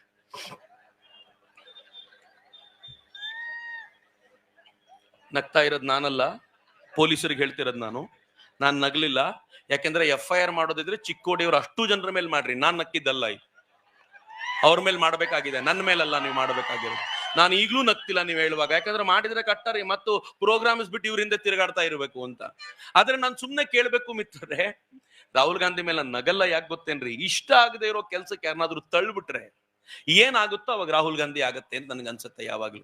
ಆದ್ರೆ ನರೇಂದ್ರ ಮೋದಿ ಏನ್ರಿ ಅದು? ನಾನು ನರೇಂದ್ರ ಮೋದಿ ರಾಮ ಮಂದಿರದ ಇನಾಗ್ರೇಷನ್ ಟೈಮಲ್ಲಿ ನಾನು ಹೋಗಿದ್ದೆ. ಭಾಗ್ಯವಶಾತ್ ನನಗೂ ಅವಕಾಶ ಸಿಕ್ಕಿತ್ತು ಹೋಗುವಂಥದ್ದು. ಅಲ್ಲಿಗೆ ಹೋದ್ರೆ ನರೇಂದ್ರ ಮೋದಿ ಅವ್ರ ಬಗ್ಗೆ ಒಬ್ಬ ಸ್ವಾಮೀಜಿ ಮಾತಾಡ್ತಾ ಏನಂತಾರೆ ಗೊತ್ತಾ? ಸ್ಟೇಜ್ ಮೇಲೆ ಮಾತನಾಡ್ತಾ ಅವ್ರು ಹೇಳ್ತಾರೆ, 20 ದಿನಗಳ ಹಿಂದೆ ನರೇಂದ್ರ ಮೋದಿ ಒಂದು ಪತ್ರ ಬರೆದಿದ್ರು. ನಾನು ಪ್ರಾಣ ಪ್ರತಿಷ್ಠೆಗಿಂತ ಮುಂಚೆ ಯಾವ ವ್ರತ ಮಾಡಬೇಕು ಅಂತ ಕೇಳಿದ್ರು. ನಾವೆಲ್ಲ ಸ್ವಾಮಿಗಳು ಕೂತ್ಕೊಂಡು ಒಂದು ನಿಶ್ಚಯ ಮಾಡಿ ಫೈನಲಿ ಇಂತಿಂತ ವ್ರತ ಮಾಡಬೇಕು ಅಂತ ಹೇಳಿ ಅವ್ರಿಗೆ ಹೇಳಿದ್ವಿ. 3 ದಿನಗಳ ಕಾಲ ಒಪ್ಪತ್ತು, ಕೇಳಿಸ್ಕೊಳ್ಳಿ ಸರಿಯಾಗಿ, 3 ದಿನಗಳ ಕಾಲ ಒಪ್ಪತ್ತು ಮತ್ತು 3 ದಿನಗಳ ಕಾಲ ನೆಲದ ಮೇಲೆ ಮಲ್ಕೊಳ್ಳಿ ಸಾಕು ಅಂತ ನಾವು ಅವ್ರಿಗೆ ಹೇಳಿದ್ವಿ. ಆಮೇಲೆ ಬಂದು ಪ್ರಾಣ ಪ್ರತಿಷ್ಠೆ ಮಾಡ್ಬೋದು ಅಂತ. ನರೇಂದ್ರ ಮೋದಿ ಉಲ್ಟಾ ಉತ್ತರ ಬರ್ದು ಏನ್ ಹೇಳಿದ್ರಂತ ಗೊತ್ತಾ? ನೀವು ಬರ್ದಿದ್ ಬಹಳ ಸಂತೋಷ, ನಾನೊಂದು ಚೌಕಟ್ಟು ಹಾಕೊಂಡಿದ್ದೀನಿ. 11 ದಿನಗಳ ಕಾಲ ಉಪವಾಸ, ದಿನಕ್ಕೆ 2 ಎಳ್ನೀರು, 11 ದಿನ ನೆಲದ ಮೇಲೆ ಮಲಗ್ತೀನಿ, 11 ದಿನ ರಾಮ ಓಡಾಡಿದ ಜಾಗ ತಿರುಗಾಡಿ ರಾಮನ ಕಥೆ ಕೇಳ್ತೀನಿ, ಇಟ್ಟು ಸಾಕಾಗ್ಬೋದಾ ಅಂತ ಕೇಳಿದ್ರಂತ್ರಿ ಮೋದಿ. ಮಿತ್ರ, ಸತ್ಯ ಹೇಳ್ತೀನಿ ನಾನು, ನರೇಂದ್ರ ಮೋದಿ ಅವರು ಅವತ್ತು ಬಂದ್ರಲ್ಲ, ಕರ್ನಾಟಕದಿಂದ ಹೋಗಿದ್ದೊಬ್ಬ ಸ್ವಾಮೀಜಿ ನನಗೆ ಸ್ಟೇಜ್ ಮೇಲೆ ಹೇಳಿದ್ರು. ಪ್ರಾಬಬ್ಲಿ ಈಗ ಕಲಬುರ್ಗಿಲೆಲ್ಲೋ ಕಾರ್ಯಕ್ರಮ ಆಗೋಗ ಅವ್ರು ಕೂತ್ ಹೇಳ್ತಿದ್ರು. ನಾನು ನೋಡದೆ ಅವರನ್ನ. 11 ದಿನ ಉಪವಾಸ ಇದ್ದ ಅಂತ ಅನ್ನಿಸ್ಲಿಲ್ಲ ಮನುಷ್ಯ. ನಡ್ಕೊಂಡ್ ಬರ್ಬೇಕಾದ್ರೆ ಸಿಂಹ ಬಂದಂಗ್ ಬಂದಲ್ಲಪ್ಪ. 4 ದಿನ ಉಪವಾಸ ಇದ್ರೆ ಹೆಣ ಬೀಳುತ್ತೆ ಅನ್ಸತ್ ನಮಗೆ. ಹೆಂಗ್ ಬಂದ ಮನುಷ್ಯ ಅಂತ ಆ ಸ್ವಾಮಿಗಳು. ವೇದಿಕೆ ಮೇಲೆ ಮಾತಾಡಿದ ಸ್ವಾಮಿಗಳು ನರೇಂದ್ರ ಮೋದಿಯವರು ಪ್ರಾಣ ಪ್ರತಿಷ್ಠೆ ಮುಗಿಸಿ ಬರುವಾಗ ಹೇಳಿದ್ರಂತೆ, ಇವತ್ತು ಉಪವಾಸ ನಾನೇ ಬಿಡಿಸ್ತೀನಿ, ಹಾಲು ಕುಡಿಸ್ತೀನಿ ಅಂತ. ನರೇಂದ್ರ ಮೋದಿ ಹೇಳಿದ್ರಂತೆ, ಉಪವಾಸ ಬಿಡಿಸಿ ಆದ್ರೆ ಹಾಲು ಕುಡಿಸ್ಬೇಡಿ ಸ್ವಾಮೀಜಿ, ರಾಮನ ಪಾದಗಳನ್ನ ತೊಳೆದ ಪಾದೋದಕದಿಂದ ನಾನು ಉಪವಾಸ ಬಿಡಿಸಿದ್ರೆ ಬಹಳ ಸಂತೋಷ ಆಗತ್ತೆ ಅಂತ ಅವ್ರು ಪಾದೋದಕ ಕುಡಿಸಿದ್ರಿ. ನಾನು ಅದನ್ನ ನೋಡ್ತಾ ಕಣ್ಣಲ್ಲಿ ನೀರು ಬಂದ್ಬಿಡ್ತು ನನಗೆ. ನಾನು ಅನ್ಕೊಂಡೆ ನನ್ಗೊಬ್ಬನ ಕಣ್ಣಲ್ಲಿ ನೀರಿದೆ ಅಂತ. ಪಕ್ಕದಲ್ಲಿ ನೋಡಿದ್ರೆ ಜೊತೆಲಿದ್ದವರೆಲ್ಲ ಅಳ್ತಿದ್ದಾರೆ. ನಾನು ನಮ್ಮ ಅಮ್ಮಂಗ್ ಬಂದ್ ಹೇಳ್ದೆ, ನಂಗೆ ಆ ಕಣ್ಣಲ್ಲಿ ನೀರ್ ಬಂದ್ಬಿಡ್ತು ಕಣೆ ಅಂತ. ನಮ್ಮಮ್ಮ ಹೇಳಿದ್ಲು, ನಾನು ಹತ್ಬಿಟ್ಟೆ ಕಣ. ಅವಾಗ ಎಷ್ಟ್ ಚೆನ್ನಾಗಿತ್ತ, ಎಲ್ರೂ ಹತ್ತಿದಾರ್ರಿ. ಅದು ನಾನು ಆ ಸ್ವಾಮೀಜಿಗಳಿಗೆ ಹೆಂಗ್ ಅನ್ಸಿರ್ಬೋದು ಅಂತ ಕೇಳಿದ್ರೆ, ಈಗ ಇಂಟರ್ವ್ಯೂ ಕೊಟ್ಟ ಸ್ವಾಮೀಜಿ ಹೇಳಿದ್ರು, ನಾನು ಪ್ರಧಾನ ಮಂತ್ರಿಗೆ ಪಾದೋದಕ ಕುಡಿಸ್ತಿದ್ದೀನಿ ಅನ್ನೋ ತರ ಹೋಗಿದ್ದೆ. ಆದ್ರೆ ಅವ್ರ ಮುಖಭಾವ ನೋಡಿದಾಗ ಅನ್ನಿಸ್ತು, ನಾನು ಪ್ರಧಾನ ಮಂತ್ರಿ ಕುಡಿಸ್ತಾ ಇಲ್ಲ, ಒಬ್ಬ ಮಗುವಿಗೆ ತಾಯಿ ಹಾಲು ಕುಡಿಸ್ಬೇಕಾದ್ರೆ ಯಾವ ಭಾವ ಇರುತ್ತೋ ಆ ಭಾವದಿಂದ ಪ್ರಧಾನ ಮಂತ್ರಿಗಳು ಕೂತಿದ್ದಾರೆ ಅಂತ. ಏನ್ ಚಂದ ರೀ ಅದು. ಮಿತ್ರ, ನರೇಂದ್ರ ಮೋದಿ ಅನೇಕ ವರ್ಷಗಳ ತಪಸ್ಸಿನ ನಂತರ ನಮಗ್ ಸಿಕ್ಕಿರುವಂತ ಪ್ರಧಾನ ಮಂತ್ರಿ. ಅವ್ರನ್ನ ಕಳ್ಕೊಳ್ಳುವಂತಿಲ್ಲ ಅನ್ನೋದನ್ನ ಕೇಳ್ಕೊಳ್ಳಿಕ್ಕೋಸ್ಕರ ಬಂದಿರೋದಷ್ಟೇ. ನನಗ್ ನಿಮ್ಮಿಂದ ದುಡ್ಡು ಬೇಕಾಗಿಲ್ಲ ರೀ. ನೀವು ನಂಗೊಂದು ಜಾಗ ಕೊಡಿ, ಒಂದ್ ಮನೆ ಕಟ್ಕೊಳ್ತೀನಿ ಅಂತ ನಾನು ಹೇಳಲ್ಲ. ನನ್ ಮನೆ ಕಟ್ಕೊಳ್ಲಿಕ್ಕೆ ಏನಾದ್ರು ಟೈಲ್ಸ್ ಕಳ್ಸ್ಕೊಡಿ, ನನ್ ಮನೆ ಕಟ್ಕೊಳ್ಲಿಕ್ಕೆ ಫ್ಯಾನ್ ಯಾವ್ದು ಬೇಡ ರೀ. ನನಗ್ ನಿಮ್ಮಿಂದ ಬೇಕಾಗಿರೋದು ಒಂದೇ ಒಂದು, ಈ ಬಾರಿ ನರೇಂದ್ರ ಮೋದಿ ಅವ್ರಿಗೆ ಓಟ್ ಹಾಕ್ತೀನಿ ಅಂತ ಒಂದು ಸಂಕಲ್ಪ ಮಾಡಿ ಉಳಿದ ಜನರನ್ನು ಪ್ರೇರೇಪಣೆ ಕೊಡ್ತೀನಿ ಅಂತ ಹೇಳಿ. ಯಾಕೆ ಅಂದ್ರೆ ನರೇಂದ್ರ ಮೋದಿ ಮೊನ್ನೆ ಸಂಸತ್ನಲ್ಲಿ ಏನ್ ಹೇಳಿದ್ದಾರೆ ಗೊತ್ತಾ? ನನ್ನ ಮುಂದಿನ 5 ವರ್ಷಗಳಲ್ಲಿ ನಾನು ತೆಗೆದುಕೊಳ್ಳಲಿರುವ ನಿರ್ಣಯಗಳು, ಸರಿಯಾಗಿ ಕೇಳಿಸ್ಕೊಳ್ಳಿ, ಅದು ನಂಗೆ ಬಹಳ ಪ್ರೇರಣೆ ಕೊಟ್ಟಿದೆ. ನನ್ನ ಮುಂದಿನ 5 ವರ್ಷಗಳಲ್ಲಿ ನಾನು ತೆಗೆದುಕೊಳ್ಳಲಿರುವ ನಿರ್ಣಯಗಳು ಮುಂದಿನ 1,000 ವರ್ಷದ ಭಾರತವನ್ನ ರೂಪಿಸುತ್ತವೆ ಅಂತ. ನನ್ನ ತಂದೆ ನನಗೆ ಭಾರತವನ್ನು ಕೊಟ್ಟುವಾಗ ಒಳ್ಳೆ ಭಾರತ ಕೊಟ್ಟಿರಲಿಲ್ಲ. ನಮ್ಮ ತಾತ ನನ್ನ ತಂದೆ ಕೈಯಲ್ಲಿ ಭಾರತವನ್ನು ಕೊಟ್ಟುವಾಗ ತುಂಡಾಗಿದ್ದ ಭಾರತವನ್ನು ಕೊಟ್ಟಿದ್ರು. ಆದ್ರೆ ನಾನು ನನ್ನ ಮುಂದಿನ ಪೀಳಿಗೆಗೆ ಭಾರತವನ್ನ ಕೊಡುವಾಗ 1000 ವರ್ಷಗಳ ಶ್ರೇಷ್ಠ ಭಾರತವನ್ನ ಕೊಟ್ಟು ಹೋಗಬಲ್ಲದು ಅನ್ನೋ ಕಾರಣಕ್ಕೋಸ್ಕರ ಬಂದಿರೋದು. ಅದಕ್ಕೆ ನಾನು ನೀವೇನ್ ಮಾಡ್ಬೇಕು? ಏನಿಲ್ಲ ರೀ, ಒಂದು ಓಟ್ ಹಾಕ್ಬೇಕಷ್ಟೇ. ನೀವೇನ್ ಮಾಡ್ತೀರಾ ಚಕ್ರವರ್ತಿ ಅಂತ ಕೇಳಿದ್ರಿ ಯಾರೋ. ನನಗೆ ಭಗವಂತ ಇದನ್ನೆಲ್ಲ ಅಧ್ಯಯನ ಮಾಡಿ ಜನರಿಗೆ ಮುಟ್ಟಿಸೋ ತಾಕತ್ ಕೊಟ್ಟಿದ್ದಾನೆ. ಗಂಟ್ಲು ಹರಿದೋದ್ರೆ ಹರಿದೋಗ್ಲಿ, ಈ ಕೆಲಸ ಮಾಡೇ ಮಾಡ್ತೀನಿ ಅಂತ ನಾನಂತೂ ಪ್ರಾಮಾಣಿಕವಾಗಿ ತಿರುಗಾಡ್ತಿದ್ದೀನಿ. ನಾನು ಎಲೆಕ್ಷನ್ ನ ಕೊನೆಯ ದಿನದವರೆಗೂ ಈ ಕೆಲಸ ಮಾಡೇ ಮಾಡ್ತೀನಿ. ನಮ್ಮಲ್ಲಿ ಕೆಲವರಿಗೆ ಏನ್ ಮಾಡ್ಬೋದು, ಕೆಲವರಿಗೆ 5 ಜನರಿಗೆ ಪ್ರೇರಣೆ ಕೊಡ್ಬೋದು, ಇಬ್ಬರಿಗೆ ಪ್ರೇರಣೆ ಕೊಡ್ಬೋದು, ಮಾಡೋಣ. ಏನೂ ಆಗಲ್ಲ ಅಂತಾದ್ರೆ ಎಲೆಕ್ಷನ್ ದಿನ ಮೋದಿ ಹೆಸರಲ್ಲಿ ಯಾರಿದ್ದಾರೋ ಅವ್ರಿಗೊಂದು ಬಟನ್ ಒತ್ತಿ ಈ ಬಾರಿ ನನ್ನ ಕರ್ತವ್ಯ ಮುಗಿಸಿದ್ದೀನಿ ಅಂತ ಹೆಮ್ಮೆಯಿಂದ ಮುಗಿಸಿದ್ರೆ ಆಯ್ತು ಮಿತ್ರರೆ. ಯಾವ ಗೊಂದಲಗಳಿದ್ರು ಪಕ್ಕಕ್ಕಿಡಿ. ಇದು MP ಎಲೆಕ್ಷನ್ ಅಲ್ಲ, ನೆನ್ಪಿಟ್ಕೊಳ್ಳಿ. ಇದು MP ಎಲೆಕ್ಷನ್ ಅಲ್ಲ, MP ನ ಉಲ್ಟಾ ಮಾಡಿ ನೋಡಿ. ಇದು PM ಎಲೆಕ್ಷನ್ ಅನ್ನೋದನ್ನ ಮರಿಬೇಡಿ. ನಾವು PM ಎಲೆಕ್ಷನ್ ಅಲ್ಲಿ ಪಾರ್ಟಿಸಿಪೇಟ್ ಮಾಡ್ತಾ ಇದ್ದೀವಿ ಅಂತ, PM ಆಯ್ಕೆಗೋಸ್ಕರ. ಅದಕ್ಕೆ ನಾನು ಕಳಕಳಿಯಿಂದ ಕೇಳ್ಕೊಳ್ಳೋದು, ಮತ್ತೆ ಮೋದಿ ಇನ್ನೂ ವಾಪಸ್ ಆ ಪುಣ್ಯಾತ್ಮ ಬರ್ತಾನೆ ಅಂದ್ರೆ ಮತ್ತೆ ಮೋದಿ ಬೇಕು ಅಂತ ನಾವು ಅವರಿಗೋಸ್ಕರ ಪ್ರಯತ್ನ ಪಡೋಣ ಅಂತ. ನಾನೊಂದು ಪುಟ್ಟ ಕತೆ ಹಂಚ್ಕೊಳ್ಬೇಕು ನಿಮ್ ಜೊತೆ. ಒಬ್ಬ ತರುಣ, ನಂಗೆ ಬಹಳ ಪ್ರೇರಣೆ ಕೊಟ್ಟ ಕತೆ ಅದು. ಒಬ್ಬ ತರುಣ ತನ್ನ ಮನೆಗೆ ಬೆಂಕಿ ಬಿದ್ದಿದ್ದನ್ನು ನೋಡಿದ್ನಂತೆ. ಅವನ ಆಸ್ತಿ ಪಾಸ್ತಿ, ಹೆಂಡತಿ ಮಕ್ಕಳು, ಅಪ್ಪ ಅಮ್ಮ ಎಲ್ಲ ತೀರ್ಕೊಂಡು ಕಣ್ಣೀರ್ ಹಾಕ್ತಾ ಕೂತಿದ್ದ. ಒಬ್ಬ ಸ್ವಾಮಿಗಳು ಈ ಕಡೆಯಿಂದ ಬಂದ್ರಂತೆ. ಏನಾಯ್ತು ಅಂತ ಕೇಳಿದ್ರು. ಬಹಳ ದುಃಖದಿಂದ ತಮ್ಮ ಜೋಳಿಗೆನ ಅವನ ಹೆಗಲಿಗೆ ಹಾಕಿ, ಈ ಜೋಳಿಗೆ ನನಗಿಂತ ನಿನಗೆ ಹೆಚ್ಚು ಉಪಯೋಗಕ್ಕೆ ಬರುತ್ತೆ, ತಗೊಂಡೋಗು ಅಂದ್ರಂತೆ. ಎಲ್ಲ ಕಳ್ಕೊಂಡ್ರು, ಅವನಿಗೆ ಭಿಕ್ಷೆ ಬೇಡು ಅಂತ ಸ್ವಾಮಿಗಳು ಹೇಳೋದು. ಇವನ್ ಬಹಳ ಕೋಪ ಬಂತು, ಏನೂ ಮಾತಾಡ್ಲಿಲ್ಲ. ಆ ಜೋಳಿಗೆ ಹೊತ್ಕೊಂಡ ಕತ್ಲಲ್ಲಿ ಹಾಗೆ ನಡ್ಕೊಂಡು ಹೋಗ್ತಾ ಇದ್ದ. ಒಂದ್ ನದಿ ತೀರದಲ್ಲಿ ಕೂತ. ಜೋಳಿಗೆ ಯಾಕಿಷ್ಟು ಭಾರವಾಗಿದೆ ಅಂತ ನೋಡಿದ್ರೆ ಕಲ್ಲುಗಳಿದ್ವು ಅದ್ರಲ್ಲಿ. ಸ್ವಾಮಿಗಳು ಕಲ್ಲು ಕಲೆಕ್ಟ್ ಮಾಡಿ ಇಟ್ಕೊಂಡಿದ್ರು. ಒಂದೊಂದೇ ಕಲ್ಲನ್ನು ತೆಗೆದು ನದಿಗೆ ಬಿಸಾಕ್ತಾ ಹೋದ. ರಾತ್ರಿ ಇಡೀ ಕೆಲಸ ಮಾಡಿದ, ಮನೆ ನೆನ್ಪಿಸ್ಕೊಳ್ಳೋದು, ಕಲ್ಲು ಎಸೆಯೋದು. ಬೆಳಗಿನ ಜಾವ ಆಯ್ತು, ಜೋಳಿಗೆಯಲ್ಲಿ ಕೊನೆ ಕಲ್ಲು ತೆಕ್ಕೊಂಡ. ಸೂರ್ಯ ಮೇಲಕ್ಕೆ ಬಂದಿದ್ದ. ಸೂರ್ಯನ ಕಿರಣದ ಮುಂದೆ ಅದನ್ನ ಹಿಡ್ಕೊಂಡ. ಆವಾಗ ನೋಡಿದ್ರೆ ಆಶ್ಚರ್ಯ ಅನ್ನಿಸ್ತು, ಹೊಳಿತಿದೆ ಕಲ್ಲು ಅಂತ. ಹತ್ತಿರದಿಂದ ನೋಡಿದ್ರೆ ಕಲ್ಲಲ್ಲ, ವಜ್ರ ಆಗಿತ್ತದು. ಈ ಪುಣ್ಯಾತ್ಮ ರಾತ್ರಿ ಇಡೀ ವಜ್ರ ಬಿಸಾಕ್ಬಿಟ್ಟಿದ್ದಾರೆ. ಸ್ವಾಮಿಗಳು ಹೇಳಿದ್ರಲ್ಲ, ಇದು ನನಗಿಂತ ನಿನಗೆ ಹೆಚ್ಚು ಉಪಯೋಗಕ್ಕೆ ಬರುತ್ತೆ ಅಂತ. ಅವ್ರು ವಜ್ರ ಇದೆ ತಗೊಂಡೋಗು ಅಂತ ಹೇಳಿದ್ದು ಇವನಿಗೆ ಗೊತ್ತಾಗ್ಲಿಲ್ಲ. ಆದ್ರೆ ಅವ್ನು ಕಣ್ಣೀರ್ ಹಾಕ್ತಾ ಕೂತ್ಕೊಳ್ಳಿಲ್ಲ. ಈ ಒಂದು ವಜ್ರ ಆದ್ರೂ ಉಳ್ಕೊಳ್ತಲ್ಲಪ್ಪ ನನ್ನ ಹತ್ರ, ದೇವ್ರು ಕಾಪಾಡ್ದ ನನ್ನ, ಇದ್ರ ಮೂಲಕ ನಾನು ಬದುಕು ಕಟ್ಕೊಳ್ತೀನಿ ಅಂತ ಎದ್ದೋದ್ನಂತೆ. ನನಗೆ ಈ ಸ್ವಾಮಿಗಳ ಕತೆ ಹೇಳಿದಾಗ ನಂಗೆ ಬಹಳ ಖುಷಿ ಅನ್ನಿಸ್ತು. ಆತ್ಮವಿಶ್ವಾಸದ ಕತೆ ಇದು ಅಂತ. ಬಟ್ ನಂಗೆ ಕತೆ ಬೇರೆ ತರ ಕೇಳಿಸ್ತ್ರಿ. ಸ್ವಾತಂತ್ರ್ಯ ಬಂದಾಗ ಮೊದಲನೇ ಪ್ರಧಾನಿ ಆಗ್ಬೇಕಾಗಿದ್ದಂತ ವಜ್ರ ಸುಭಾಷ್ ಚಂದ್ರ ಬೋಸ್ರು. ಅದ್ ಹೆಂಗ್ ನದಿಗೆ ಬಿತ್ತೋ ಗೊತ್ತೇ ಆಗ್ಲಿಲ್ಲ ರೀ. ಸರ್ದಾರ್ ಪಟೇಲ್ ಅನ್ನೋ ವಜ್ರ ಆದ್ರೂ ಪ್ರಧಾನಿ ಆಗ್ಬೇಕಾಗಿತ್ತು. ಮಹಾತ್ಮ ಗಾಂಧೀಜಿ ನಮ್ಗೆ ಗೊತ್ತಿಲ್ಲದಂತೆ ನದಿಗೆ ಎಸ್ಬಿಟ್ರು. ಲಾಲ್ ಬಹದ್ದೂರ್ ಶಾಸ್ತ್ರಿ ಕಂಟಿನ್ಯೂ ಆಗಿದ್ದಿದ್ರೆ ಇವತ್ತು ಚಿಕ್ಕೋಡಿಗೆ ನನ್ನ ಭಾಷಣಕ್ಕೆ ಬರ್ತಾನೆ ಇರ್ಲಿಲ್ಲ. ಯಾಕೆಂದ್ರೆ ಆತ್ಮನಿರ್ಭರ ಭಾರತ ಅವರೇ ಮಾಡ್ಬಿಟ್ಟಿರ್ತಿದ್ರು. ಆದ್ರೆ ದುರದೃಷ್ಟ ದೇವ್ರ ತೆಗೆದು ಎಸ್ಬಿಟ್ಟ. ಅಟಲ್ ಬಿಹಾರಿ ವಾಜಪೇಯಿ ಅದು ವಜ್ರ ಅಂತ ಕತ್ಲಲ್ಲಿ ನಮ್ಗೆ ಗೊತ್ತೇ ಆಗ್ಲಿಲ್ಲ ರೀ. ನಾನು ನೀವು ಎಸೆದು ಬಿಟ್ವಿ ನದಿಗೆ ಅದನ್ನ. ಮಿತ್ರ, ಈಗ ಬೆಳಕಾಗಿದೆ, ಸೂರ್ಯನ ಬೆಳಕು ಬರ್ತಾ ಇದೆ. ಜೋಳಿಗೆಯಲ್ಲಿ ನರೇಂದ್ರ ಮೋದಿ ಅನ್ನೋ ಕೊನೆ ವಜ್ರ ಇದೆ. ಎಸಿತಿರೋ, ಹಾರ ಮಾಡಿ ಭಾರತ ಮಾತೆಗೆ ಹಾಕ್ತಿರೋ ಅನ್ನೋದು ನಿಮಗೆ ಬಿಟ್ಟಿದ್ದು. ಅದನ್ನ ಕೇಳ್ಕೊಳ್ಳಿಕ್ಕೋಸ್ಕರ ನಾನು ಬಂದಿರೋದು. ಇದನ್ ಬಿಟ್ರೆ ಮತ್ತೇನೂ ಅಪೇಕ್ಷೆ ನಿಮ್ಮಿಂದಿಲ್ಲ. ಆ ಅಪೇಕ್ಷೆಯನ್ನೆಲ್ಲ ಪಕ್ಕಕ್ಕಿಟ್ಟು ನಾನು ಅತ್ಯಂತ ಕಳಕಳಿಯಿಂದ ವಿನಂತಿಸ್ಕೊಳ್ತೀನಿ, ನಾವೆಲ್ಲರೂ ಸೇರಿ ಮುಂದಿನ 1000 ವರ್ಷಗಳ ಕಾಲದ ಭಾರತವನ್ನ ಕಟ್ಟಲಿಕ್ಕೆ ಸಿದ್ಧರಾಗೋಣ ಅಂತ ಅತ್ಯಂತ ಕಳಕಳಿಯಿಂದ ಹಾರೈಸ್ತಾ, ತನ್ಮಯತೆಯಿಂದ ಆಲಿಸ್ತಾ ನಿಮ್ಗೆಲ್ರಿಗೂ ನಾನು ವಂದನೆಗಳನ್ನು ಸಲ್ಲಿಸ್ತೀನಿ. ಒಂದು ಸಲ ಎರಡೂ ಕೈಗಳನ್ನ ಗಾಳಿಗೆ ಬೀಸಿ ಉಚ್ಚ ಕಂಠದಲ್ಲಿ ಭಾರತ್ ಮಾತೆಗೆ ಜೈಕಾರ ಕೊಡಿ ಮಿತ್ರರೇ, ಜೋರಾಗಿ. ಬೋಲೋ ಭಾರತ್ ಮಾತಾ ಕೀ, ಬೋಲೋ ಭಾರತ್ ಮಾತಾ ಕೀ, ವಂದೇ ವಂದೇ, ಜೈ ಶ್ರೀರಾಮ್, ಜೈ ಶ್ರೀರಾಮ್, ಜೈ ಶ್ರೀರಾಮ್, ಜೈ ಹಿಂದ್. ನಮೋ ಬ್ರಿಗೇಡ್ ಚಿಕ್ಕೋಡಿ ವತಿಯಿಂದ ಆಯೋಜಿಸಿರತಕ್ಕಂತ